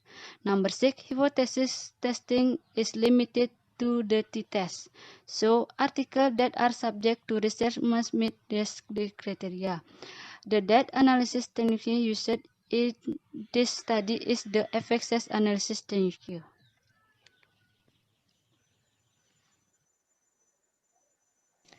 Next, result and discussion. The result of the analysis that have been carried out show that the overall effects value of the word square learning model in experimental research from the 6 article analysis is 1.13 and is categorized as having a large effect.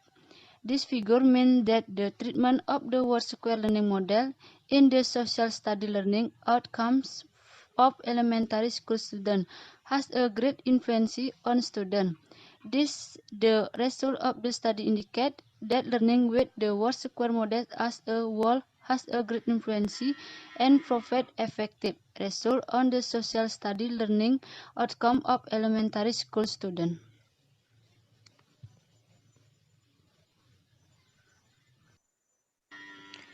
Besides the advantages of the learning model, the effects of using learning media also has a significant impact on the application of the word square learning model, such as video media, image media, and local wisdom based on portfolio assessment and collaboration with other learning models. The use of learning media is very helpful for teachers in conveying information to students so that students can easily understand the material provided by the teacher. This is in line with ALWI 2017 opinion that learning media are anything that can be used as an intermediate to transmit messages, stimulate thought, to interaction, filing, and the will of students so that they can unlock the learning process in students.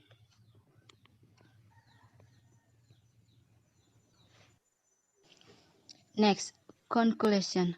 From the result of the analysis of the article that have been carried out, it can be concluded that overall of the 6 research articles that have been concluded using meta-analysis to determine the effects, the use of the word square learning model is able to improve student social study learning outcomes in the experimental group size of the control group. From the result of the analysis of the article that have been conducted, it is found that the word square learning model is very effective with an overall effect size of 1.30, which is categorized as large. Besides, on the result of the analysis, it showed that the word square learning model has an effect on improving the social study learning outcome of elementary school students. So, the word square learning model is suitable and effectively applied to social study learning. Thank you. Okay, you are welcome. So we move to the next presenter. The title for the paper is The Role of Team-Assisted Individualization Team Learning Models on Elementary School Students' Learning Results. The author from this paper are Putu Gede Agus Juliarta, Dewa Nyoman Sudane, and Niwayan Arini. Let's watch the video.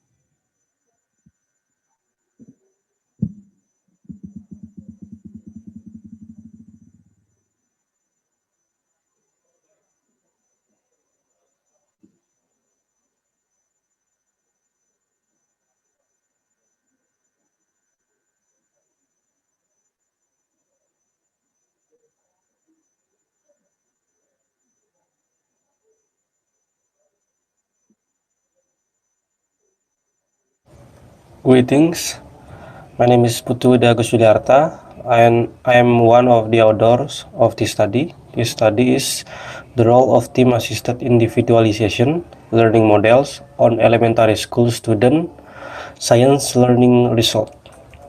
Introduction. Education is very important as a form of effort to maximize human potential. This potential is developed through an educational process that is carried out actively through a series of learning, where outputs will be created, for example, in the form of spiritual attitude, knowledge, skill, and so on. Primary school is a form of formal education that must be passed from students, and this is what elementary school apply in order to create superior student. Students will learn basic knowledge and gain experience for them. at the next level of educational. This is initial foundation for creating superior human, referring to the teacher's book starting from grade 1 to 6 in the curriculum of 2013. Science learning is generally oriented to the phenomenon seen in nature or around the environment. Through science learners, students can be accessed from the phenomenon that occurs. In the cognitive realm, students will study and understand a variety of materials that contain theories about all things related to nature or events that occur. A solution is needed to be able to improve science learning outcomes and improve science learning outcomes. This learner can be realized by a learning model that is used and is more innovative, namely the type of cooperative learning model. Thus, this is hoped that the teaching and learning process of science will run optimally. Many journals and articles that have published nationally discuss the impact or influence of Thai learning model with science learning.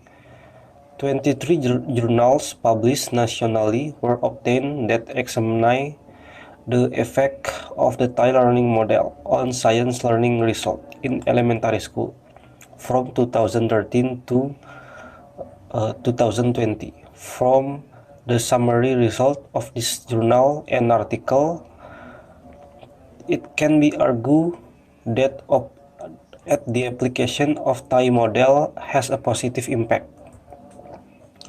Based on the background, the researcher will therefore conduct a literature research with the title of The Role of Team-Assisted Individualization Learning Model Toward Primary School Student Science Learning Result. Method. This research approach uses a quantitative approach to describe the problem and describe it in numbers. The research to be carried out is a type of literature research using the meta-analysis method. This is the step-by-step how we as a researcher do our research. The research sample are articles and journals that have been published nationally. The data collection technique in this study used 23 journals or articles that adjust to the research criteria, including research conducted in Indonesia, where the independent variable was the team-assisted individualization model, to the science learning outcome at elementary school level. From 23 journals, the content and data were analyzed so that 6 journals were obtained. These 6 journals will be used as material for making report by calculating the effect size. And this is the formula that we use to determine the effect size of this research. Result. This is the summary result, and we put it in the table like this. Referring to the effect size classification in Covan's formula, overall there are 4 journals that are categorized as high and 2 journals that are categorized as medium. From the results of the analysis that has been carried out, it is known that the overall average effect from the 6 journals or articles analyzed reached 0.992, which is included in the high effect category. Discussion. With a student-centered learning process and the existence of mutual guiding activities between students, of course, it will lead to an increase in student understanding of learning material and can improve student learning outcomes. This is what causes the average effect size of all journals that are research samples to have a large effect size category. This statement is reinforced by the results of research conducted by Juliarsa, who conducted research by applying the team-assisted individualization type of cooperative learning model to science learning outcomes in grade 4, which obtained an effect size of 1.76 or high effect. Thus, the application of the team-assisted individualization model is able to have a major effect on student science learning outcomes. Soimin's statement is in line with the statement from Daryanto and Roharjo, which state that the team-assisted individualization model has the advantage of combining the advantages of cooperative learning and individual learning, and can overcome student learning difficulties individually. Therefore, the cause of role of team-assisted individualization model in learning apart from the application of the model steps in the learning process is also due to the team-assisted individualization model having advantages or advantage arising from the application of model that are able to change pattern and learning activities and have a significant effect, better compared to conventional learning.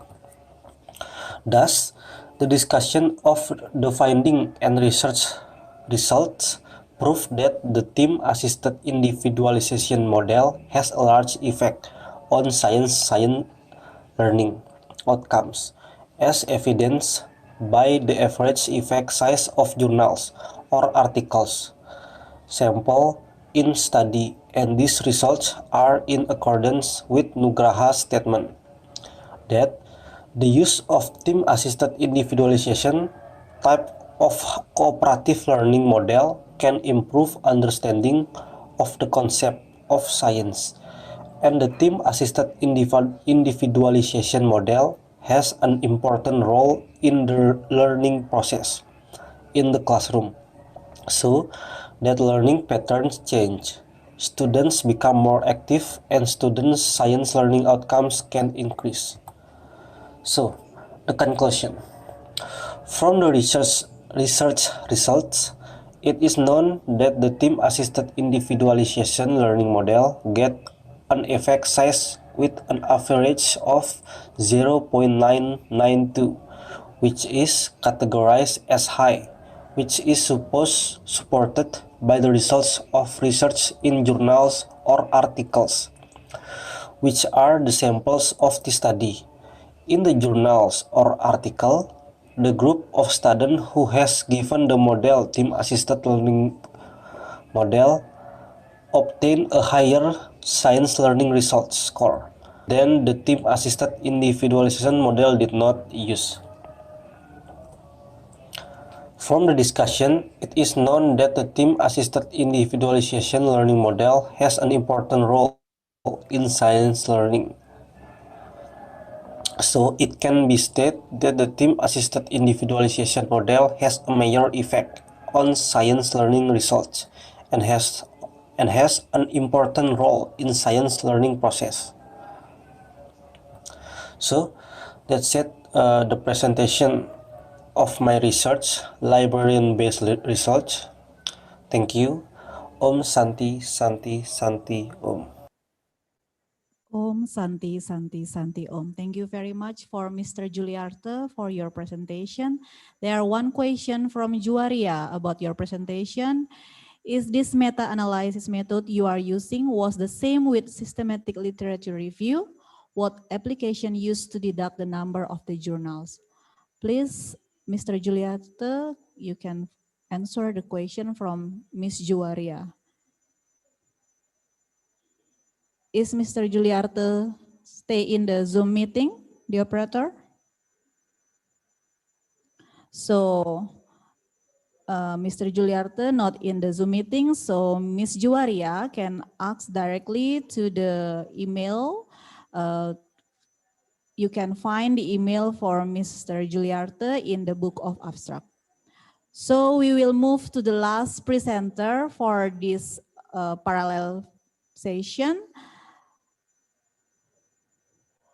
The title for the presentation is Development of E-Content Using Segmentation in Principles Wide E-Assessment in the Development of Teaching Materials course. The author for this presentation are Desa Putu Parmiti and Alexander Hamonangan Simamora. Let's watch the video presentation.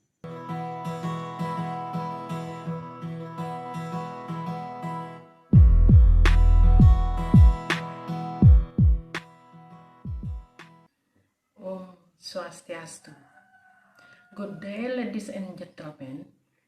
In this occasion, let me present my research with the title is E-Content Development Using Segmentation Principle with E-Assessment on Teaching Material Development course by me, Desa Putu Parmiti, and my research partner, Alexander Simamora. Without further ado, let's get into the background of the research.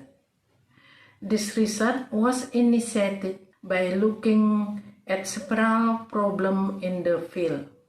The first is current students belong to Z generation whose characteristics are being able to think globally, communicate digitally, be good in socializing, and be attracted to visual things. The second problem is the result of survey done on educational technology students of 5th Undiksha reveals that 70.4% of the students claim that they seldom read books. Reading culture has been shifted from printed reading material to digital reading materials. The next problem is that complex and extensive material are difficult to be understood and unmet the characteristic of Z generation. The last is the appropriate evaluation with immediate feedback is needed. The purpose of this research is to develop e-content using segmentation principle with e-assessment teaching material development course. The next is the research method. This research uses 4D model including define, design, develop, and disseminate. There are 3 phases of testing. The first is media and design expertise. The second is individual trial with 9 participants.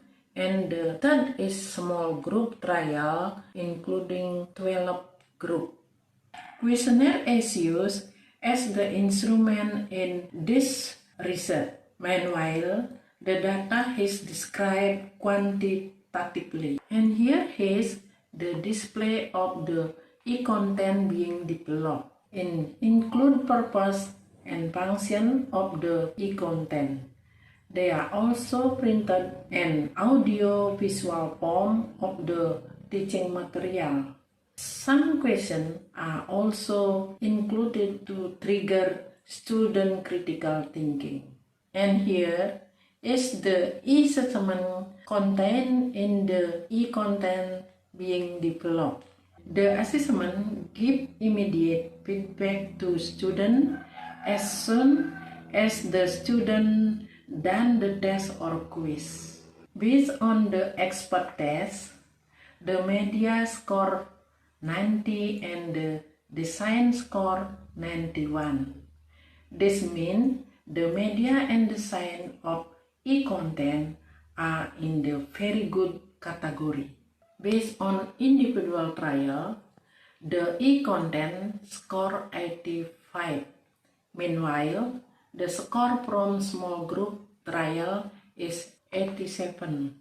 This means the e-content being developed falls into good category. Thus, it can be concluded that the e-content is in the very good category based on media and design expert test. and it is in the good category based on individual and small group trial. This means that the e-content is appropriate to be applied to students in teaching material development course. That's all from me. Thank you for watching. Om Santi, Santi, Santi Om. Santi Om. So please give the big applause for the all presenter for the first parallel session for this ICTES. So that's all the presenter for this session. I believe that we learn a lot about the research about education and technology. And I would like to give back for the next session to the MC. Thank you very much. Selamat siang. Om Santi Santi Santi Om.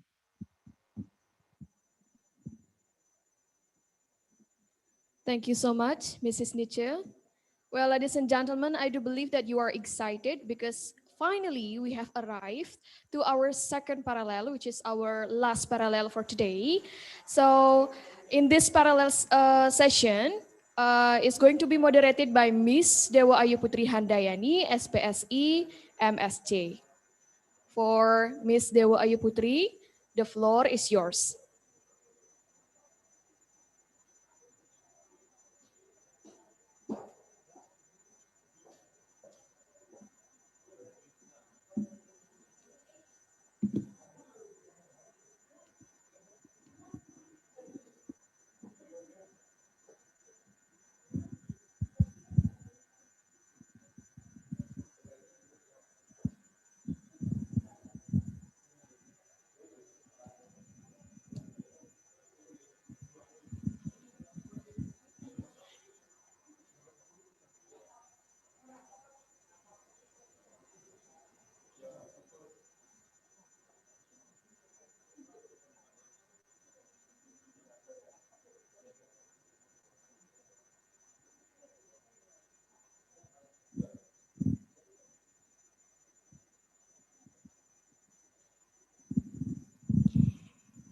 Honorable speakers, ladies and gentlemen, it is an honor for me to be the moderator of the second parallel session for the second International Conference on Technology and Educational Science 2020. My name is Dewa Ayu Putri Handayani, the moderator for this parallel session. Before we begin, I would like to give a friendly reminder that there will be 10 video presentations in this session. Participants are welcome to give questions during the presentations. After each presentation, I would like to read the question, and the presenter is expected to be ready for the discussion. Well, ladies and gentlemen, without further ado, we will see the first presentation entitled Design Considerations for Ubiquitous Learning Environment, delivered by Kadek Suartama. Let's see the video.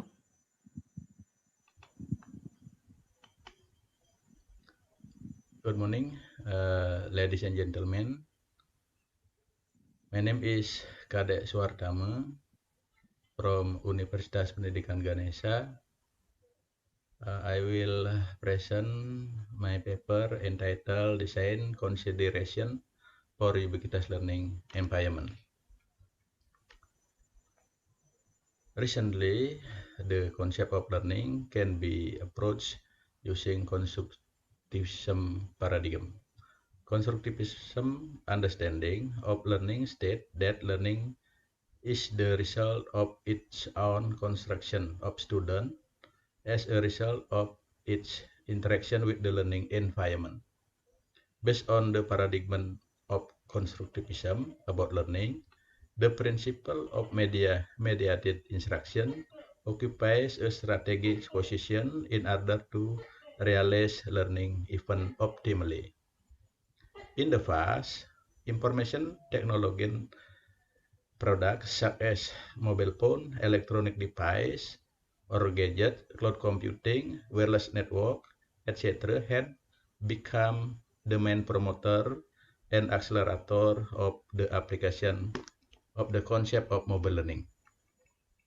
Professor research show that mobile learning can increase student participation and achievement and help them learn, but other research found some problem that arise from the application of online learning or mobile learning, such as alienating students from the real world, the difficulty of students focusing on learning goals, giving students opportunities to spend their learning time with entertainment, to the problem of increasing the cognitive load of students. Ubiquitous learning as a continuation of the evolution of electronic learning and mobile learning, other than just the latest educational idea or method, where a system can accommodate students and their learning style by providing adequate information anytime, anywhere based on their characteristic needs and desire to improve academic performance and productivity. This paper describes design consideration for ubiquitous learning environment. To design a ubiquitous learning environment, some of the main concepts that need to be understood: the emergence of a ubiquitous learning concept, 2. Characteristic and principle of ubiquitous learning, 3. Development of ubiquitous learning system with learning management system, including mobile device as tool in ubiquitous learning, resource and activities in Moodle learning management system, and program mapping of ubiquitous learning.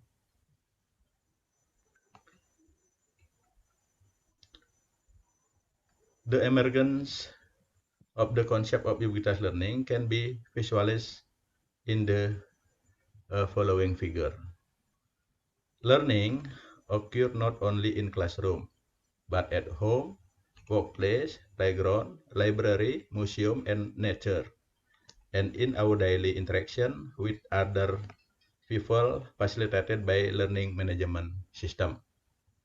Ubiquitous learning can involve more than just using a mobile device to deliver content on or even to make content accessible, but involves the continuation maintenance of the relationship between learner and instructor, human or system, mediated by a large number of devices acting on the right situation.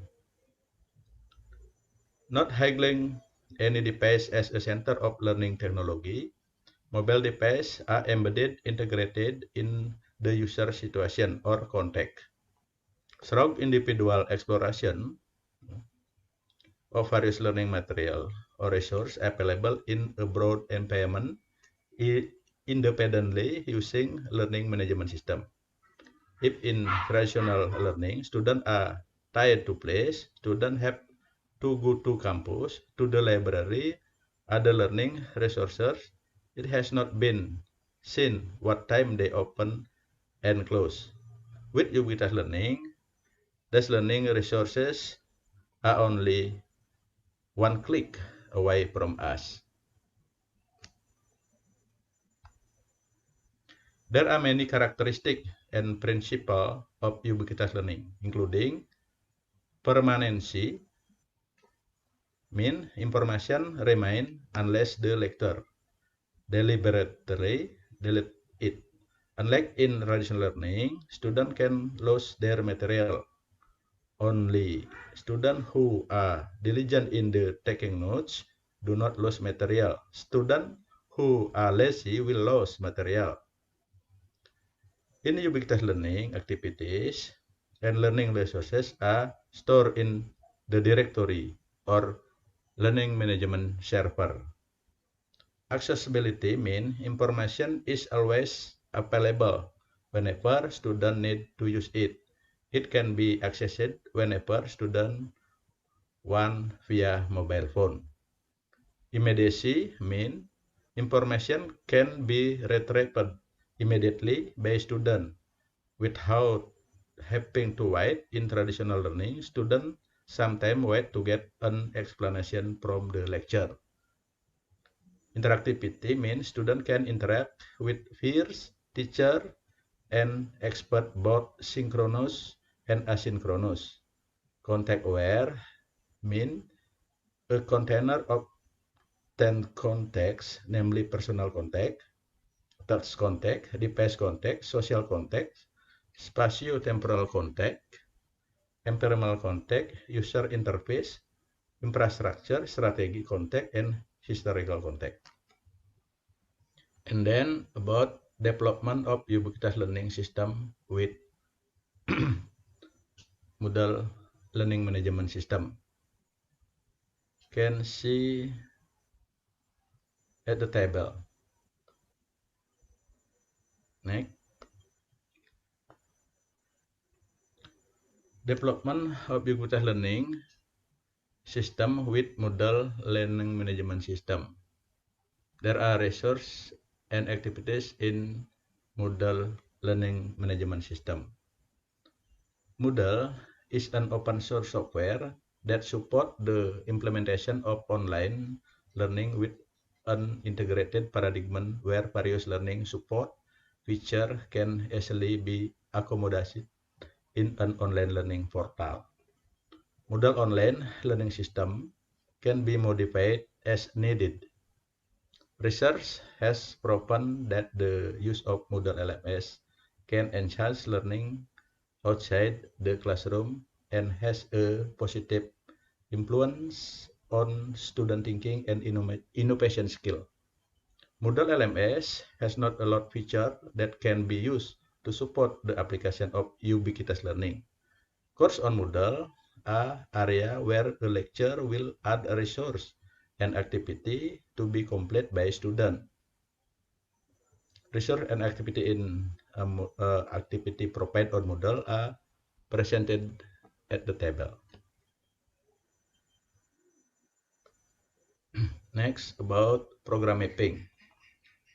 To make the ubiquitous learning course, it is necessary to prepare learning material in digital format. Learning material can be in the form of document, presentation, image, video, sound, and animation. These files need to be organized in such a way a program mapping so that they are easy to find and use when developing ubiquitous learning system. Program mapping is a table that contains learning Sorry, material Prof, for one because the semester video is longer than where 5 minutes, so I will each cut the element video there is link here. that is Um, connected to the complete Let's move on material. to the second video presentations with the title Development of Learning Materials in E-Learning Courses with the Principles of Cognitive Theory of Multimedia Learning. This presentation will be delivered by Igede Wawan Sudate, Ketut Pujawan, and Alexander Hamonangan Simamora. Let's see the video.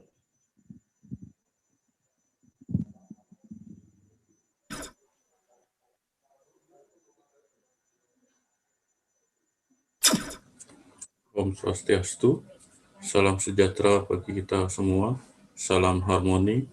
Thank you for the opportunity given to me and the team to present our research in ICTES 2020. My research title is Development of Learning Materials in E-Learning Course with the Principle of Cognitive Theory of Multimedia Learning, or CTML. Background and purpose of the study is technology can provide more ways of making students learn active in improving learning achievement in science and promoting scientific ideas. The potentiality of advanced technology to design instruction such as is a visualization give enthusiasm to instructional designer and practitioner. The study was aimed at describe the process of developing learning material in the e-learning development course, and second is the feasibility of learning material for the e-learning development course according to expert content and learning media expert. The method research, this research is focused on developing learning material with the principle of cognitive theory of multimedia learning.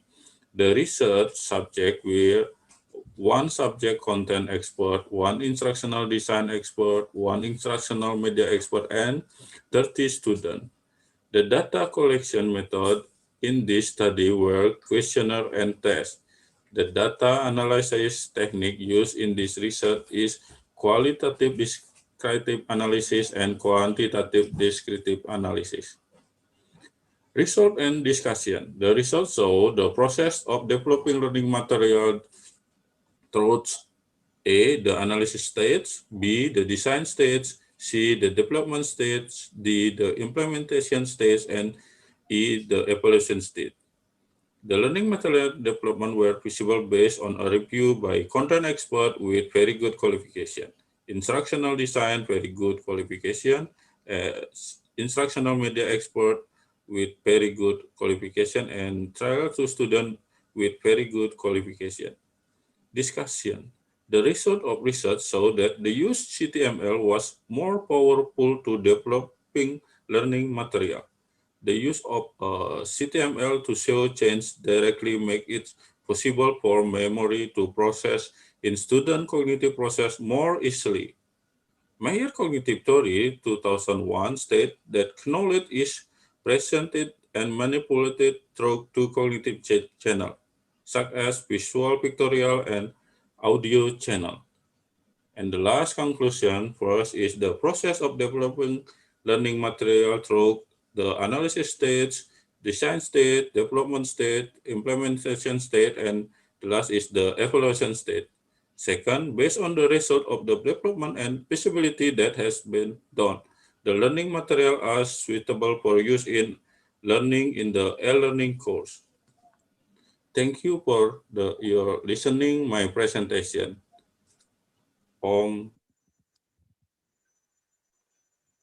Okay, that was a wonderful presentation from Mr. Igede Wawan Sudata.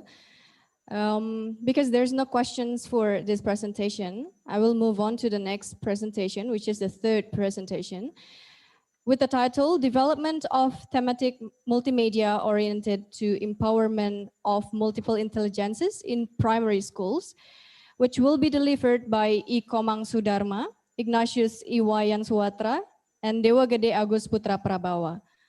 Let's see the video. Ladies and gentlemen, please allow I will presentation about thematic multimedia development, multiple intelligence orientation. Preliminary, attention to multiple intelligence is very important to note, especially in learning. The low level of teacher attention to develop of children potential or talents, especially the develop of children multiple intelligence. Multiple intelligence is a type of intelligence that is indispensable in 21st century, such as intrapersonal intelligence and interpersonal intelligence. However, not many teachers have developed and empowered this intelligence in learning. Learning in general school still focus on empowering academic intelligence, including linguistic and logic mathematics. In addition, there are not many media development that support the development of multiple intelligent students, in particular based multimedia. Multimedia intelligence oriented multimedia will provide learning pattern in the form of game, experiment, quizzes, and giving cases. The multimedia learning design student will be directed to development of logic, mathematics, intelligence, and spatial intelligence, and linguistic intelligence. Research method. This type of research is development research. The development model that is used is the Luther model. Media has been developed from a series of validation tests from experts, including thematic learning design expert and media expert, and continue trial with students.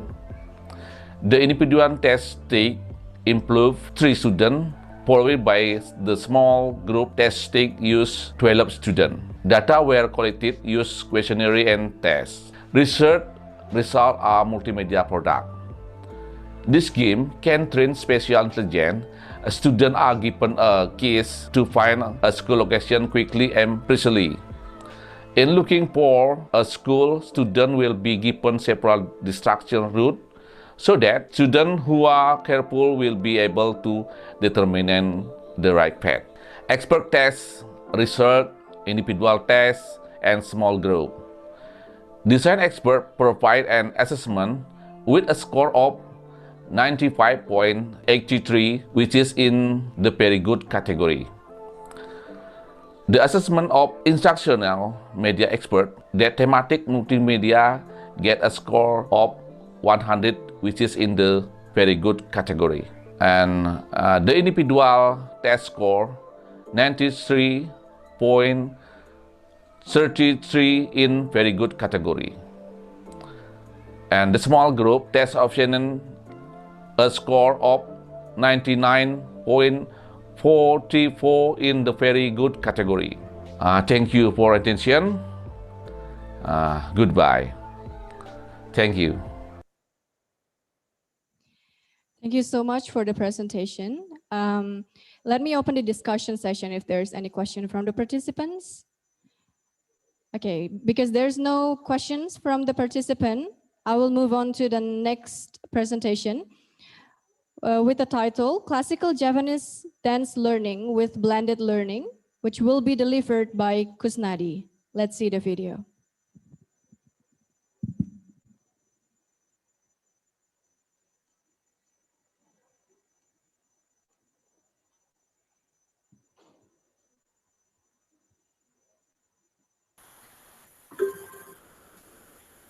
Good morning, everybody.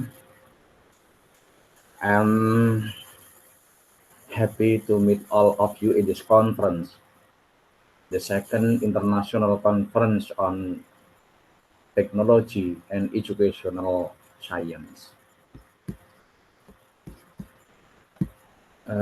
My article in this conference is Blended Learning in Japanese Classical Dance.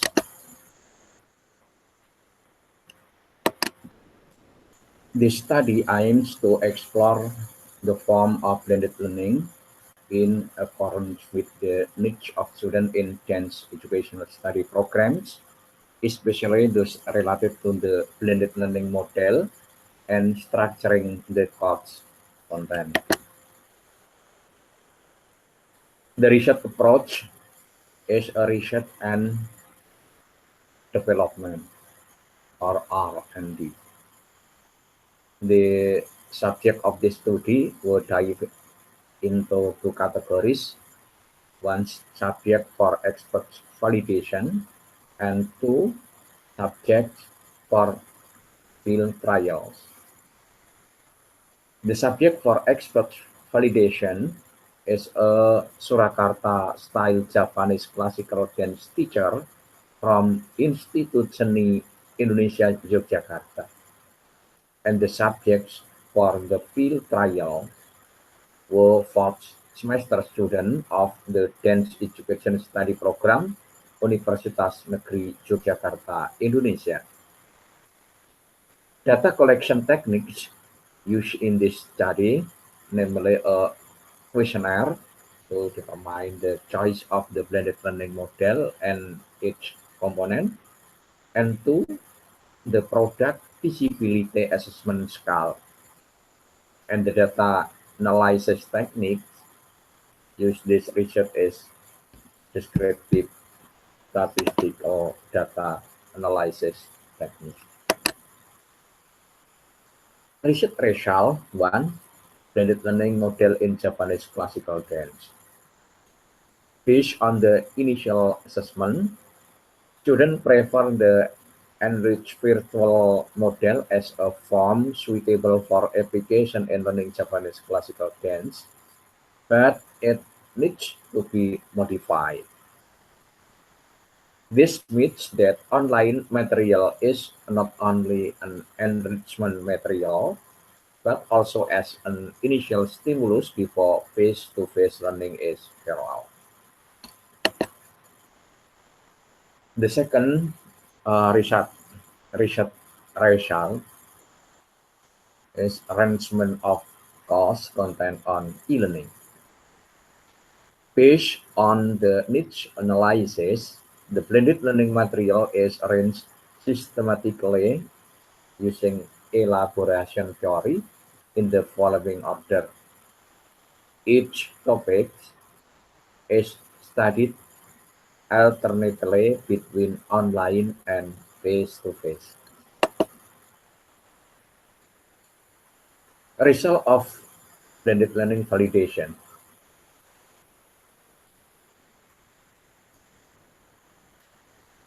By Surakarta classical Japanese bench experts, this product is very visible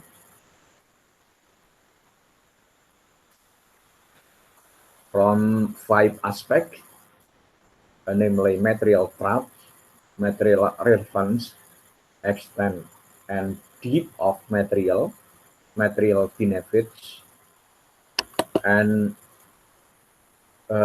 validation score by user is very visible to learning.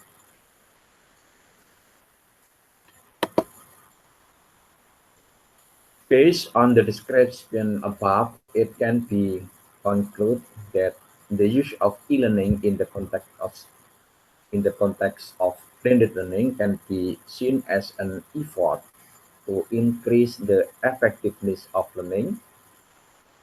However, in learning Japanese classical dance, face-to-face learning strategies are still considered important, because in classical Japanese dance, the dance movements use standard techniques and measures that need control from the teacher.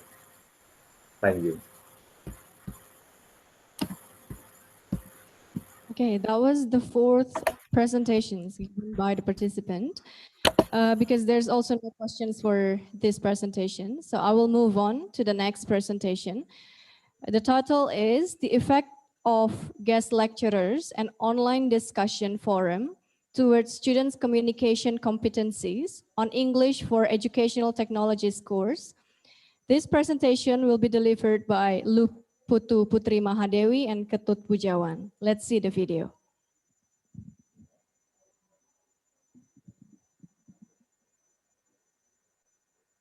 The Second International Conference on Technology and Educational Science 2020, held by the Faculty of Educational Science at Universitas Pendidikan Ganesha, my team and I are going to present our paper entitled The Effect of Guest Lectures and Online Discussion Forum Towards Students' Communication Competencies on English for Educational Technologies course.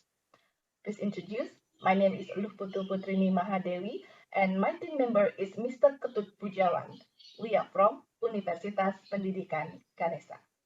This paper is written based on our current research conducted in the Department of Educational Technology. The background of the research was the rapid development of information communication and technology, especially in 4.0 industrial revolution era, has brought many impacts on every aspect of human life, including in education. One of the impacts is learning can be conducted anytime and anywhere through online learning setting. Despite of the high potential ability of ICT development can bring, strategies to deliver online class remain hold important roles to the successful of online learning. So far, many face-to-face learning strategies have been deployed, but limited online learning strategies were implemented to teach students in online classes at the Department of Educational Technology, Universitas Pendidikan Ganesha. Online lecturing in the form of text explanation on learning management system is the most frequent learning strategy to be used in online setting.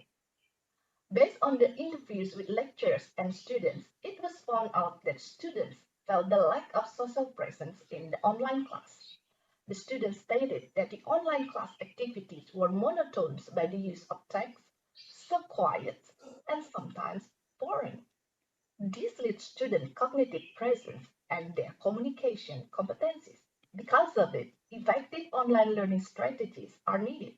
In order to find effective online learning strategies, research on the effectiveness of online learning strategies is urgent.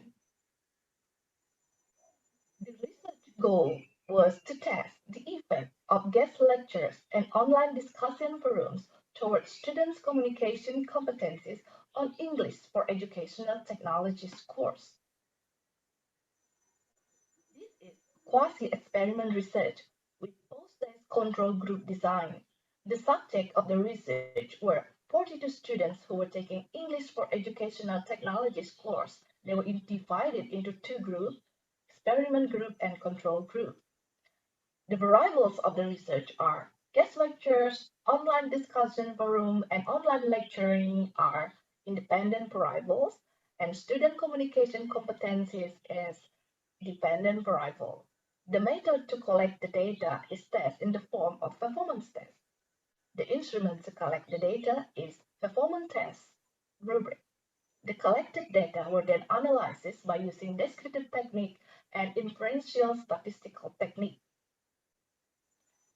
From the chart, students' communication competency data in experiment group is higher than student communication competencies in control group. Further, inferential statistical technique was done. The results shows there was significant difference on student communication competencies between control and experiment groups. It means guest lectures and online discussion forum has significant effect towards students' communication competencies on English for Educational Technologies course. From the result, it can be discussed several points. Guest lectures and online discussion forum can bring social present dimension in online class. Students become highly motivated to learn the learning materials and actively involved in the discussion forums. It stimulates student engagement in online course as can be seen from their communication competencies.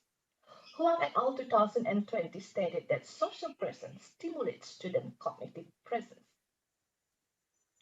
In conclusion, statistically, guest lecture and online discussion forum is effective to improve students' communication competencies on English for Educational Technologies course. The following recommendations were made. Thank you so much for your attention.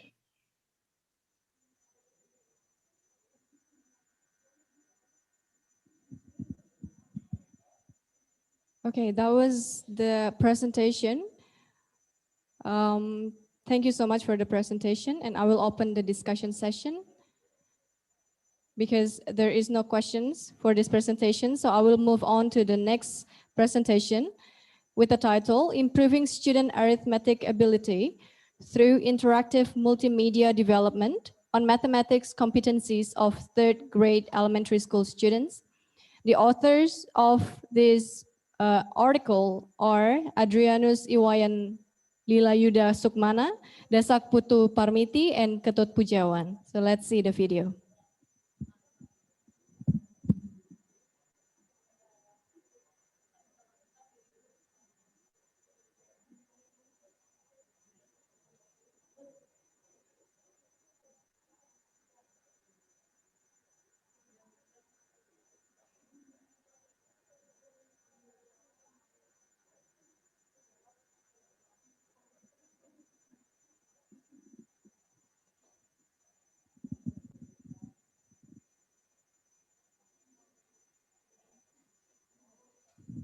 Okay, we are still waiting for the operator to play the video. Please give a moment.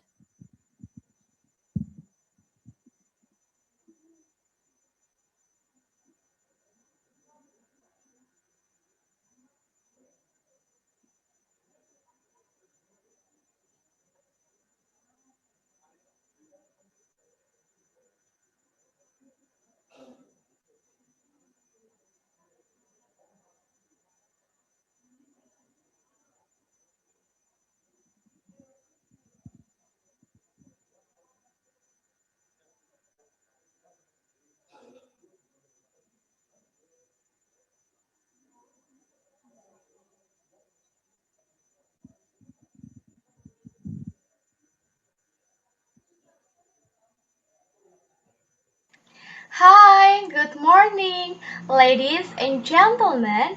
Today I'm Made Utami Trisna Dewi from postgraduate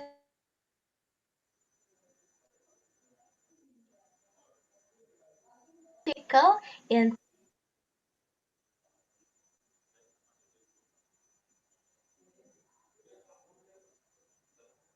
titled The Process of Rupa Dance Creation as a Medium for Emotion Processing on Special Needs Children or Gifted.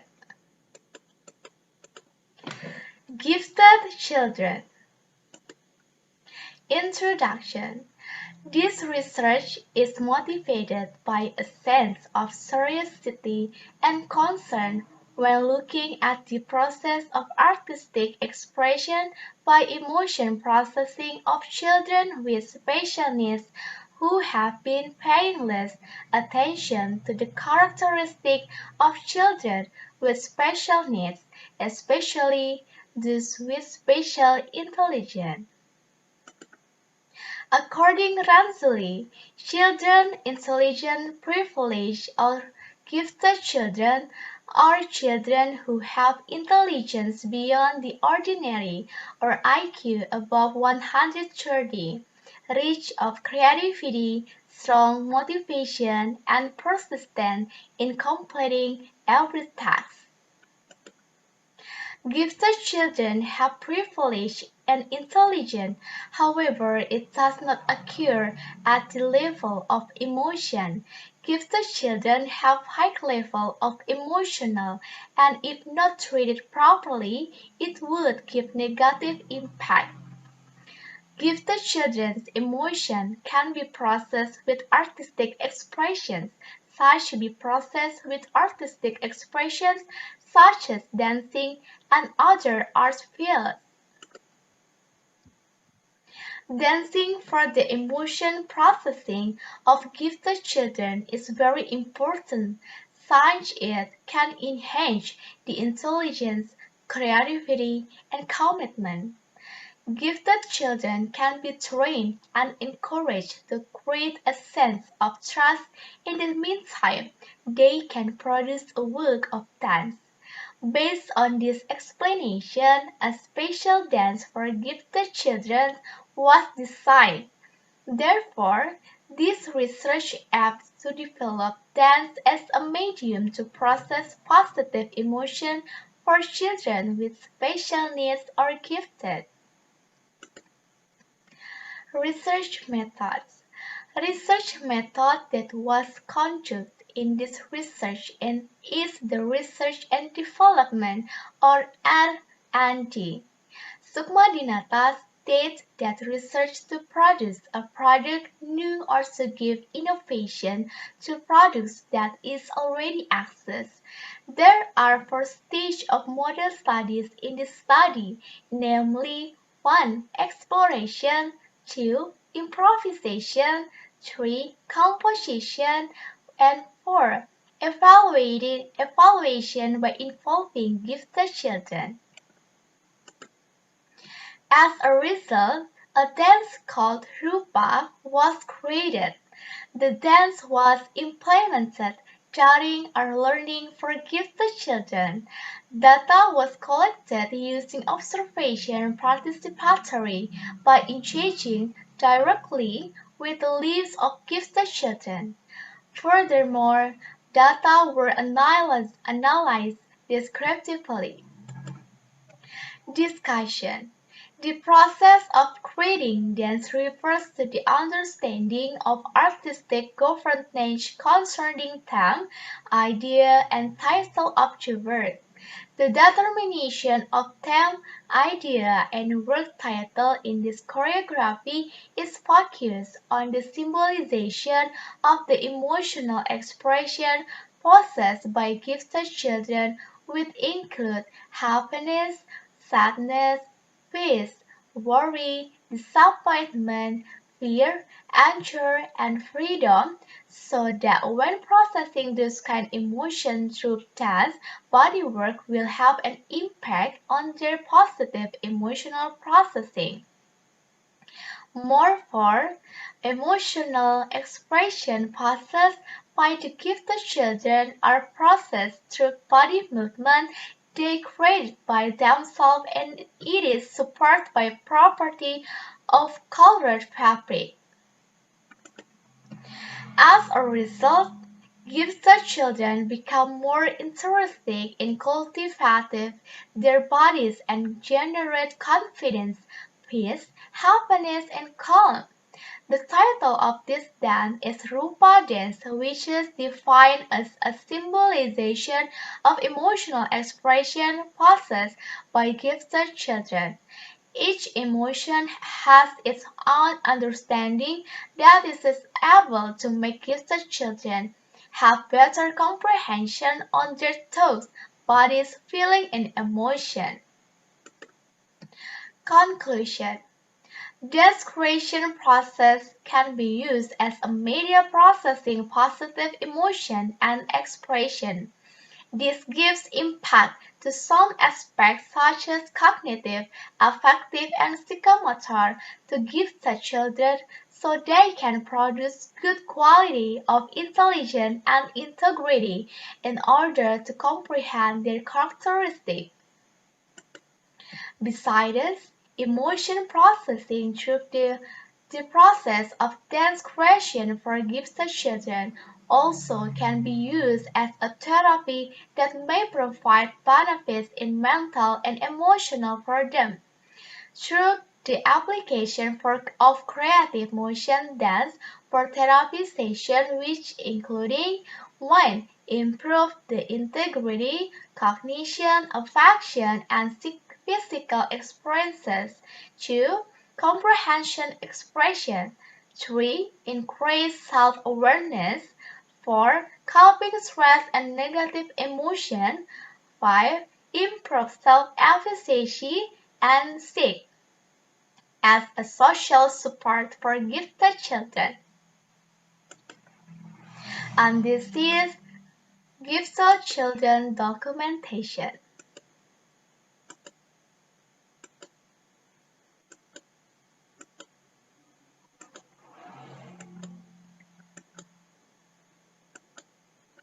That's the end of this presentation. Thank you for your attention.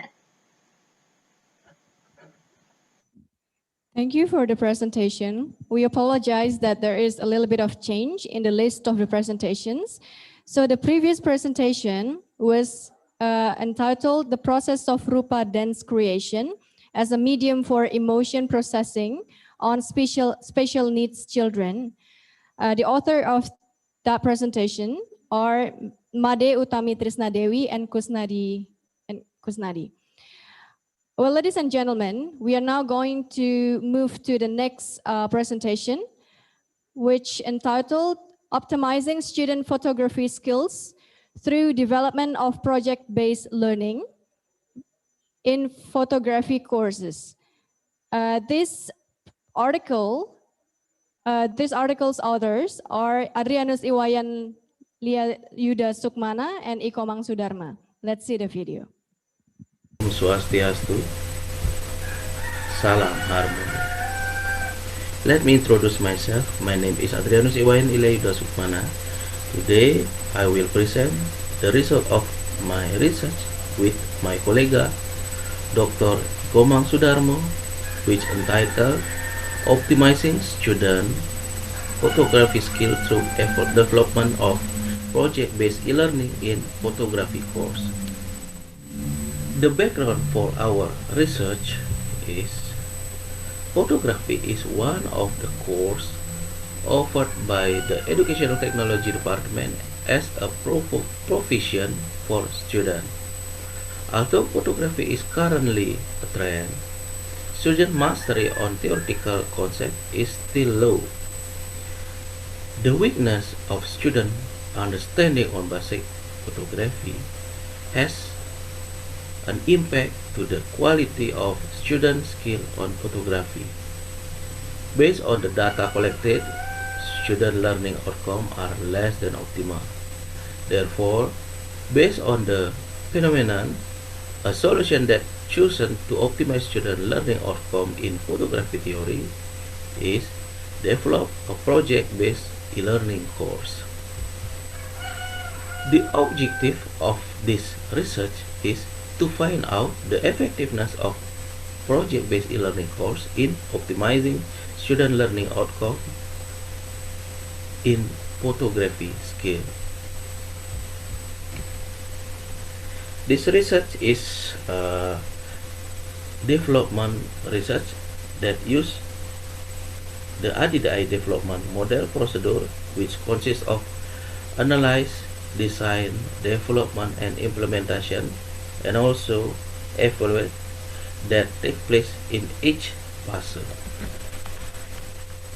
And then the hypothesis on this research is there are significant difference in student learning outcome in photography before using the project-based e-learning course and after using the project-based e-learning course. Research subject on this study is first, expert review stage, one content expert, one learning design expert, and one instructional media expert.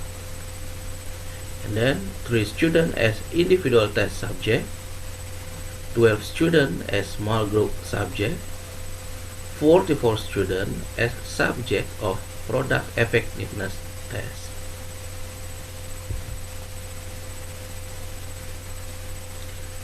At the testing phase, this development product goes through 3 testing phases, namely, first, the media validity test include content expert review, media expert review, and learning design expert review. Second, product trial phase include individual testing and small group testing. Third, product effectiveness test phase.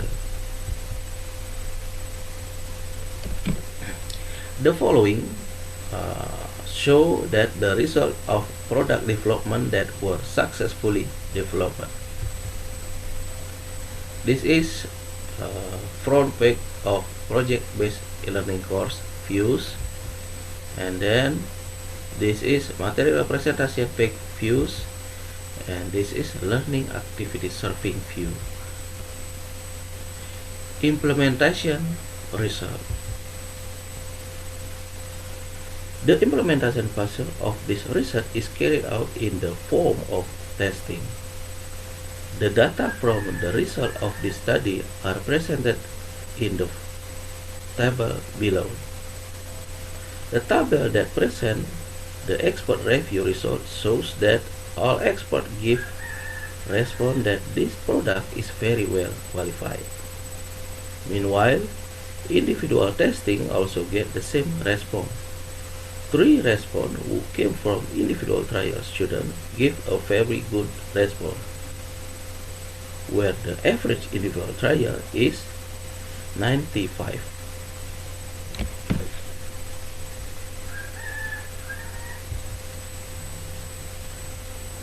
From individual trial, that small group trial were carried out.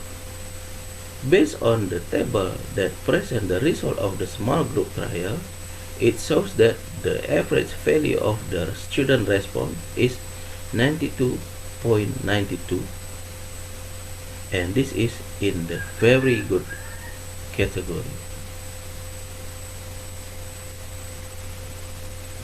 The next step, and which is the most important step of this research, is effectiveness product testing. The product effectiveness test was carried out by non-parametric statistical test using the Wilcoxon method. From the analysis using the Wilcoxon method, the probability value, p-value, that has been obtained is 0.0001, which is smaller than the critical result threshold, that is 0.05. Thus, the alternative hypothesis of this study can be accepted. So it can be said that there are significant differences in student learning outcome in photography before using the project-based e-learning course and after using the project-based e-learning course. The conclusion of this study. Based on the tests that have been carried out, it can be concluded that the project-based e-learning are effective in improving the student photographic learning outcomes. That is our research result that I can present. I close this presentation with Parama Santi. Om Santi Santi Santi Om. Salam Harmony. Thank you, Mr. Yuda, for the presentation. And we have one question for this presentation. I will read the question. It's from Fina. How to increase the student creativity in photography class? So Mr. Yuda, if you are online, if you are in the room, so please give the answer for the question from Fina.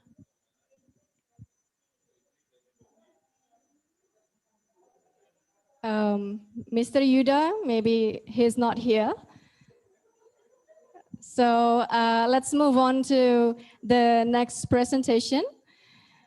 So the next presentation entitled Early Childhood Educators' Perspectives about National Characters Implementation During Distance Learning. This presentation will be delivered by Elina Sitompul. So let's see the video. Hello, ladies and gentlemen.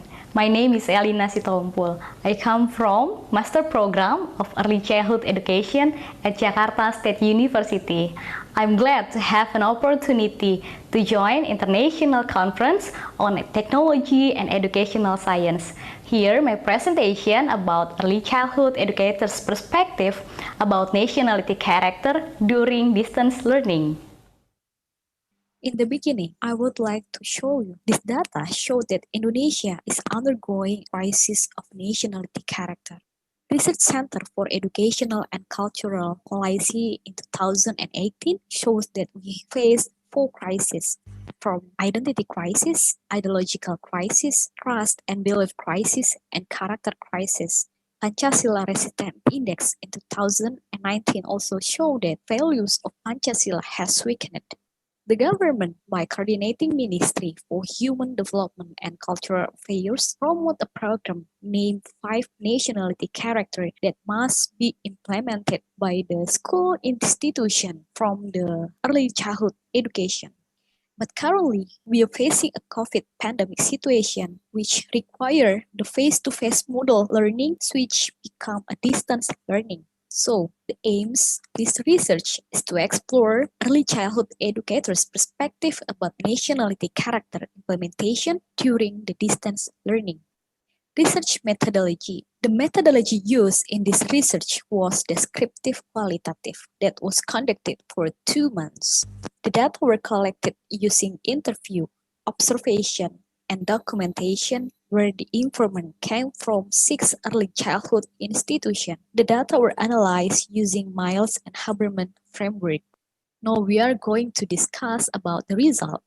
Successful implementation of character education begins with perspective of educator regarding the character values, because the educator's perspective will be reflected the whole character education program. And now, in a distance learning is considered the most appropriate model during pandemic COVID-19. Even the term of nationality character has not been fully understood by the educators. However, the value contained in the nationality character should have begun to be promoted in the young children in every situation.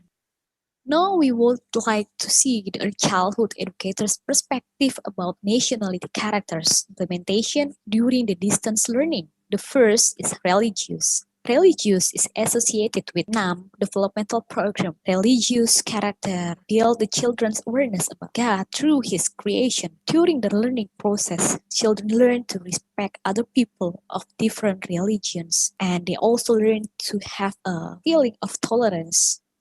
The second is nationalism. Nationalism is a values related to the state, love of the country, and the spirit of nationality. With nationalism, children learn how to make a positive contribution to a social life through simple things. In nationalism, children learn to practice the deliberation in deciding something and practice democratic attitude in learning activities.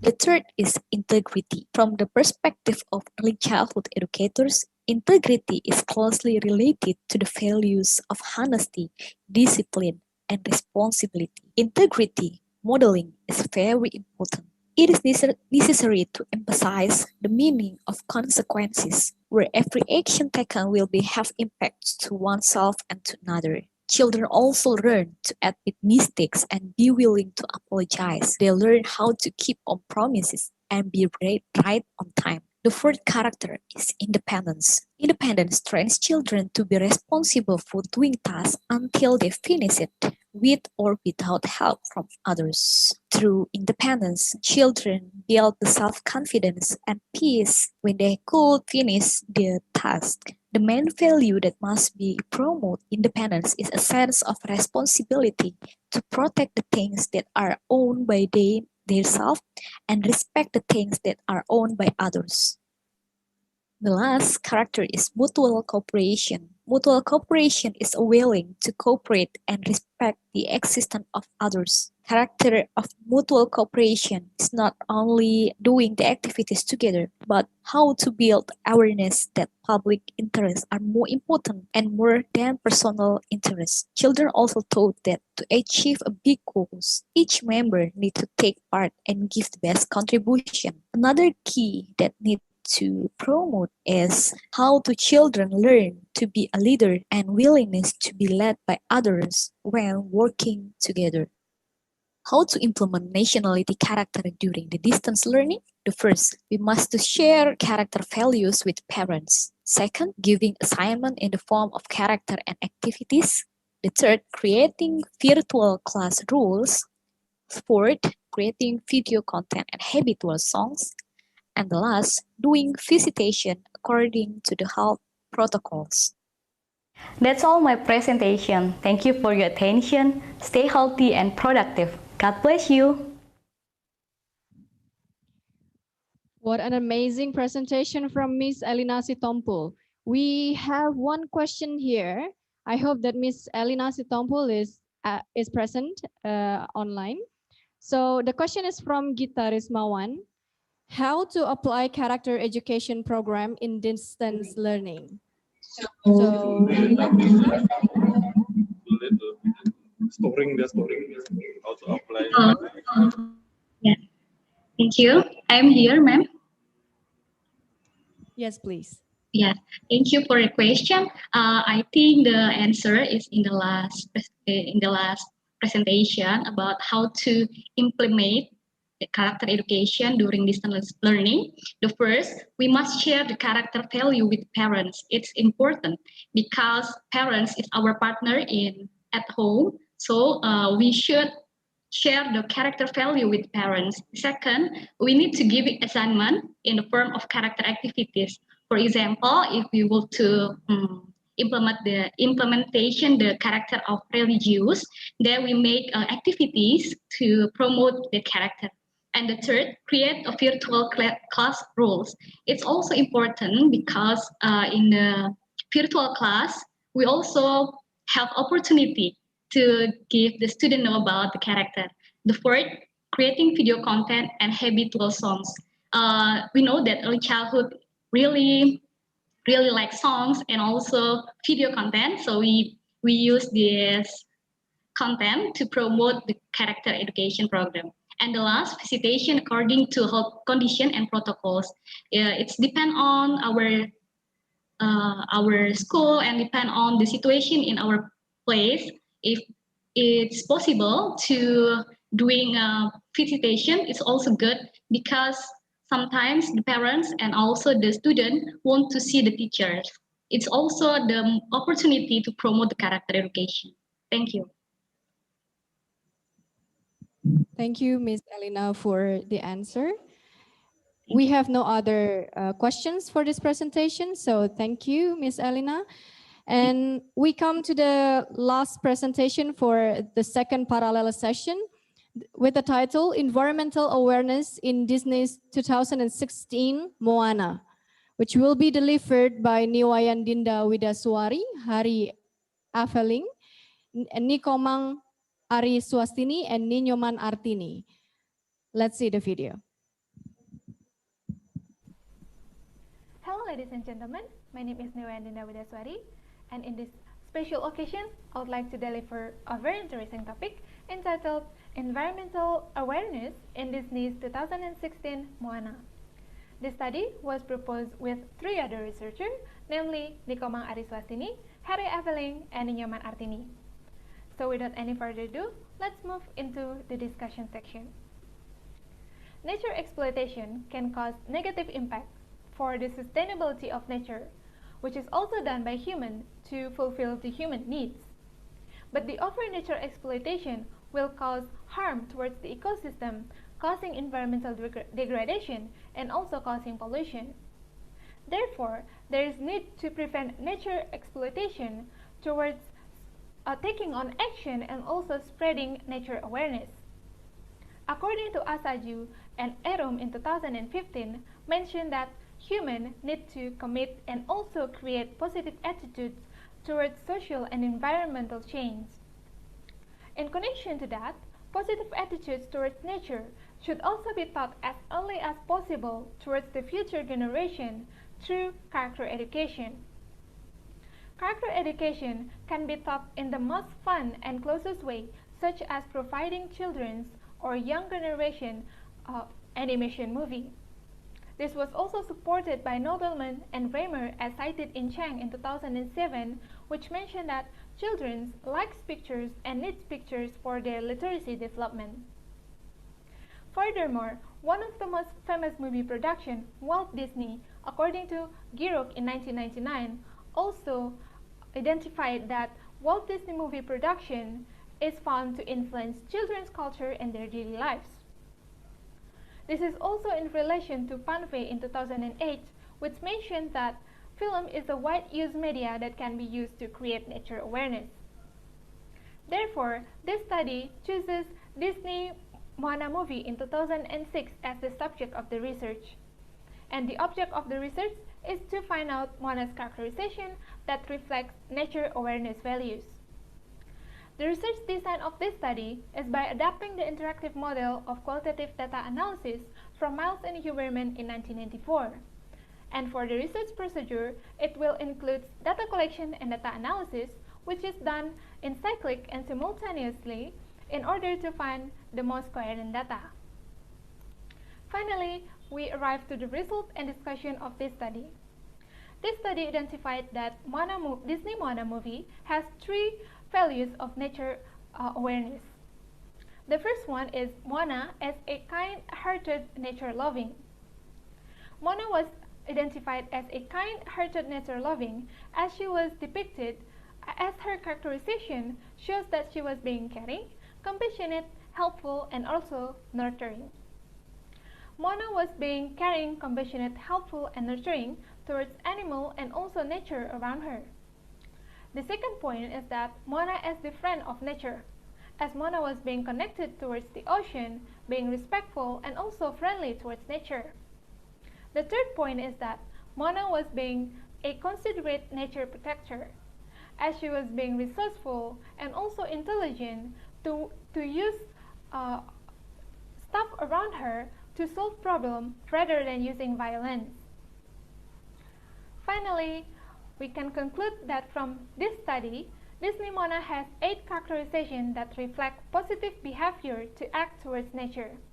Being caring, compassionate, helpful, nurturing, respectful, friendly, resourceful, and intelligent are some of the ideal characterizations to treat nature. Disney Moana in 2016 movie proves that these characterizations are important, as people can see the world with a loving eye rather than to be exploited and used arrogantly. Further, it also shows how humans should act towards nature in real life situation. I think that's all that I can deliver in this occasion. Thank you very much for your attention. I hope this information is beneficial for you. Have a nice day. Thank you so much for the presentation. We have one question here, so I hope the presenter is present. The question is, Moana is the foreign story. If I'm not wrong, it is coming from Hawaii. So my question is there any Indonesian story which have the same character with Moana story that we can use in Indonesia? So Okay, please give an answer okay, thank for you the very question. much for. Okay, thank you very much for the question. Here,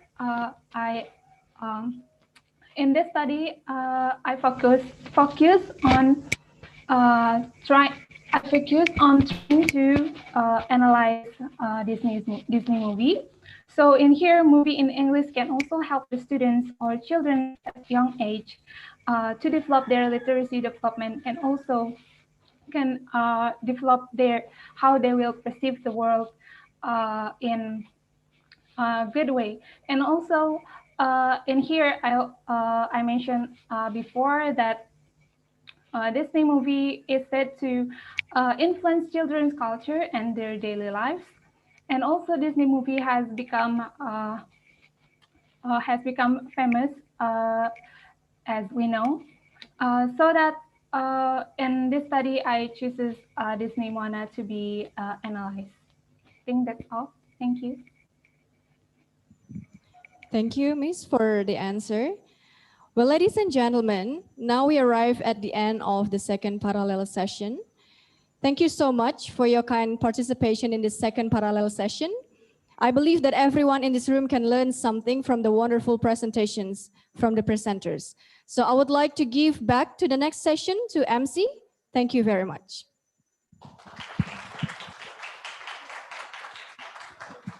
Thank you very much, Ms. Dewa Putri Handayani. That was a great presentation and also discussion session. And thank you very much for all the participants and also the audiences, because you have been coping up with us until this hour. Well, ladies and gentlemen, that was our last session for today. Tomorrow, we will invite all speakers and participants to continue our session at 8 a.m. in the morning. See you tomorrow and have a great day. Stay healthy.